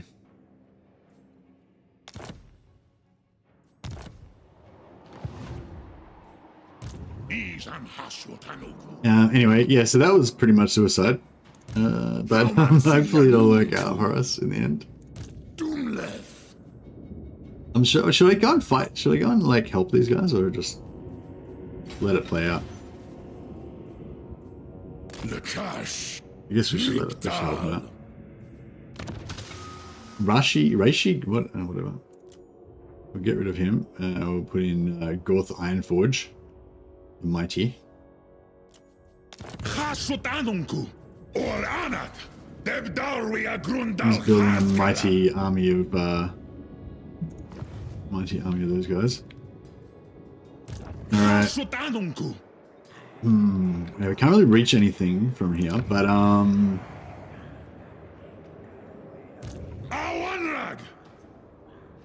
We just try and like take over. I think if we just try and take settlements as fast as we can, then basically should be able to beat the AI, because the AI just won't be able to take settlements as fast as we can. That's the hope anyway.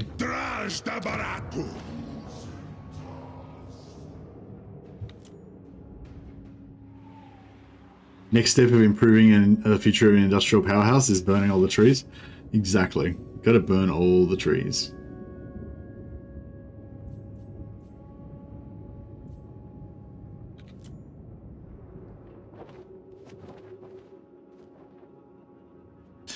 Yeah, I think now that this army is in the front, this army doesn't really need anything right now.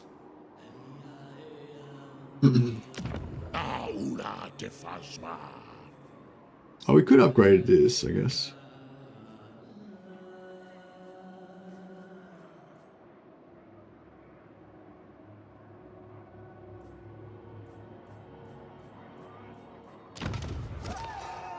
Alright, what are we doing here?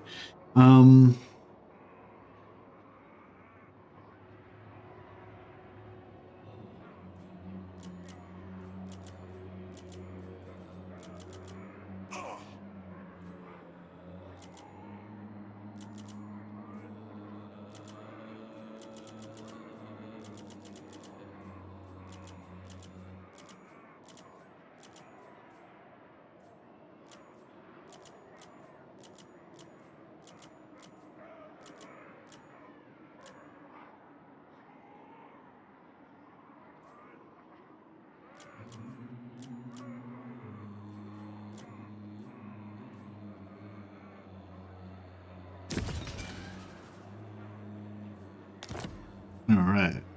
Then we will go money, money, money, money, money, money. And that should keep us going. Feel lucky with items. I got a few good items. The best item that you can probably get randomly is the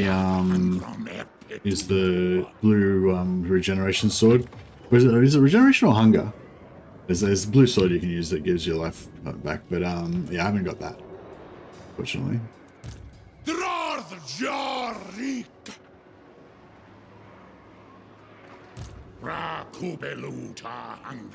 Yeah, I don't think we even need to pull back now. I think we can just keep going.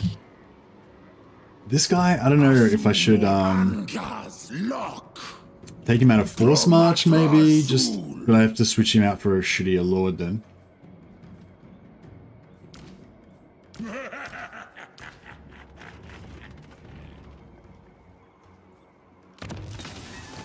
This one's got 3 firing drills, which is pretty nice. Alright, we'll gear them up. We'll gear them up and we'll give them the best chance they can to survive.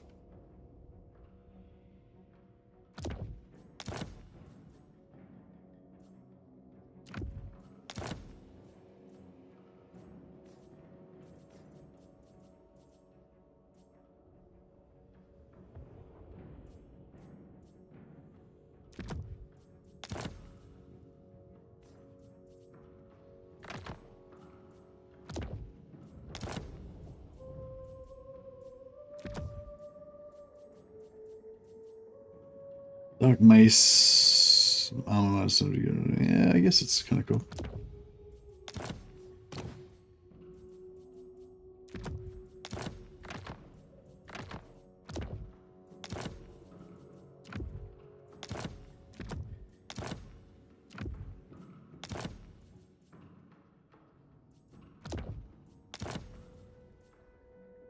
Hopefully I don't get hit by 2 stacks. Yeah, exactly. Yeah, if we get hit by 2 stacks, it's gonna be rough. Not gonna be a lie, it's gonna be rough.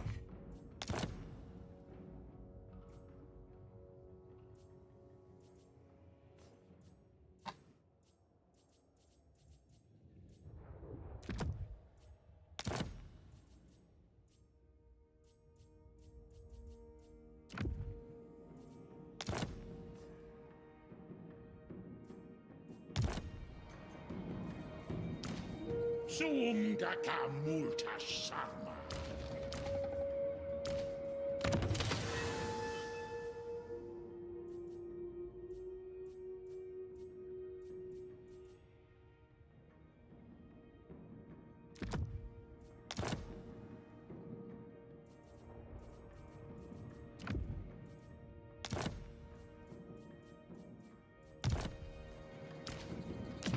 Yeah, we kind of need... He needs a potion of healing. He needs a potion of healing as well.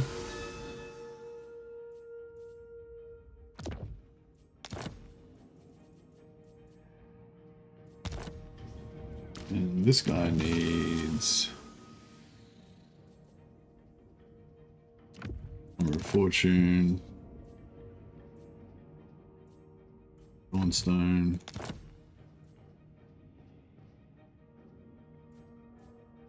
Potion of healing.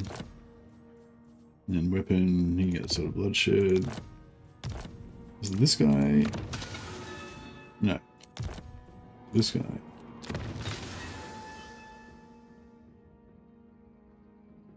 Yeah.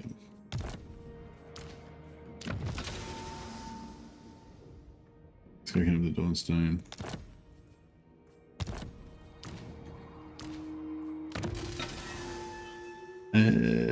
Oh, another helmet of Discord.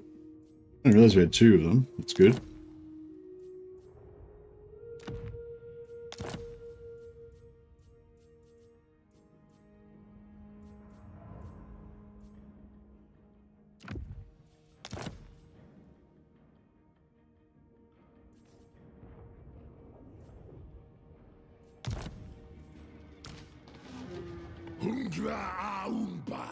Alright, well, I think that's about the best that we can do.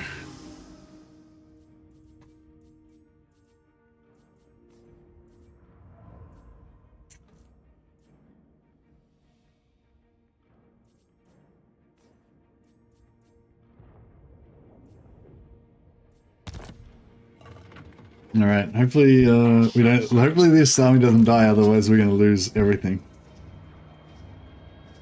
But I feel like that's been the theme of this campaign so far, just comically losing everything.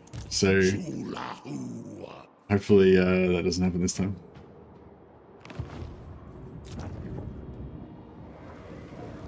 But rather than reduce the risk, we'll bet it all.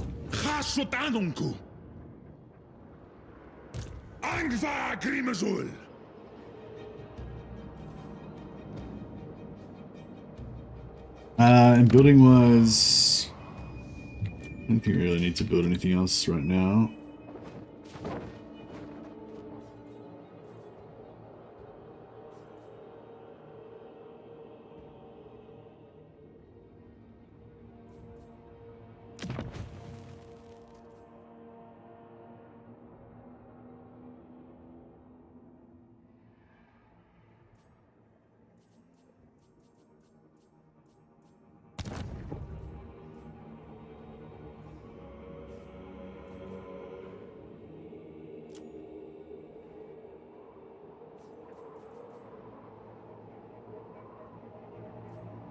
How many Castellans we got? 4 out of 3. I have to build 2 more to get 2 more Castellans.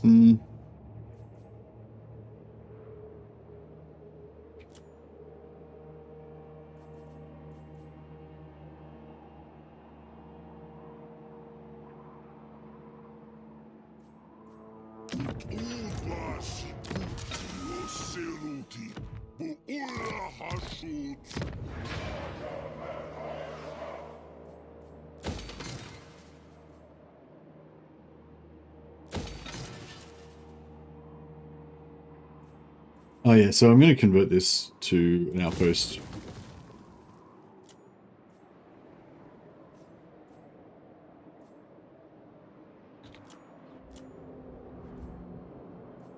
Sentinels, we could put an outpost here, but it's probably not going to live very long.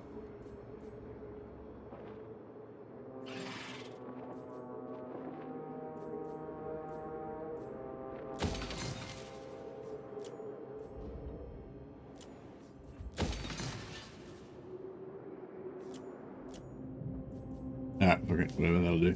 All right. Yeah, I hope we don't get double tapped by two armies. But I feel like it's going to be a fun battle, like, regardless. But especially because it's going to be extremely high stakes, because if we lose all our items.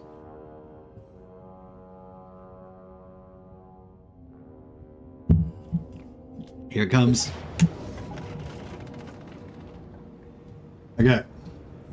So. I think speed on him is good, because he's got regeneration as well.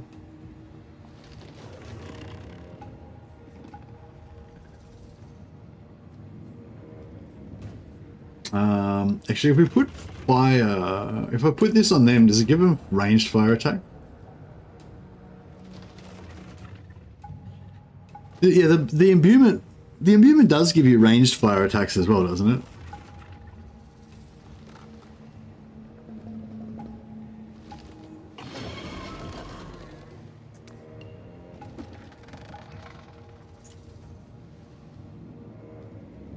Does, yeah. So I was thinking if we give all of these guys, all these gunners ranged fire attacks, then that should be good.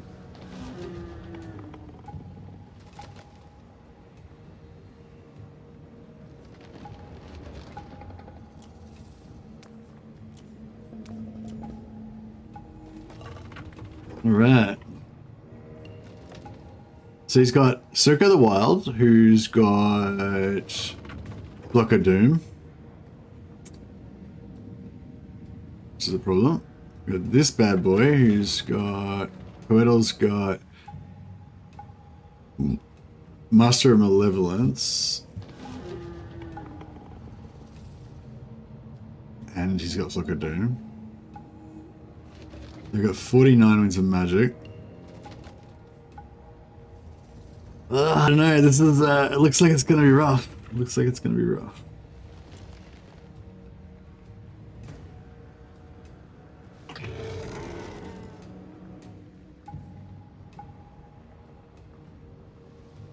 Oh, what's the speed on these bets? 34, 35. We do outspeed them, and we do have fast attack, and they don't have anything fast. So we can probably it has the damage over time as well. Oh, the Murder of Spites. Oh yeah. Yeah, we don't want to melee him. It's okay though, our tanks are what tanks we do have are just single entities, so they won't care about that. Alright, we want to fight as far away from the woods as we can.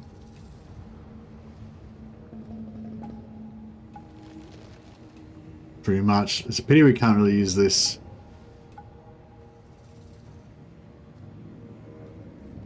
Alright, we'll get in there and see what we can do. It's gonna be rough.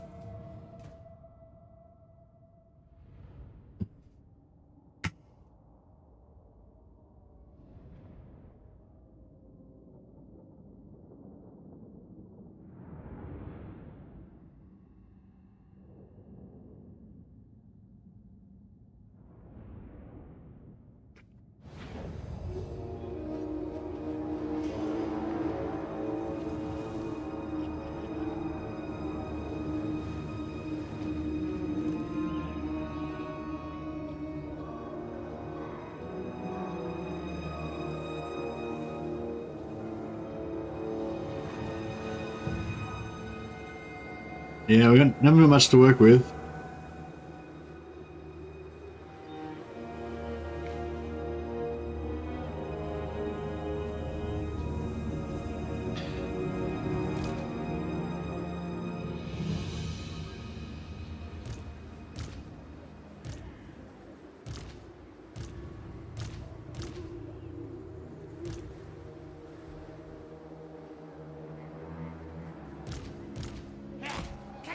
These are our tools. These are the tools we have to work with.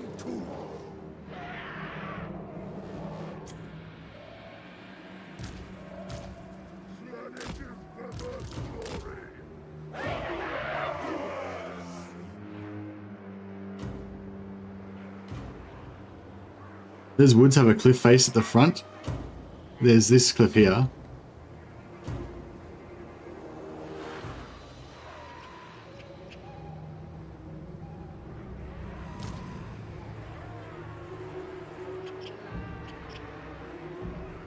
Hobgoblin Akazaz!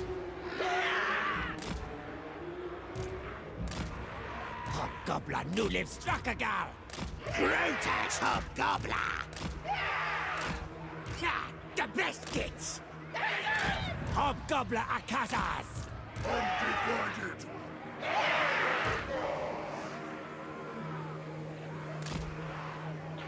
Mahitu Damak.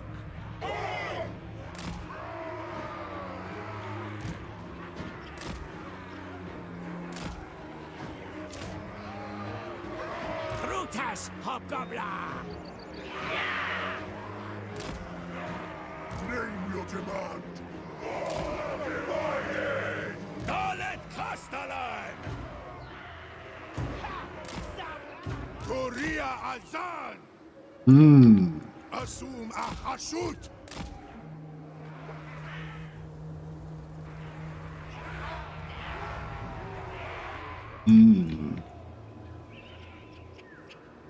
Dalet Castellan. So yeah, I think I'm gonna sit on this hill here.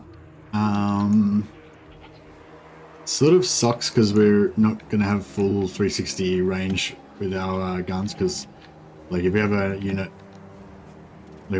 here, there's like a bit of a bit of an impression. There's a bit of dip there.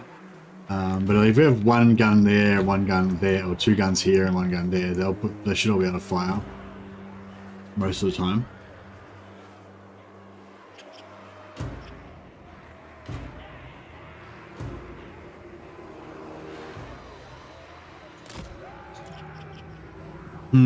Okay, this could be an interesting one.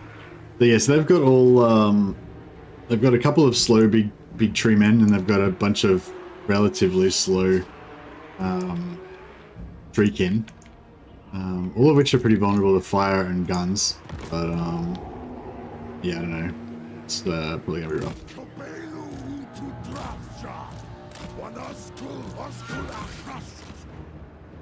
And they can do that too.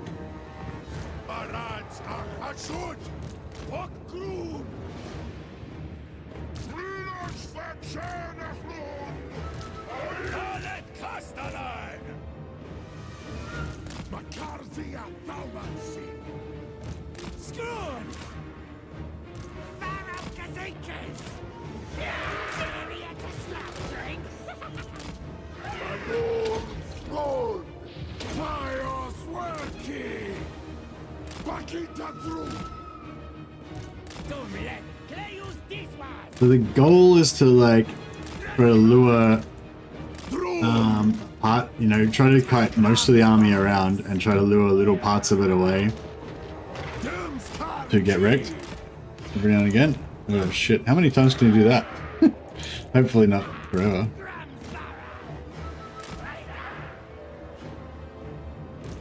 Oh, get out of there, dudes.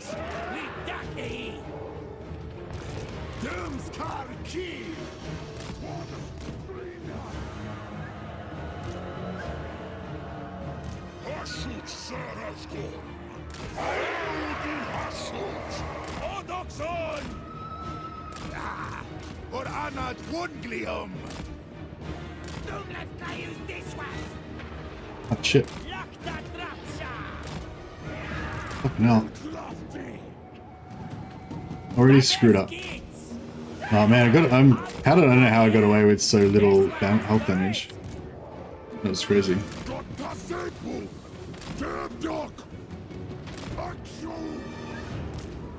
I don't know if I should start trying to like burn down. I don't even know what to use the spells on. Maybe I should be using like, yeah, fuck, I don't even know. I don't even know if it's worth using any spells. I mean, I suppose we could do like Fate of Buna, but it's so expensive. It's almost not worth doing it. But it's almost not worth doing like anything because they're so tough that like.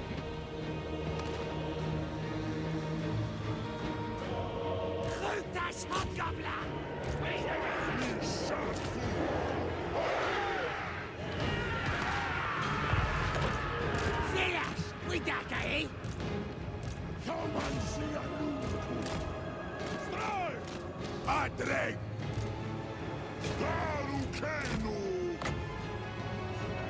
Grimas Gorm. Sulfeo. Zadrigits. Yeah, I think we've got this, maybe. The drums, boys. Vatas Grunze. Toman Sialutu. Makarzia Saumansi. Oh, terror routed. Come on. Oh, that was pretty close. One rock.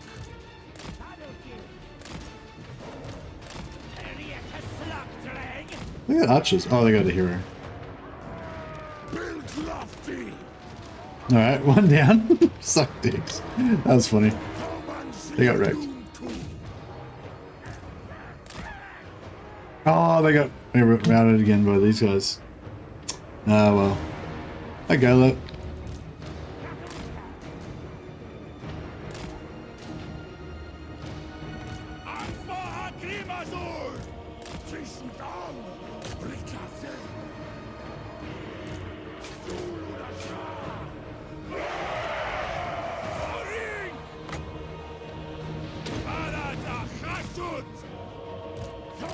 Yeah, I think we got this.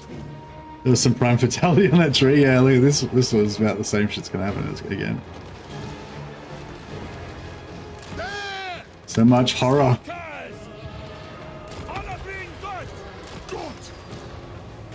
Yeah, I think we got this. They're spread out enough now that it's like it's done basically. Oh shit, this guy's not stopping. Halt!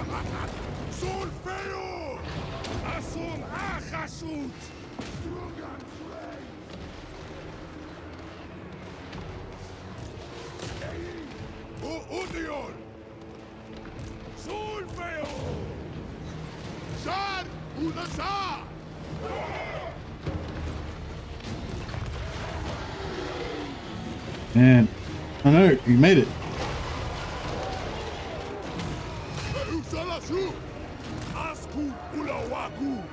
Yeah, I screwed up my positioning a little bit there. And that made me didn't get the yeah,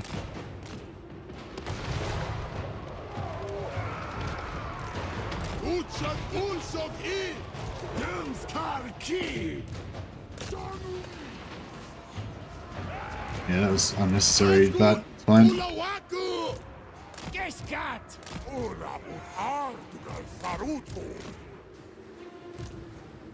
Yeah, it's done.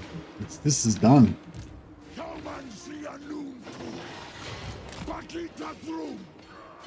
I kind of need this guy to like come back around here and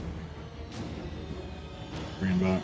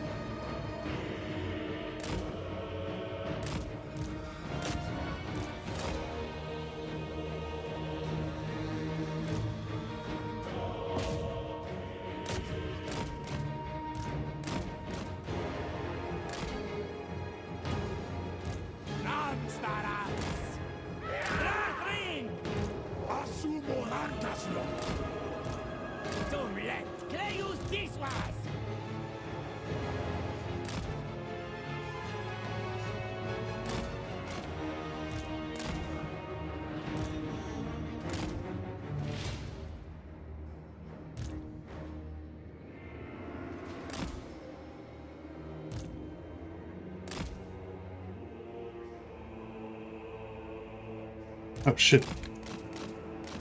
If we lose these wolves, it's actually gonna be a bit shit. So maybe we'll just make sure we don't do that.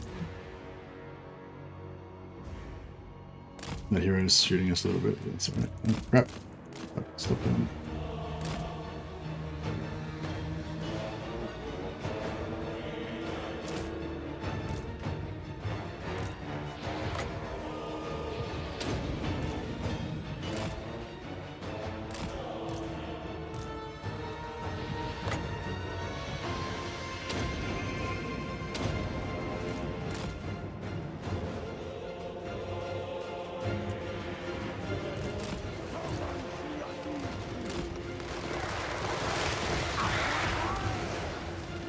much tree killing.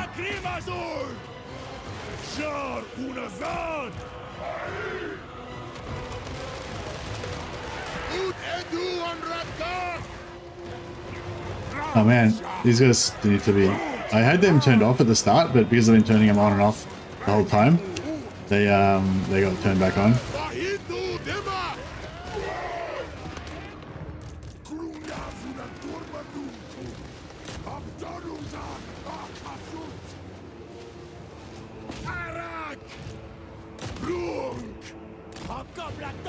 Yeah, we took some friendly fire there.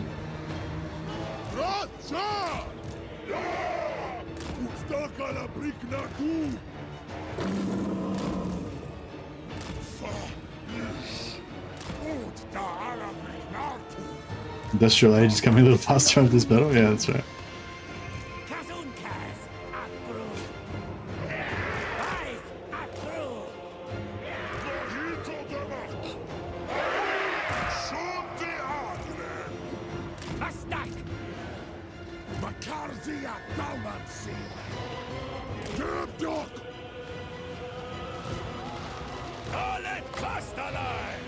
No, I didn't need to. Oh, these guns are friendly firing our own guys a little bit.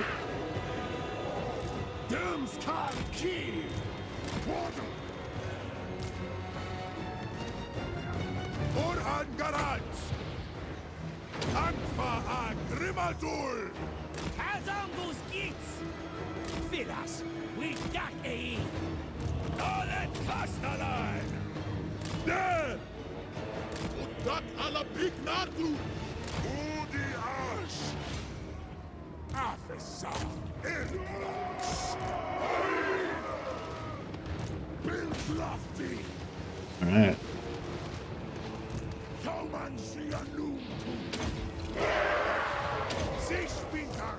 Well, I'd say that was, I'd call that a successful gambit.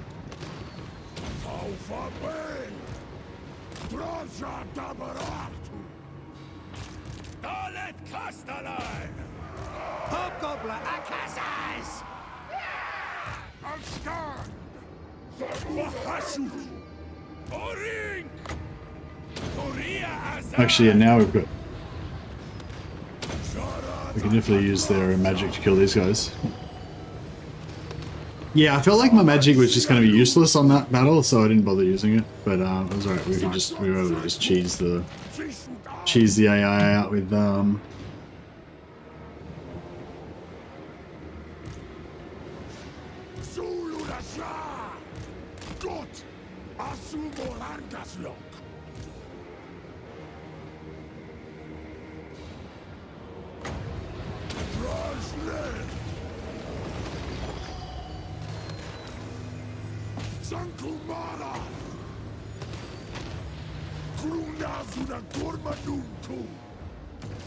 I think we killed all of their... We killed their hero and their lord. We may as well kill their other hero as well.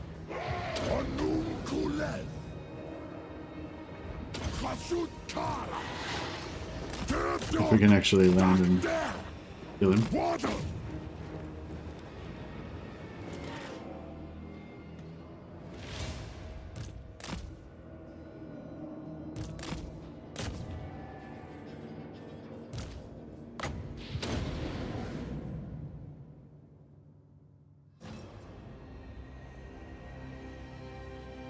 Execute the elf. Yeah, that tree man went down so fast. Yeah, it's very satisfying. I wonder if that gun, I wonder if the fire banner on the guns like helped a lot or not. Or didn't really make much difference maybe.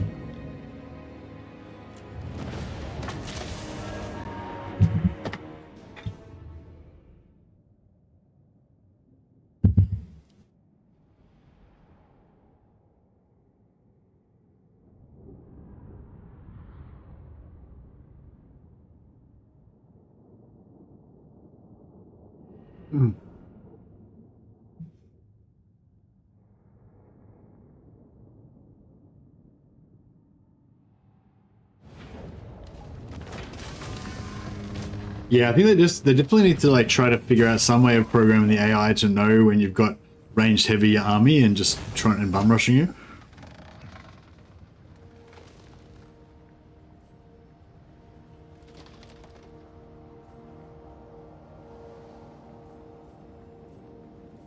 1600 gold is more than the labor's worth. Crafty.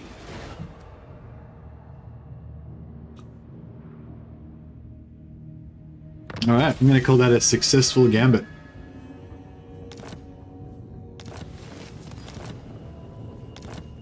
What was that? Shapeshifters?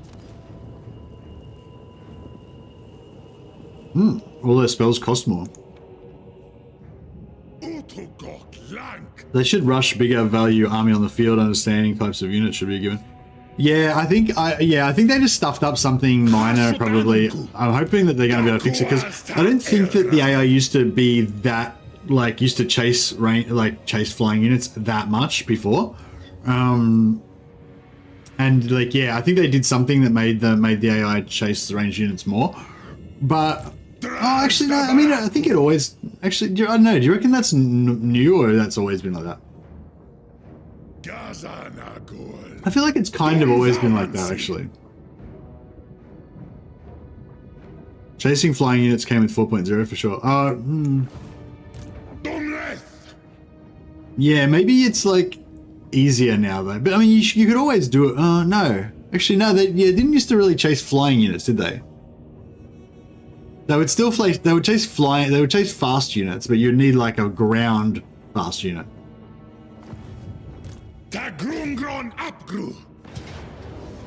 Yeah, so if that's new, then they can probably get rid of that again pretty easily, I would imagine.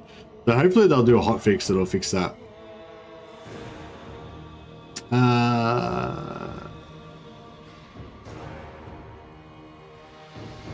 Close victory medium.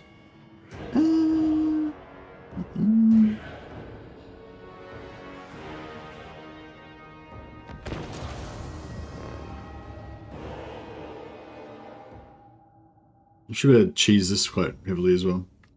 I was just thinking we could fight this manually to try to get maximum captives.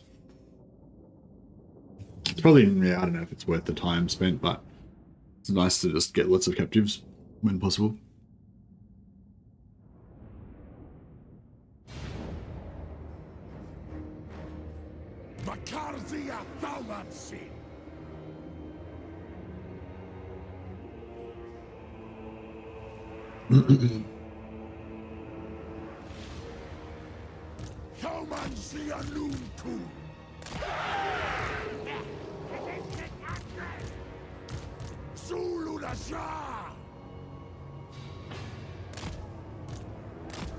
What? Harutash Hobgoblin Akazas!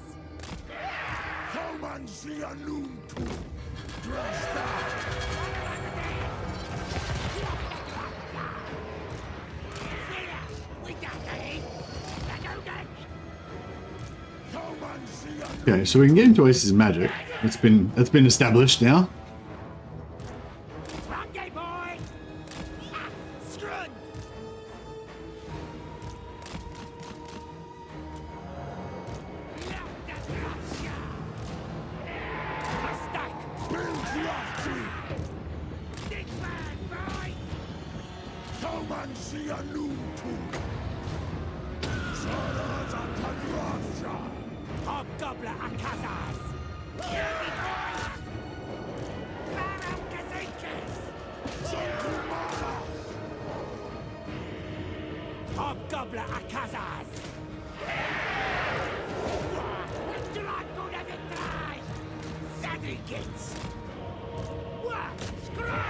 Right, they're done.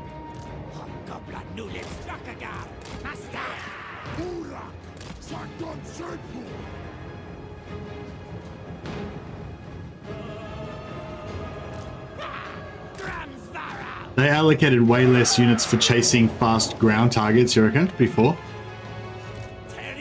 Yeah, see, if it sort of sounds like it's going to be something that's pretty simple to fix, do you reckon?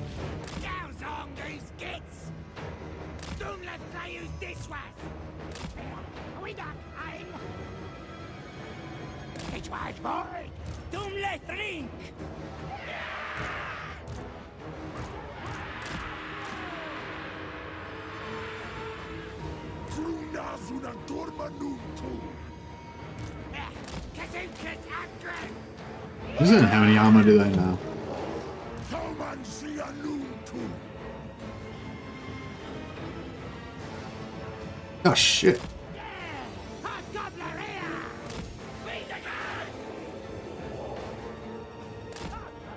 Here's my French. CH just said Warhammer 3 is 40% off on Steam right now. All DLC for 3 is 20 to 33% off. Reckon it'll be half off for Christmas. Yeah, nice. That sounds good. Is Warhammer 2 and Warhammer 1 still heavily discounted with their DLCs heavily discounted as well? CH, that's usually usually when they have like a 40% or 50% off from Warhammer 3, they have like 60 and 70% off for like Warhammer 1 and 2.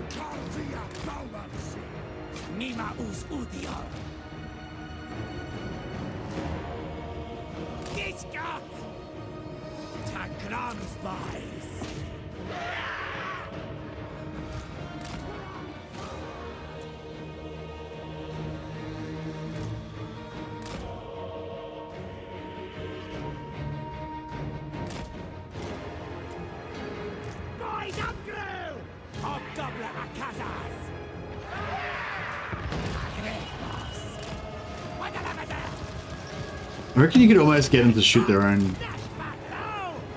Almost get them to shoot their own dudes if you're careful enough. Warhammer 2 is 66% off with all 2 DLC 50% off. Nice.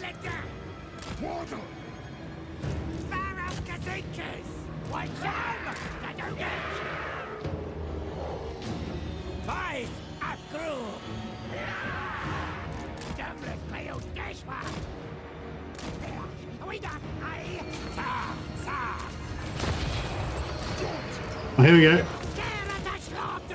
Nailed his own dudes. Fuck it.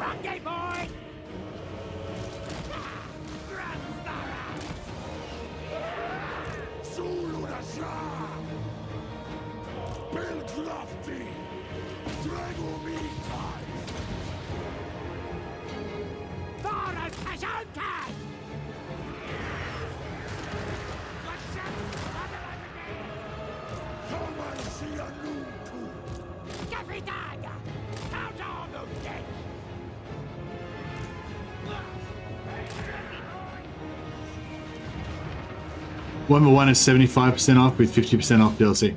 Oh, that's nice. Yeah, so this is pretty standard. This happens pretty much all the time. Anyone who's new to the game, these discounts that CH is talking about, they're pretty much just standard. That's like on every, I don't know, you reckon every month or two, basically, it'll go off. It'll go down discount, heavily discounted.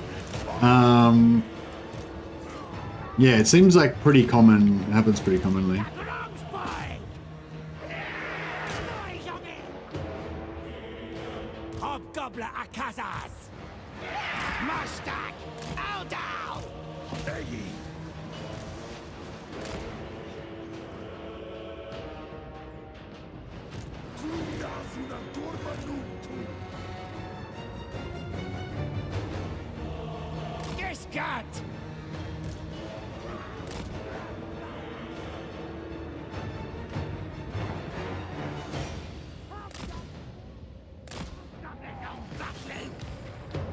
I just missed that one. Alright, I want those guys to rally so we can get some more captives out of it.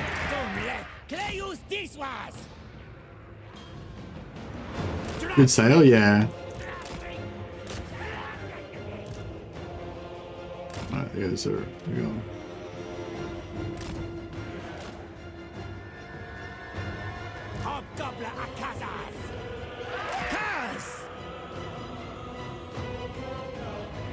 Yeah, these ranged guys aren't very good at hunting down guys. I mean, they're good at chasing units away, but they're not really good at like killing units to get the captives that you want.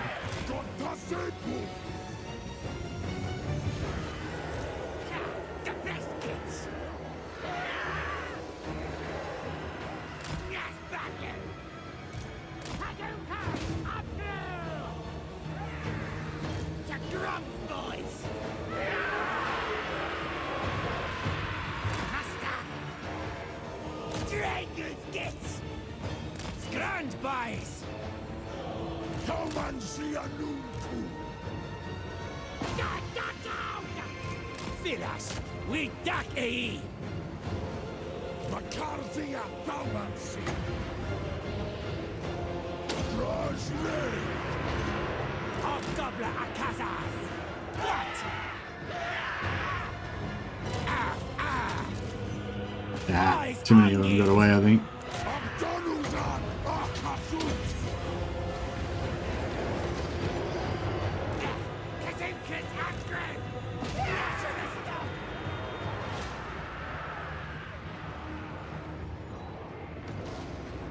They're slowly chipping away at them. Yes. Hobgoblin Akazas. Right, son. By that crew! Grind him!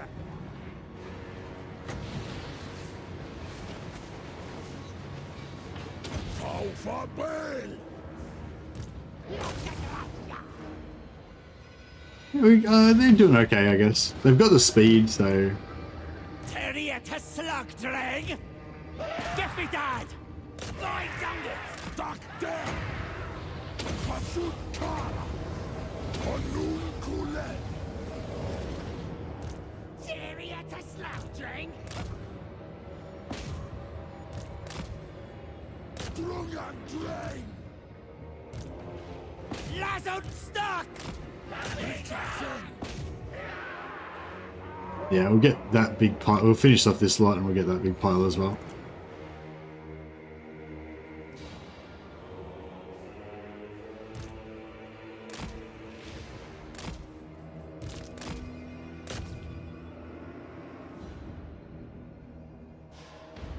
Yeah, no, I mean, I guess they're okay.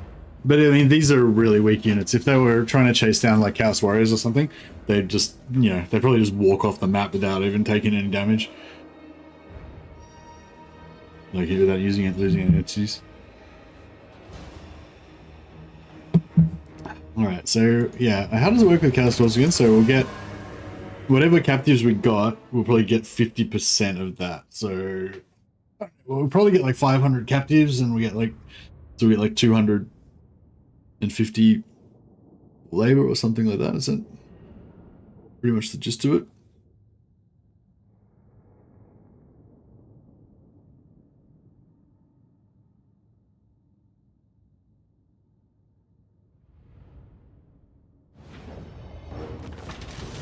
$795 captives.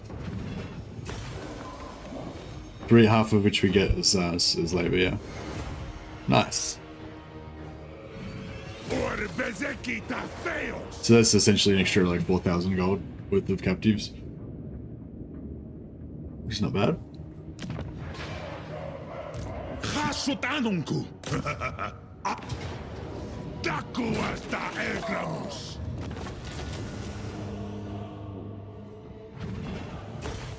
Trasgrafti.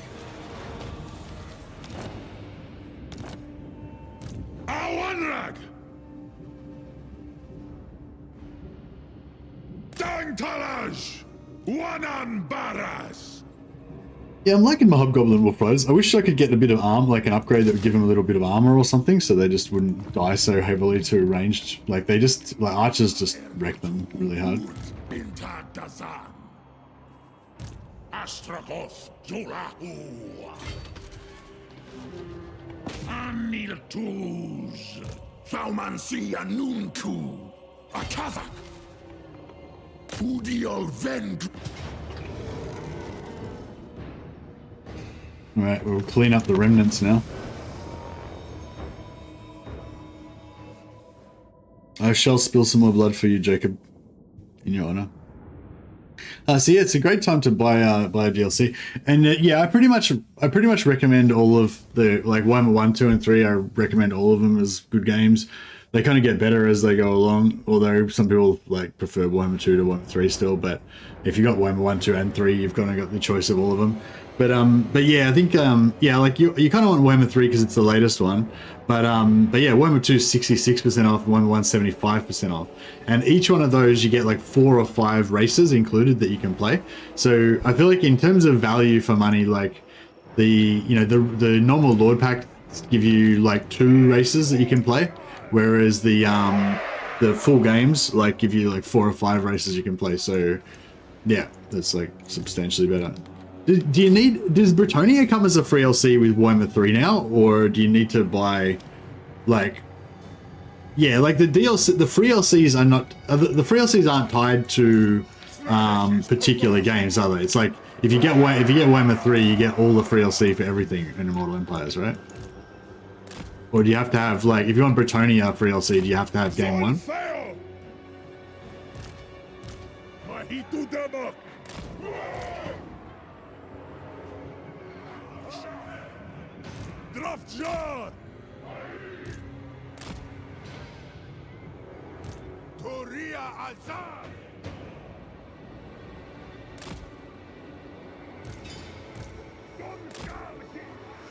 Drashkazad Wagus Fessa El Gramus Hobgobla Akazaz!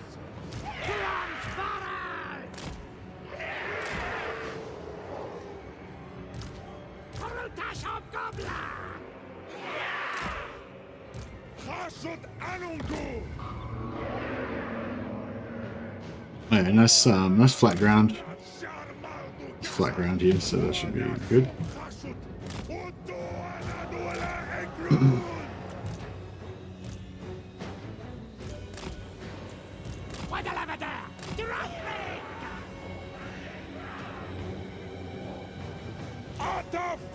We can try and melt this guy down, but just I don't think it'll work.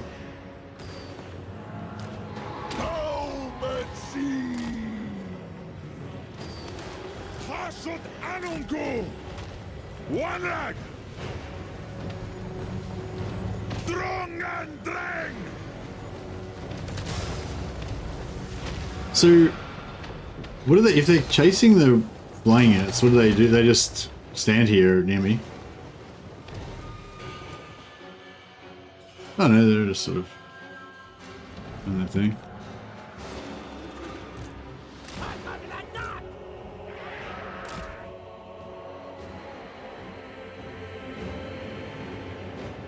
Huh. Oh wait, they're all mixed together. Oops. These Astragoth! Ashut Sarashko! Utshad Ulzuk It!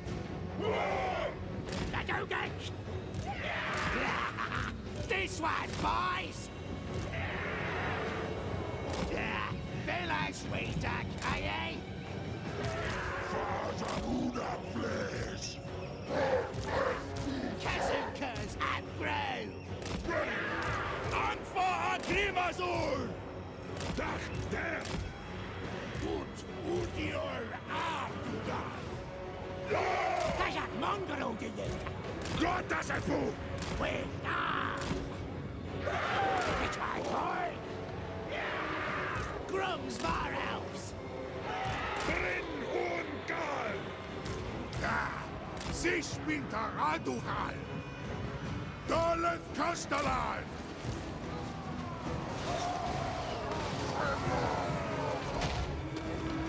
The base gates! Oring! Barada Khashut! Podol! Anfa Agrimazul! Sulfeo! Far out Kazukas! Barats Achashut! Ah! Utidu Wanrakta! Askul Ulawaku! Sulfeo! Udi Ask! Shar Unazad! Drashar Dabarako! Alright, nice. Top of those of us that can go over here.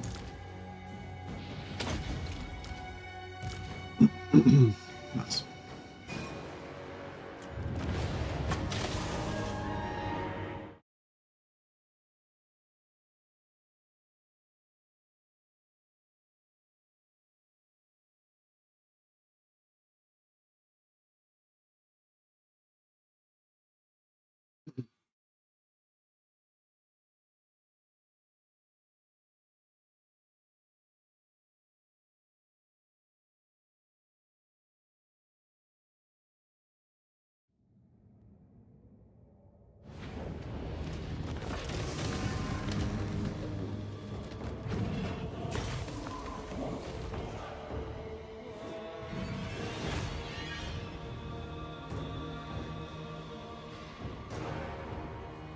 I think the money's worth more. Alright, cool. More magic items, not too bad. Astragoth, Jurahu. So what's going on here? We got chaos. We got oh, we're in Walden. Astragoth is Fitraza.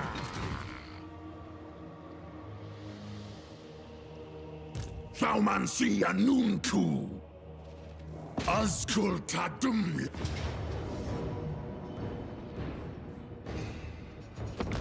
Yeah, I'll fight this quickly. Don't have to take too much damage.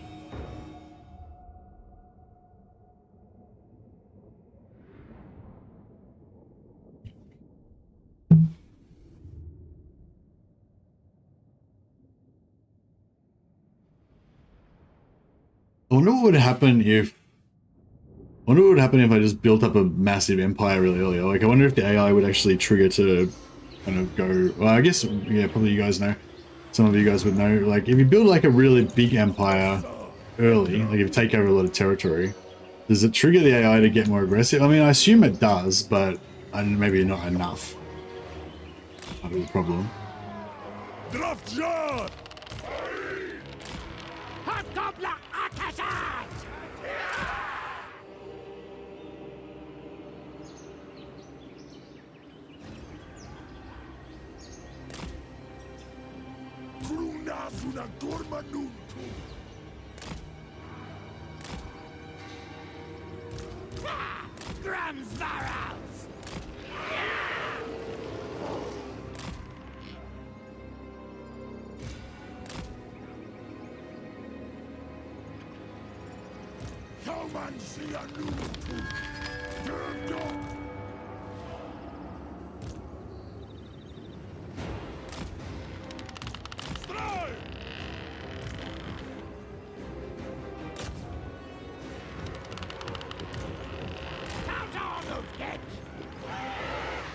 My big vampire count empire triggers AI aggression. Yeah, you reckon if you build up a big empire, you notice it's noticeably more aggressive and you get into bigger wars and stuff? I mean, that would be the sort of behavior you would want to see, I think. Oh, maybe they can just melee them down.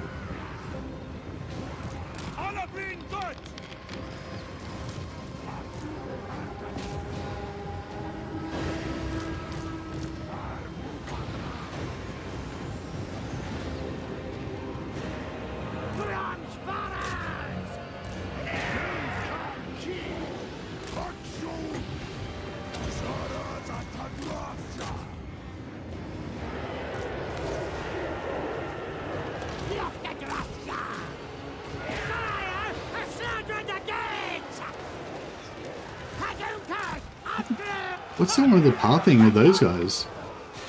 I just wanted to die for some reason.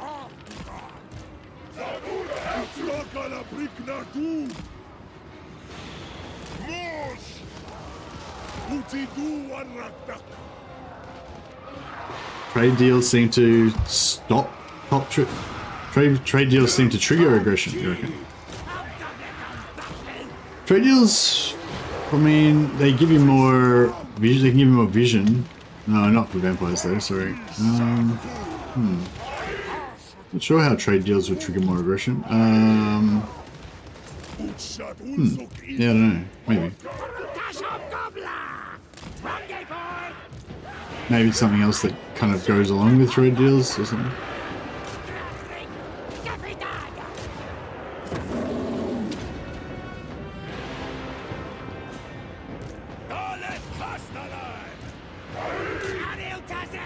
Our guns are taking a lot of damage from those archers.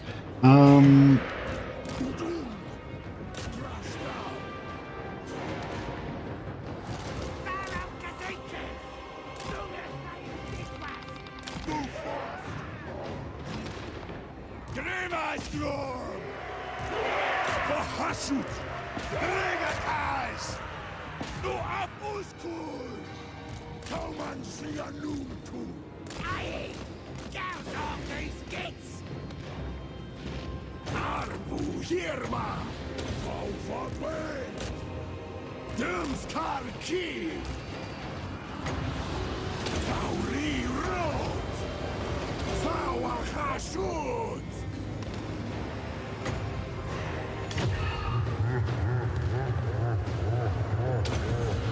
Ah. Drunky boys! Hey! Hey! Hey! Want some? I've got enough!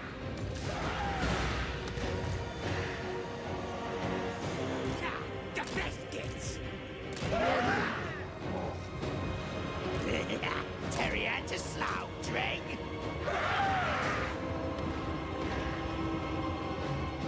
If you want a quiet life, stay small and weak. Yeah, I think yeah, staying small and weak definitely is the way to go if you want a quiet life.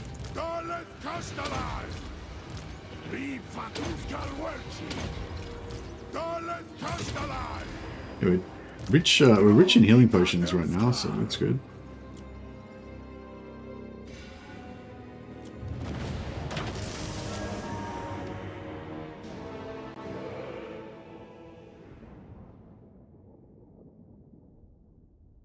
Yeah, I wish there was some way to make a more engaging, like, trade-based campaign, because, like, there's a lot of, like, it seems like the trade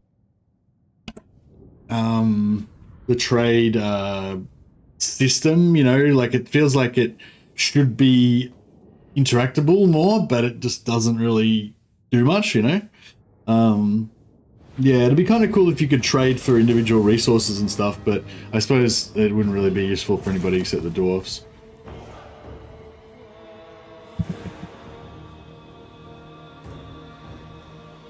Yeah, I'll go for outpost. I mean, I really, yeah. I might get more buildings as factories sometimes, but I kind of just want it to be an outpost, so.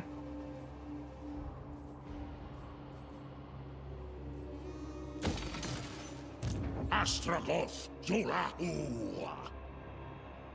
Move him. All right. Looks like we've moved into the Empire.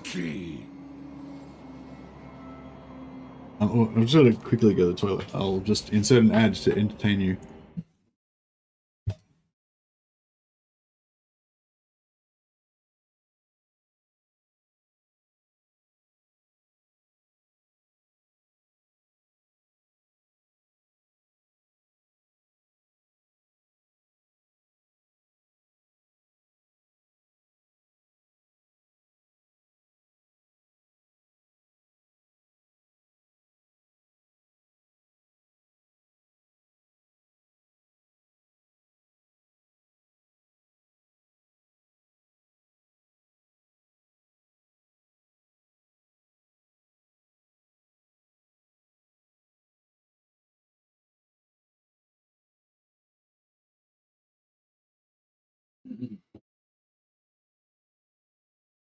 Zoop. Back in Rome 2, you could earn a cultural victory as well as a conquest one. Yeah, cultural victory, that's it. Run off as you show up, Phil. Yeah, that's right, you scared me off. Alright, what else we got going on? What else we got going on? Markak Wellfort is almost certainly gonna die, but let's see, I mean, how long can his luck last? I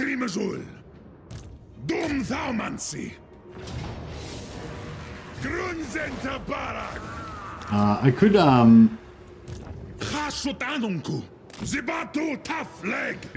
fight this battle to get some AI involved, but it's like, I don't know.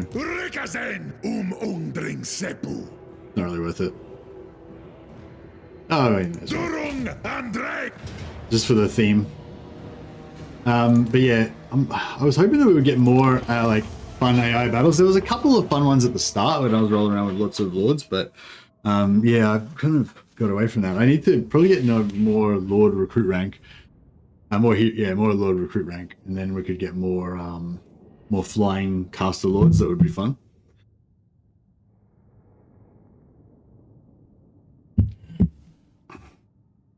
I feel like the AI caster lords don't fight though. They're just suicide.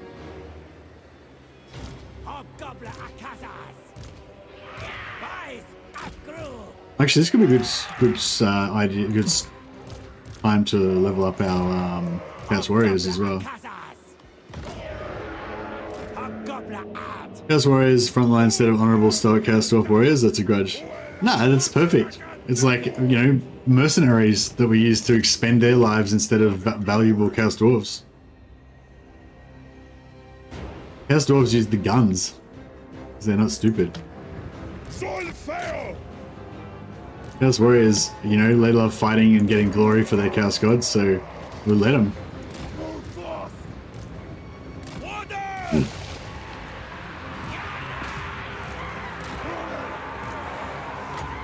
Asur achasut. What's that?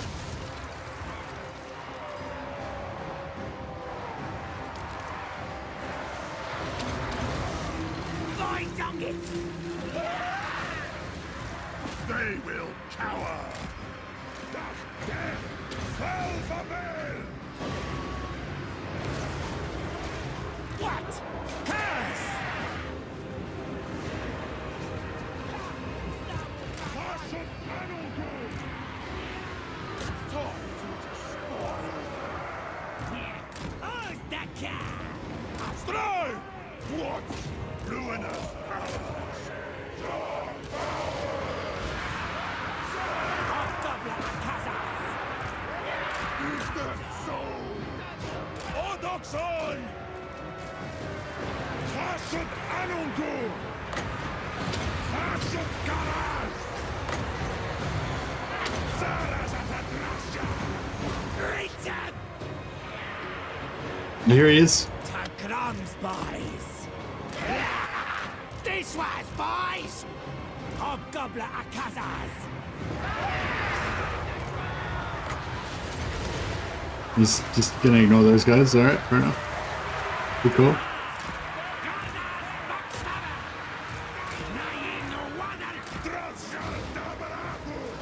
Hobgoblin Akazas! The best kids! He's shooting into the blob, as you do. Yeah, we'll go Soul Blight on those guys, give them some debuff, help our Chaos Warriors get more level ups. Terrier to slug drag! Yes! Drazleth! With their souls! Hasut Anungu! Belfabel! For bloody glory! Kill, slay, burn! Obliterate them! Move close! Hobgoblin! Brutus Hobgoblin! Blood for the blood god! How long does these guys last? Only 4 seconds left. There they go. At the fort bar! Running! Brutus Hobgoblin! Waddle over there! Hobgoblin Akazan! Breathe their souls! Hobgoblin! That's been pretty good. He's staying back. Stopping all those Infernal Ironsworn from redeeming themselves in battle by having those Chaos Warriors. True, although I can't recruit Infernal Ironsworn, so... Hobgoblin here! Oh, what was that spell that he just did on me? Devdok! Zishodan! Boys up through! Hobgoblin Akazas! Adanuzan!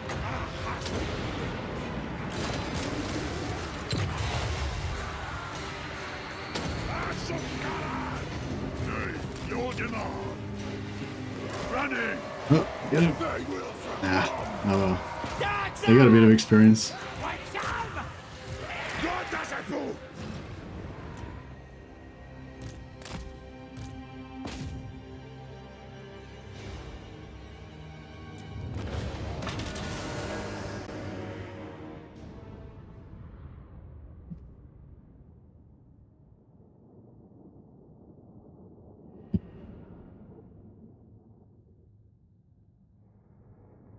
It would be kind of fun to have like a pure blood campaign where all you can only use Chaos Dwarfs. So you just have to... Yeah, actually, that'd be fun, actually. I think I saw somebody else doing that recently. Maybe it was I can't remember, maybe it was Teapot Tom, maybe, did like Chaos Dwarf only campaign. And yeah, I feel like that might be fun because it would like mean that you'd have to keep your materials popping out so that you could make more troops.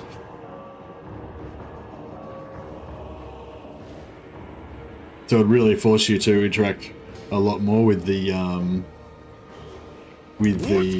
faction mechanics of the industrial, because you wouldn't be able to get any soldiers at all unless you did it. I was hoping we were going to get more stuff out of that, but oh well.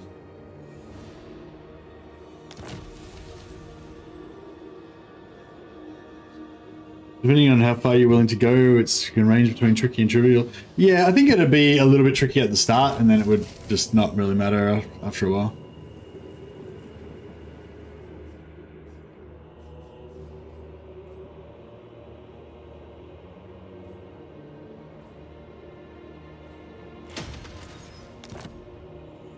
Oh, here he is. No escape plan. Oh, his army looks pretty shit.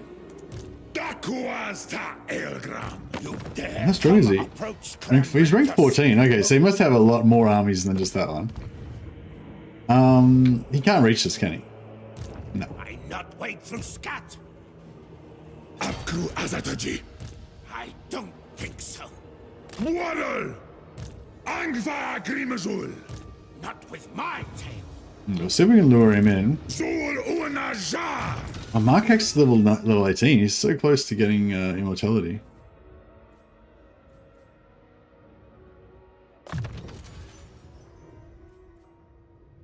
Abdano Grutasha Nunku. Hasutanunku. Yeah, it was at level 10. Yeah, so we can get rank, if we can get recruit rank 10, then we could pop out some pretty good like support heroes, I guess, support lords or whatever. Dry strong.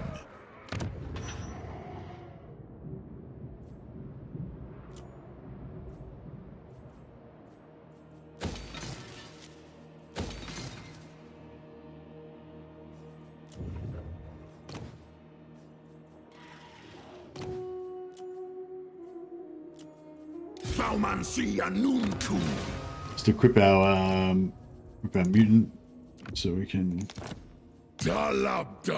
get these buildings up a bit faster.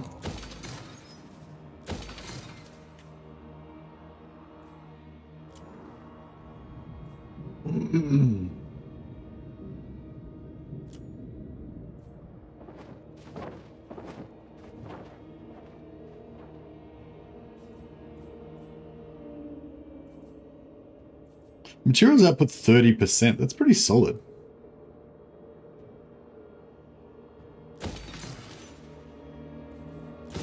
You just want to build like, I don't know.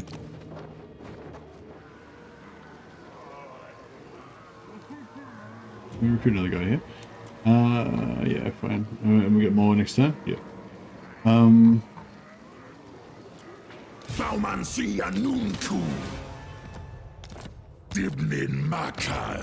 So, yeah, if we pop that up, upgrade that so we get even more materials for cheaper, which is good. I kind of want to build that, but can't really afford it.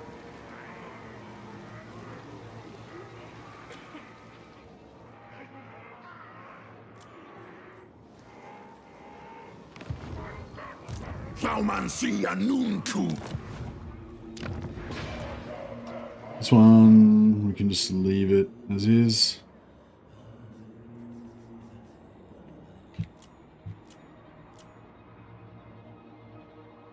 So we'll leave it as well.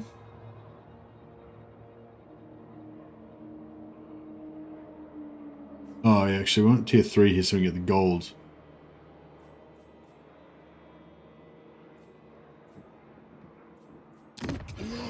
Your Caravan should be safe for a while, especially if we take out Kislev next.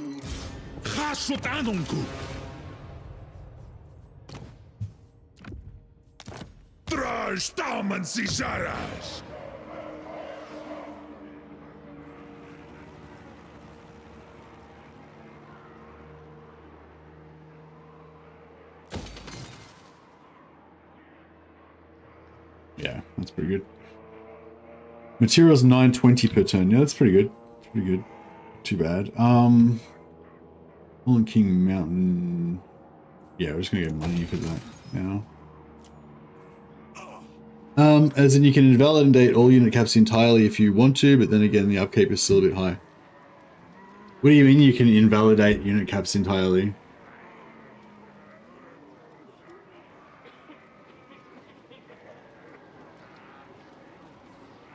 You mean like with an exploit or a bug or a mod or something?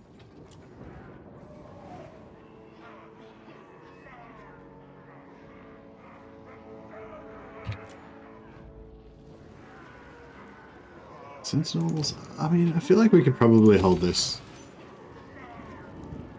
You can get infinite amount of armaments to spend on them.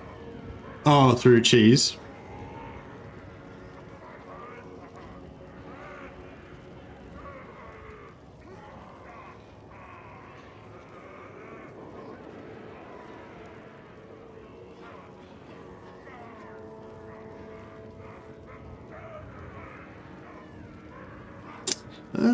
Don't want to upgrade anything.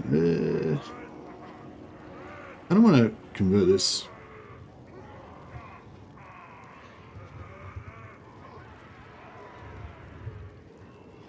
Yes, this is a problem. Like, you might get to keep more buildings as a factory, but generally at this point of the game, I don't really want the factory buildings. So it's sort of not really worth it.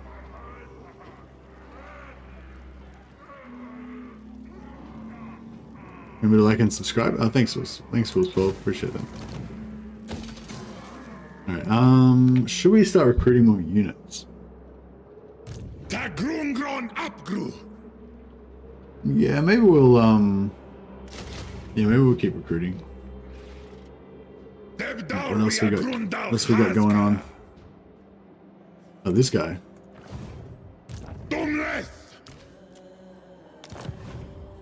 Recruit him. Astragoth. Oh yeah, caravans. I wonder if our caravan's gonna get ganked by Scrag. We're going through enemy territory now.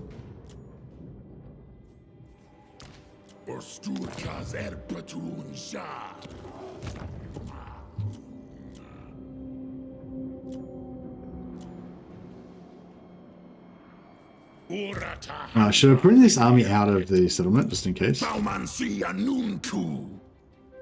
I kind of want that fat replenishment, but safe, better safe than sorry. I mean, there's no reason to risk the army for no reason, I guess.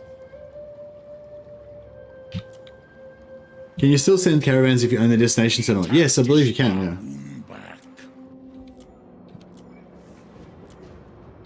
So yeah, I guess you would get money from yourself. Cool.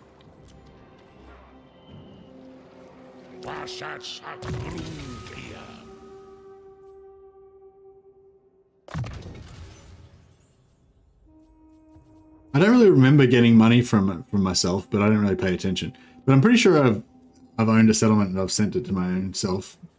Like that Greasus one, it's pretty easy to get.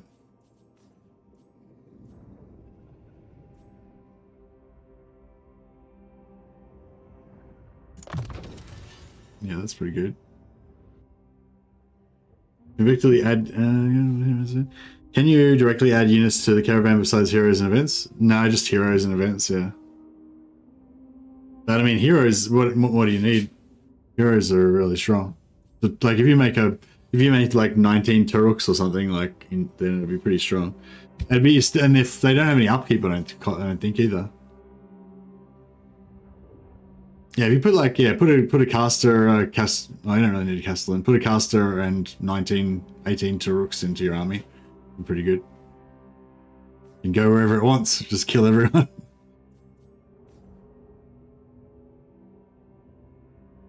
Yeah, we should do that actually, that'd be good.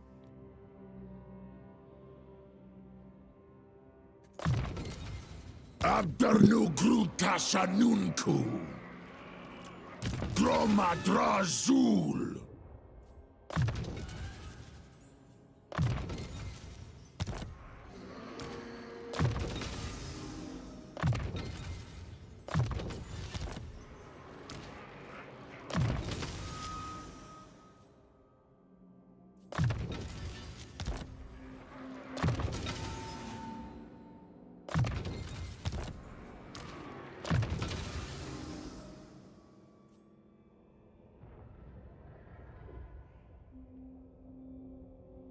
20% physical resist plus 20% miscast chance. I don't know, it's pretty cool, I guess.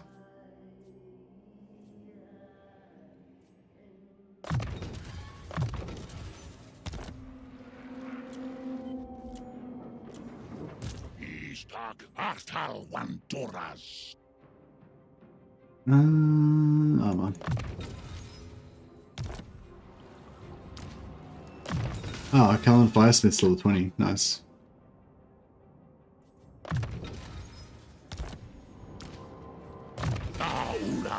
Astragoth. What are we doing? Crushing Charge. What else do we want in this army? Don't really need anything else. I suppose later on it'd be kind of cool to have a Dreadquake in there. But it'd probably do more harm than good. I feel like. Actually, Goblin Wolf Riders would be nice.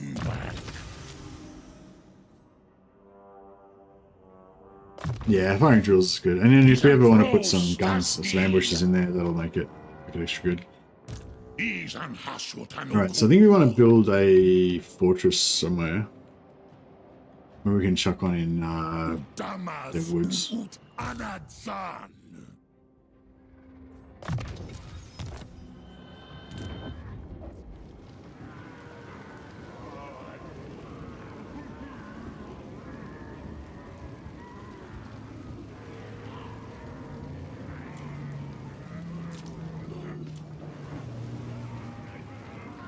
Plus 537 still.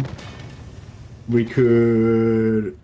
So we've maxed out our Bull Centaurs. Probably the next thing that we'd like to max out would be our Blunderbusses, hey?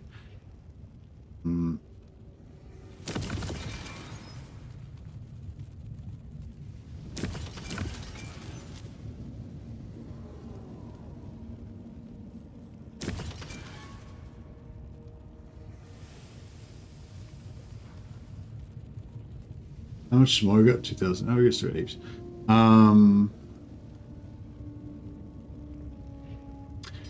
Yeah, I know, Vasily. Yeah, I know. Sorry, I just forgot again. But yeah, I'm aware.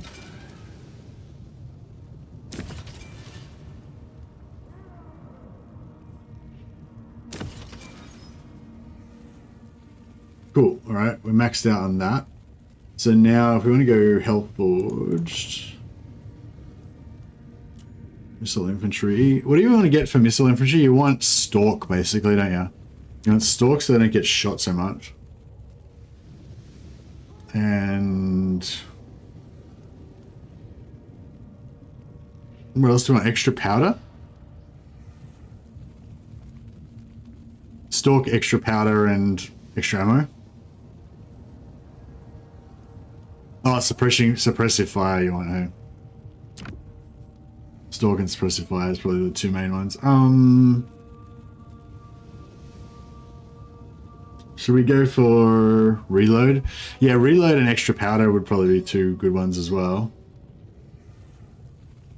Like extra powder for that alpha strike, you know.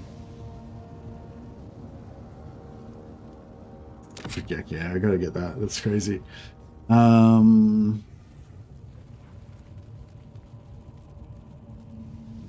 Oh, is that it? Are we maxed? Oh, so you only have 3. You could have more.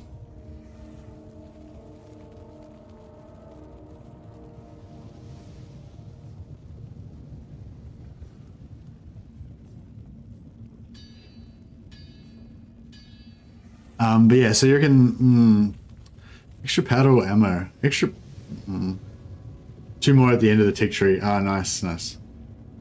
So yeah, I feel like these 3 are probably the best. I mean, I guess reload time reduction is good, but I feel like extra powder is good because you get that 30% extra damage.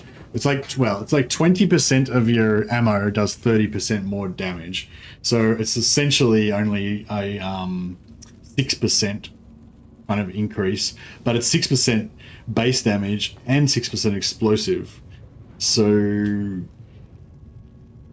well, yeah, that's still the 6%, doesn't really.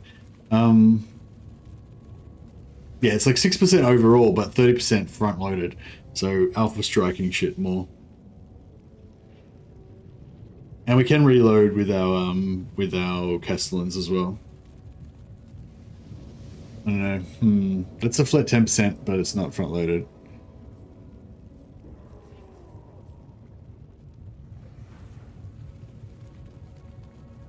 I don't know. I think this is good. Go with this.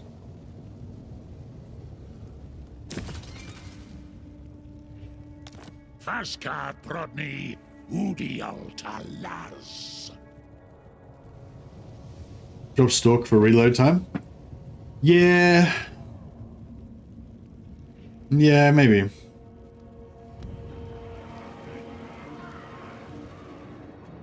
I feel like stalk is really helpful for survivability. Like, yeah, I feel like that's the main thing that the main like downfall with the blunderbusses is just survivability. Like, just, you know, like they'll kill everything, but then, you know, one of them will get shot a lot by archers and they lose like 30% of their health, and then the next battle, you know, they're weaker, and, you know, like I feel like that's how you lose with them. Like, not by just not doing enough, like not by not doing enough damage, you know. But I don't know. Yeah, I think they're all good options. Don't think Karsdorf infantry can make good use of stalk. Well, it just means you can put them in the front line and they won't get shot until like after you've engaged. It's like you don't want. It's just, yeah, like they've got short range, right? So you need to get close before you can shoot. So yeah.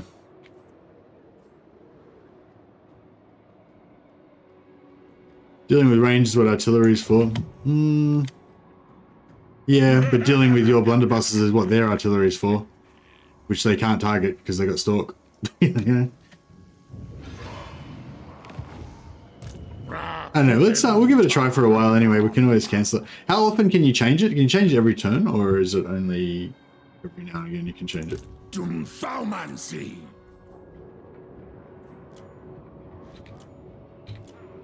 right. I think our work here is done. 2 more turns till Black Crag. Wonder if we'll make it. Difference of getting in one volley before getting shot. Yeah, exactly. That's what I'm trying to get, like that one extra volley.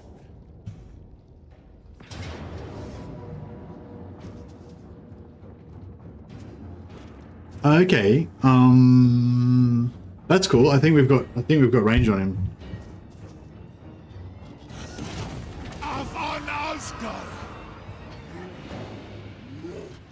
Hey, Carmine, how you going, buddy? You've been working in Wales recently. Oh, nice. Oh, well, welcome back, or welcome. I had some fried. I tried making fried chicken yesterday because I had these chicken thighs in the fridge, and Mrs. Mercy was like, "You better use up those chicken thighs before they go off." Like, all right. And so I tried to make like Kentucky Fried Chicken style fried chicken. It doesn't taste exactly like Kentucky Fried Chicken, but it was pretty delicious. No. What am I? I was like confused for a second. What am I about to do? Why am I going to get peace? Like, Dreyker's faction is literally made out of firewood. Like, why would we ever stop fighting them? Doesn't make any sense.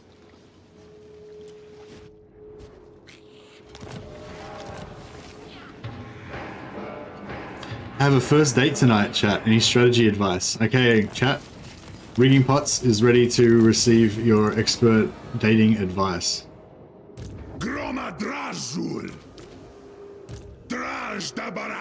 Oh, for some reason I thought we were going to be in range for that, but no, we're not.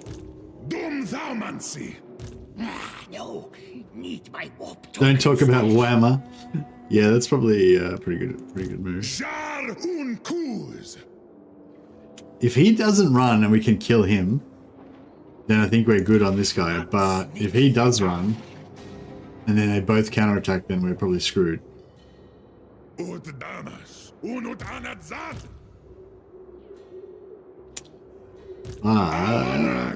Yeah, we going to ambush stand. We're far enough away from this hero.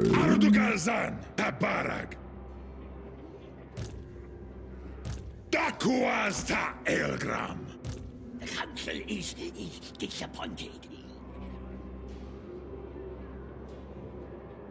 Zul Unajar!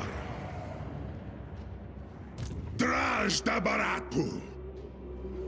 Dakdrath Dot! Tagrungron Apgru!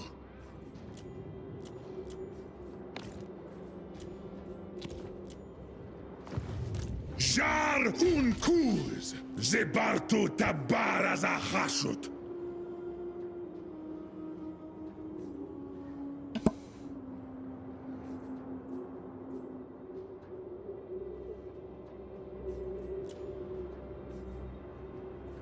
Daskaran Ruth. Oh, servants of the Conclave. Yes, please.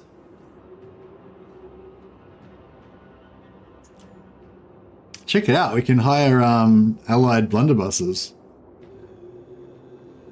This is hot. I kind of want to get them in the other army though.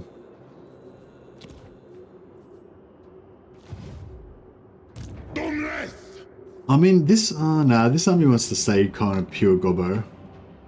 This army is the one that wants them. I know they got plenty. They got plenty already.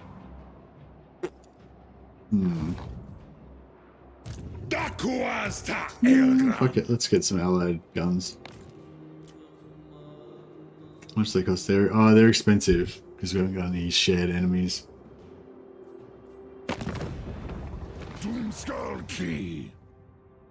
I wish they would peace out with each other. They just will never peace out.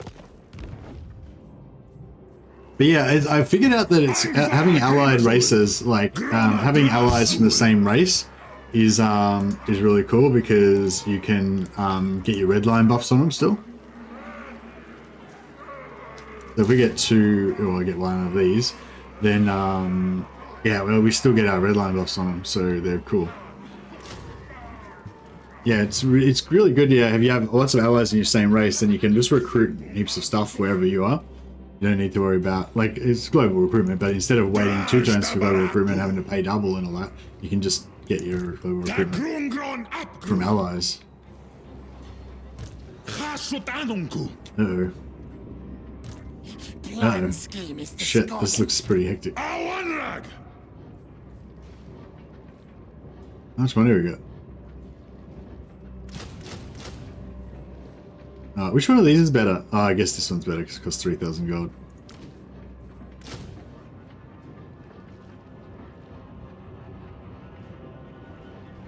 I don't know, is this worth it? Or should we just run maybe for a bit and then try to come back with one of these other armies?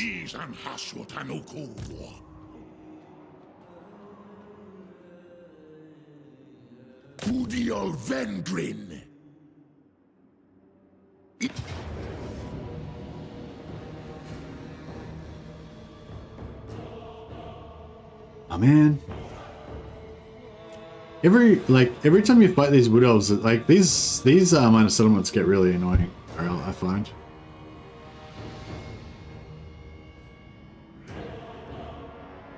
Actually, yeah, we'll fight this and we'll check out the check out what I mean about the blunderbusses, because they're stalk, right? They won't get shot as they're coming in, and they get such high damage that they'll just sort of delete everything like as they get into range. So I reckon there'll be a lot of situations where you can just, you know, just not take too much damage because of the stalk, basically. And also, the other thing as well, even if you're not controlling them, there's sort of like that incidental damage thing where, you know, you might be microing another unit somewhere else, and I don't know if I should use these guys. I'll just put them in the middle. Maybe they won't take as much damage. Yeah, if you're microing something else, quite often they'll just be like a random unit of archers that'll be plinking away at you without you realizing, you know?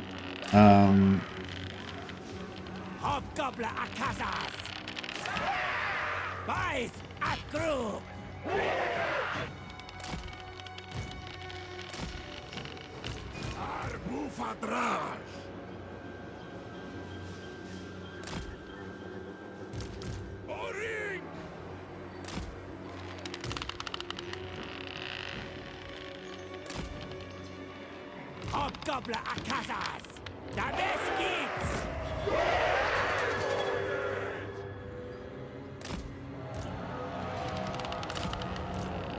Yeah, they don't have stock. they would have. Yeah, these guys could definitely use stock. I agree on that.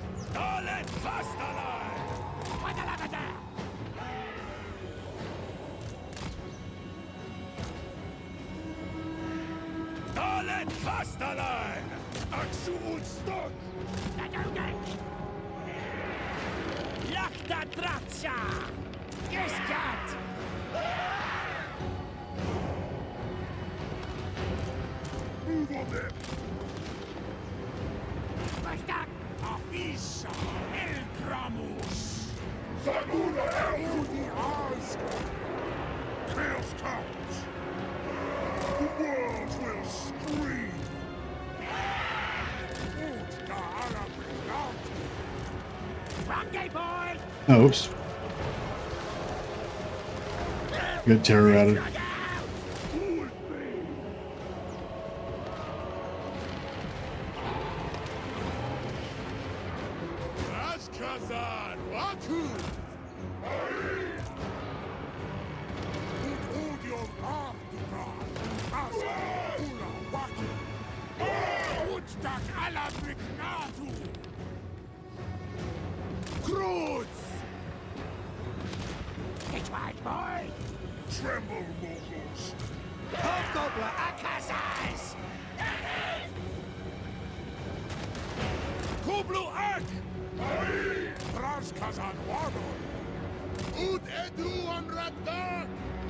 Hey, come on.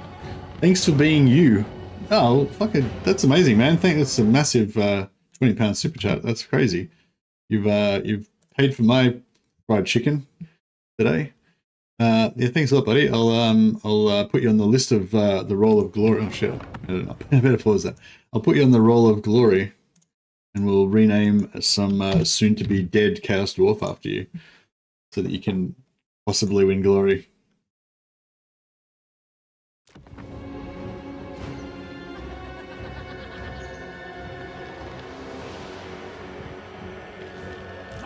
I think we're just thinking about it differently. Vasily. I know what you mean, but like I'm not like that's not how I'm using them. Like I just look at this, I'm just advancing slowly, and as I go forward, they don't shoot. They're not. See these guys? They're not shooting at me because I'm stalking. You know, otherwise they would be shooting at me. And then, yeah, well, actually, maybe now they're shooting at me because I've lost my stalk. But yeah, just I feel like it's saved. Like even in this battle right now, I feel like it's just saved me a lot of damage on the guns. Unfortunately, didn't save a lot of damage on these guys who also need stalk. But yeah, it's just sort of like I don't know. I'm thinking of it as more like armor plating. You know, like they're gonna take damage anyway, but it just basically removes that first bullet. It's like, yeah, it's like they just get a free bullet that misses, you know, every time they go into a new engagement, you know. If like, yeah, I don't know, if it's like yeah, if it's like a big all-out, like if it's like an all-out battle where they charge in and then you just fight to the death, then yeah, it's only going to be one volley that they're going to get saved. And then there's going to be 100 volleys after that, maybe, you know. So maybe it's not as big of a deal. But if you're kiting in units like 1 by 1 or whatever, then you know it's basically just means every time, like just say 1 unit of archers comes in against 3 units. 1 unit of archers comes in against 3 units of my Chaos Dwarf blunderbusters because I've kited the rest of their army and everything. That 1 unit of archers comes in. And normally it'll just stop out of range and it'll fire like 2 or 3 volleys into my dwarfs before they get to them. But with the stalk, my dwarfs just advance and then just delete the unit of archers in 1 volley and they're dead. And they never even fired a shot. You know? So yeah, I feel like that's the ideal. I don't know how it's going to play out that way, but that's, you know, that's what I'm going for. But yeah. I don't know. I feel like we in this battle right now we just demonstrated that it saved damage on them. But then again, reload. You know, reload. See, reload would have increased their damage per second by 10, but it wouldn't increase their front-loaded alpha strike at all.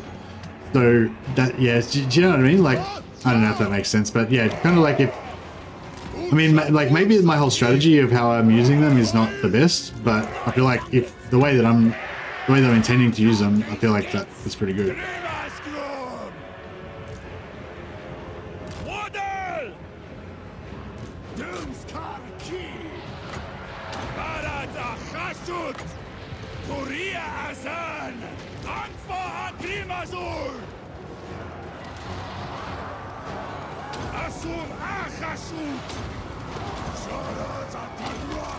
Is that on the enemies?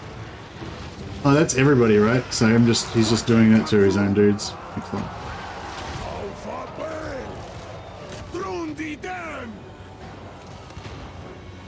I guess it's if I make use of it once, it's good. If I spend resources for Stalk, I want to make use of it reliably, kind of mentality difference.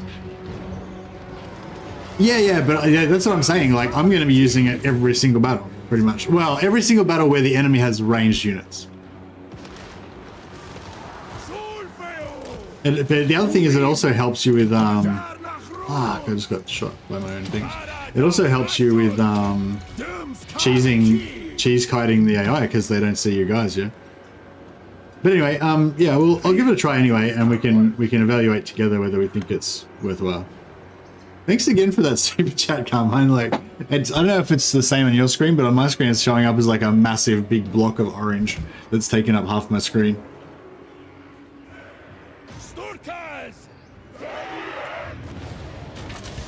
You're very too generous.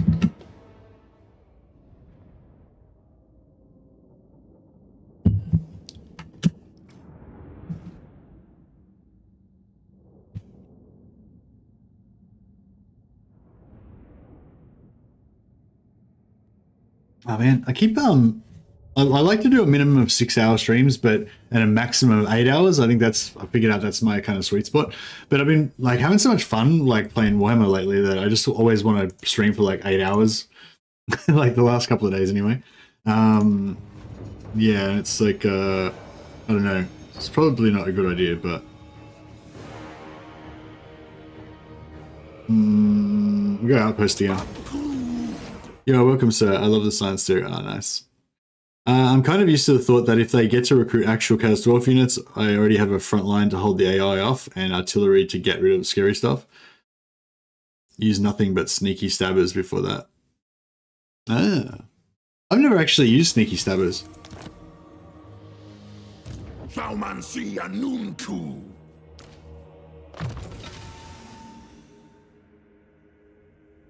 Have you had a day off? No, tomorrow's my day off. Fuck monkey. Yeah, tomorrow's my day off. Yeah, I had last Friday off, I believe.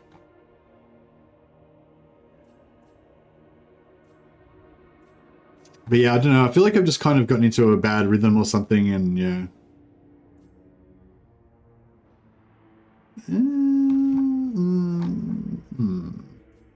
Yeah, Doom and Darkness. We need Doom and Darkness.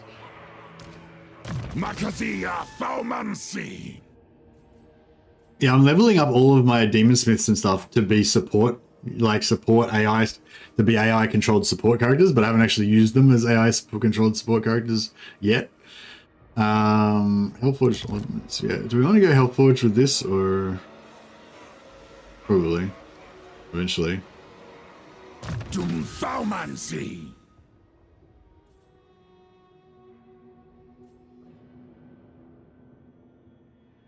So if you're using the sneaky stabbers as your melee infantry front line, yeah. See, I just use the blunderbusters as my front line. That's yeah. I guess that's the thing. Yeah, because I'm using the blunderbusters as my front line, that's why I'm getting good value out of the Stalk, making them take less damage. If I didn't use them as my front line, then there'd be no advantage to taking the Stalk.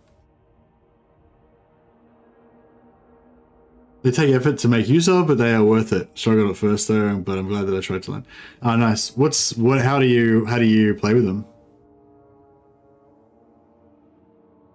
No, but I was referring to your earlier comment about you were saying if you've recruited Chaos Dwarfs, then you've already got a front line of something else, which I assume was the sneaky stabbers that you were talking about.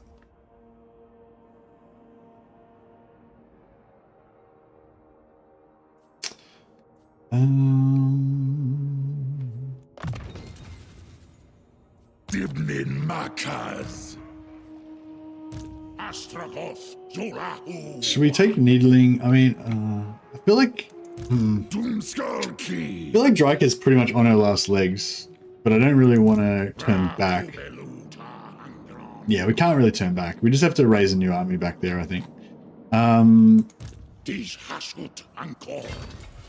Can I reach? No. But I can reach needling. Drumta Orcs. It looks pretty gawpy when he rides on that thing. Yeah, so we got to fight this again, man. Yeah, see, fucking, I'll be glad when these bloody wood elves are wiped out.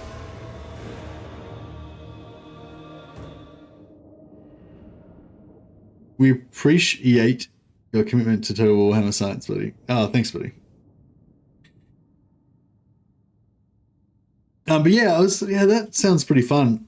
Because the sneaky stabbers are sort of like they're sort of like they've got like a 2-shot precursor basically, don't they? Sneak up, spend your ammo on fast scary stuff, then stalk again and rip isolated units to ribbons 5 versus 1. Yeah, that sounds really, really hot. I want to do that.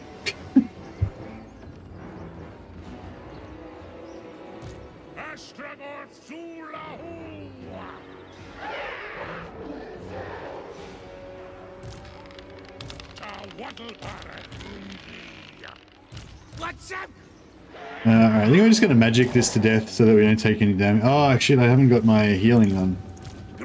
That was a fuck up. Yeah, we're going to have heals or regen on these guys, I don't think. Alright, I might just put this guy over here. Actually, no, we'll put everybody over there. Because we're not even planning on using these guys at all.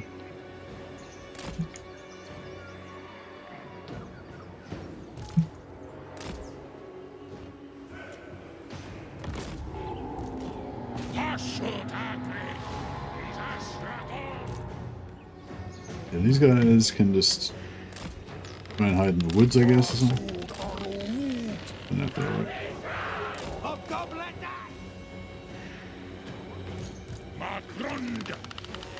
Yeah, we haven't got any items or anything.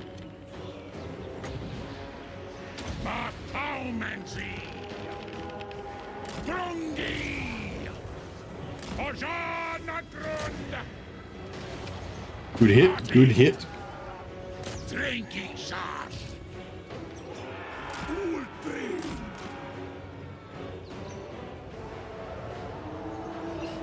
Yeah, sneaky stabbers are fun. I was thinking like we could, yeah, I wish that there was a hobgoblin lord that you could get. It'd be cool to go like hobgoblins only and...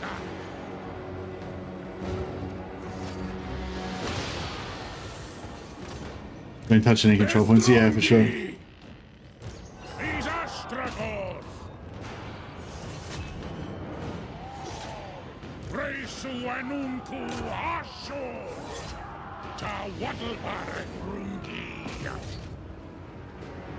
Astragoth Zulahu!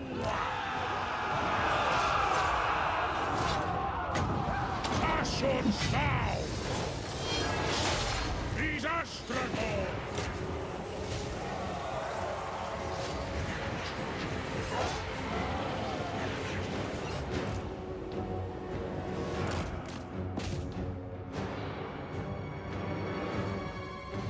They shut it?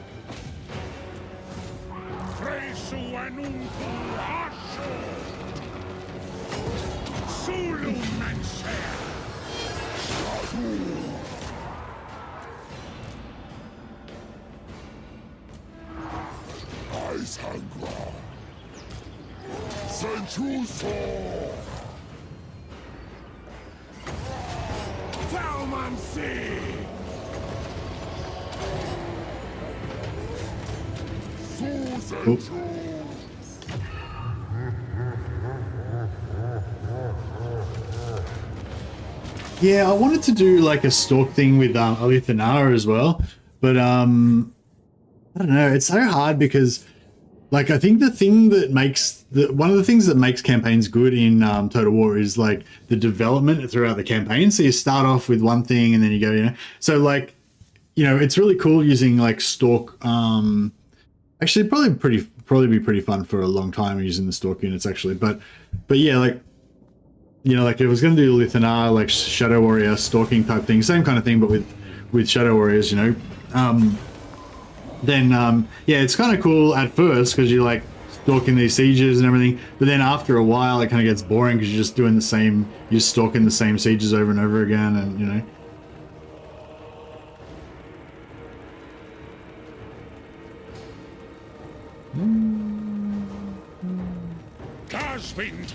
Yeah, I've got to start looking at the settlement before I take it so I can decide. Oh no, Wood Elves are always shit, that's right, because they have no...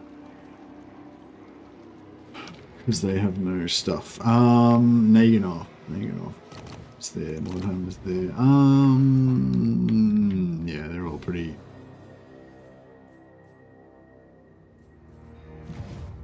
Valmancia Nunku.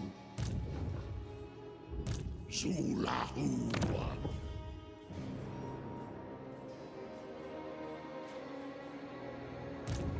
Auna de Pasva. Marunles. Tandar Hangron Epetu.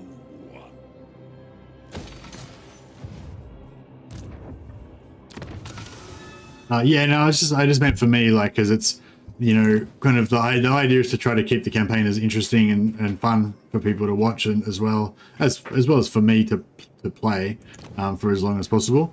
Yeah, so I feel like it's sort of like, yeah, with Alithanar, it sort of doesn't really work that well because you can kind of just keep going forever with that same gameplay, but with Chaos Dwarfs, I guess it's like, and with Goblins, it's, yeah, with Goblins and stuff, you can start off with the sneaky stabbers with Gobbos, and then you can sort of upgrade to Trolls and whatever else as you go along.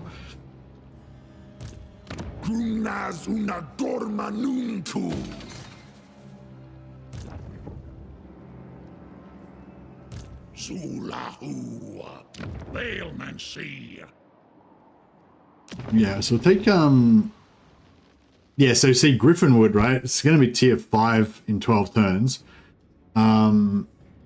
But we're not going to take it at tier 5, but we can take it at tier 3 if we make it into a factory or a outpost. On the other hand, I could also make it a tier 3 tower if I can save up enough influence.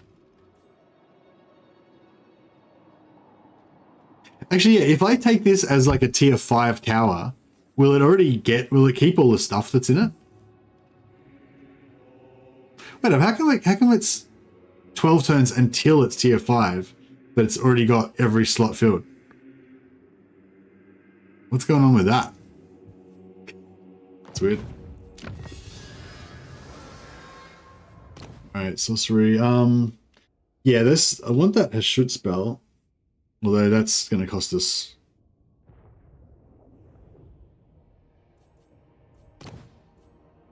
Military...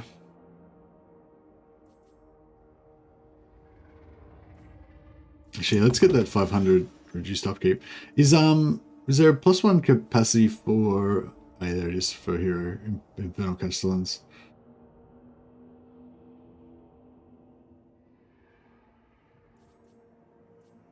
Yeah, we should smash this out, actually, this middle line here. Now that we've got a good amount of armaments coming out.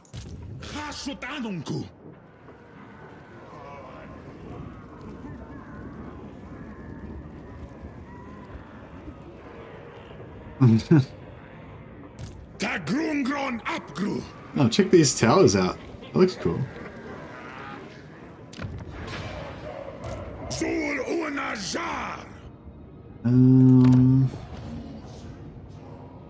Alright, I think what we might do is we're gonna give away the Gates of Zar. I don't know. Do you reckon we could win against this? I don't. Need my war token stash. Yeah, I don't know. Against this, that looks pretty tough. Awanrag! Depends how much money we're willing to spend. We could, I mean, we could dump a load of cash on this, but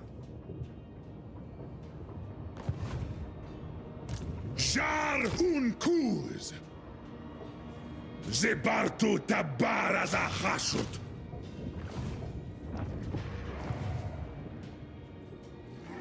Utugok lank! Hashut anunku! we can even go for this, or we'll just go for the settlement. I mean, if it was me, I'd probably just go for the settlement.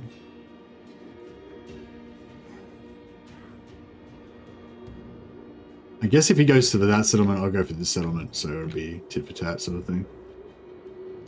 Gromadrazu! Izan hashut anuku! Did Astragoth die a third time? No, he did not.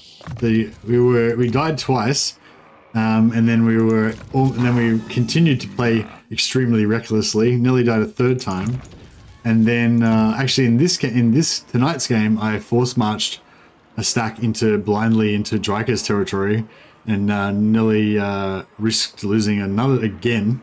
But this time we did alright. We didn't lose. It. No deaths this time. We've lost a few minor settlements and stuff, but that's not the end of the world. Angva Grimazul!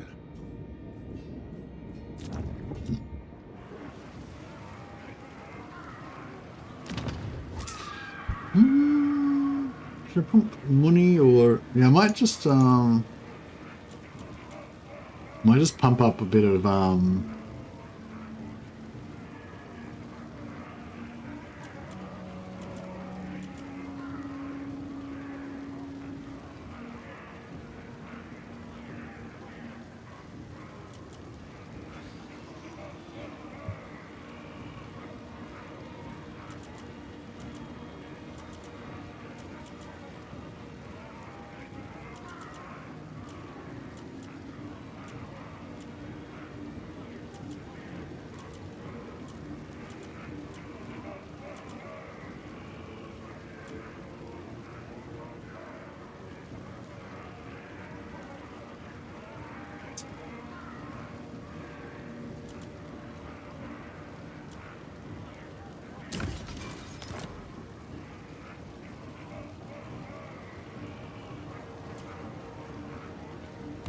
right. How does it look?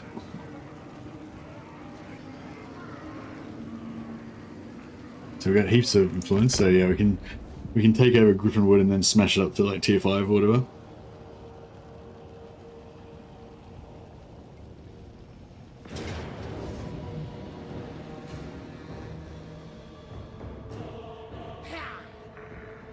Disciples attacking his ship. All right. Whoa. I guess we'll just auto this.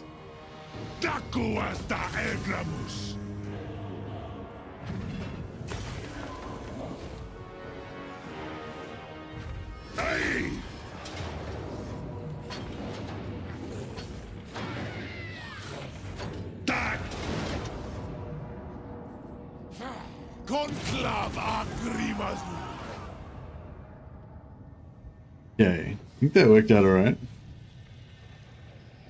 Who's Drachma and Corsa and Garni?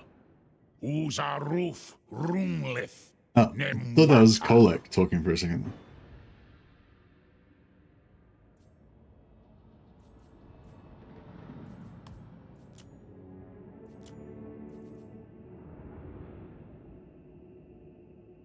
The AI, it's doing nice moves. Oh, really? Like trying to double team me and stuff? Oh, force march. That's nice. Gotta risk it for the biscuit. That's right. Plus 10 leadership for all armies, and we get 25 influence. Or we could get a standard of Tsar. Makes you unbreakable and gives you +4 melee defense AoE, and +12 weapon strength for all armies. Oh, that's a hard one. I'm glad, basically, I would get a free item out of this one, so you got to go the free item. All things being equal.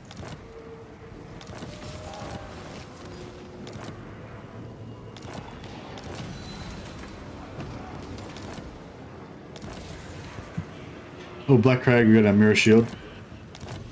Nice. Alright.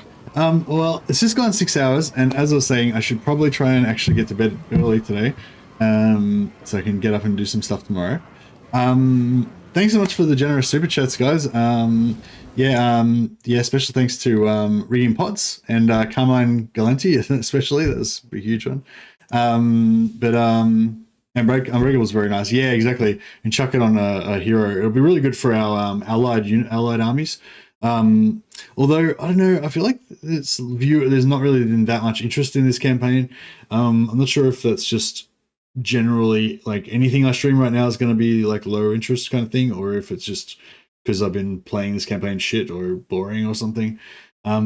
So yeah, I don't know if I should continue with this one. Like I'm enjoying it, and there's definitely more to do, but yeah, I don't know if it's always really hard to know, like whether it's always really hard to know whether it's just other things outside my control or whether it's just like a shit campaign. I should just start another one, but I don't know. I'll have a think about it. I'll probably have tomorrow off, and then the next day we'll see how we go. But anyway, yeah, thanks so much for hanging out, guys. Thanks for the support and all that. And I will see if we can chuck a host to somebody. Oh yeah, Radiant Ash is streaming something. What's she streaming? Radiant Ash is streaming We've Got Rats. So yeah, she's playing some Skaven. Looks like Snickage. Yeah, I think she chucked me a host the other day, so we'll return the favor. All right, guys, I'll chuck a host over to Radiant Ash in a sec, so you'll get redirected over there. All right, thanks so much, guys. Catch you next time.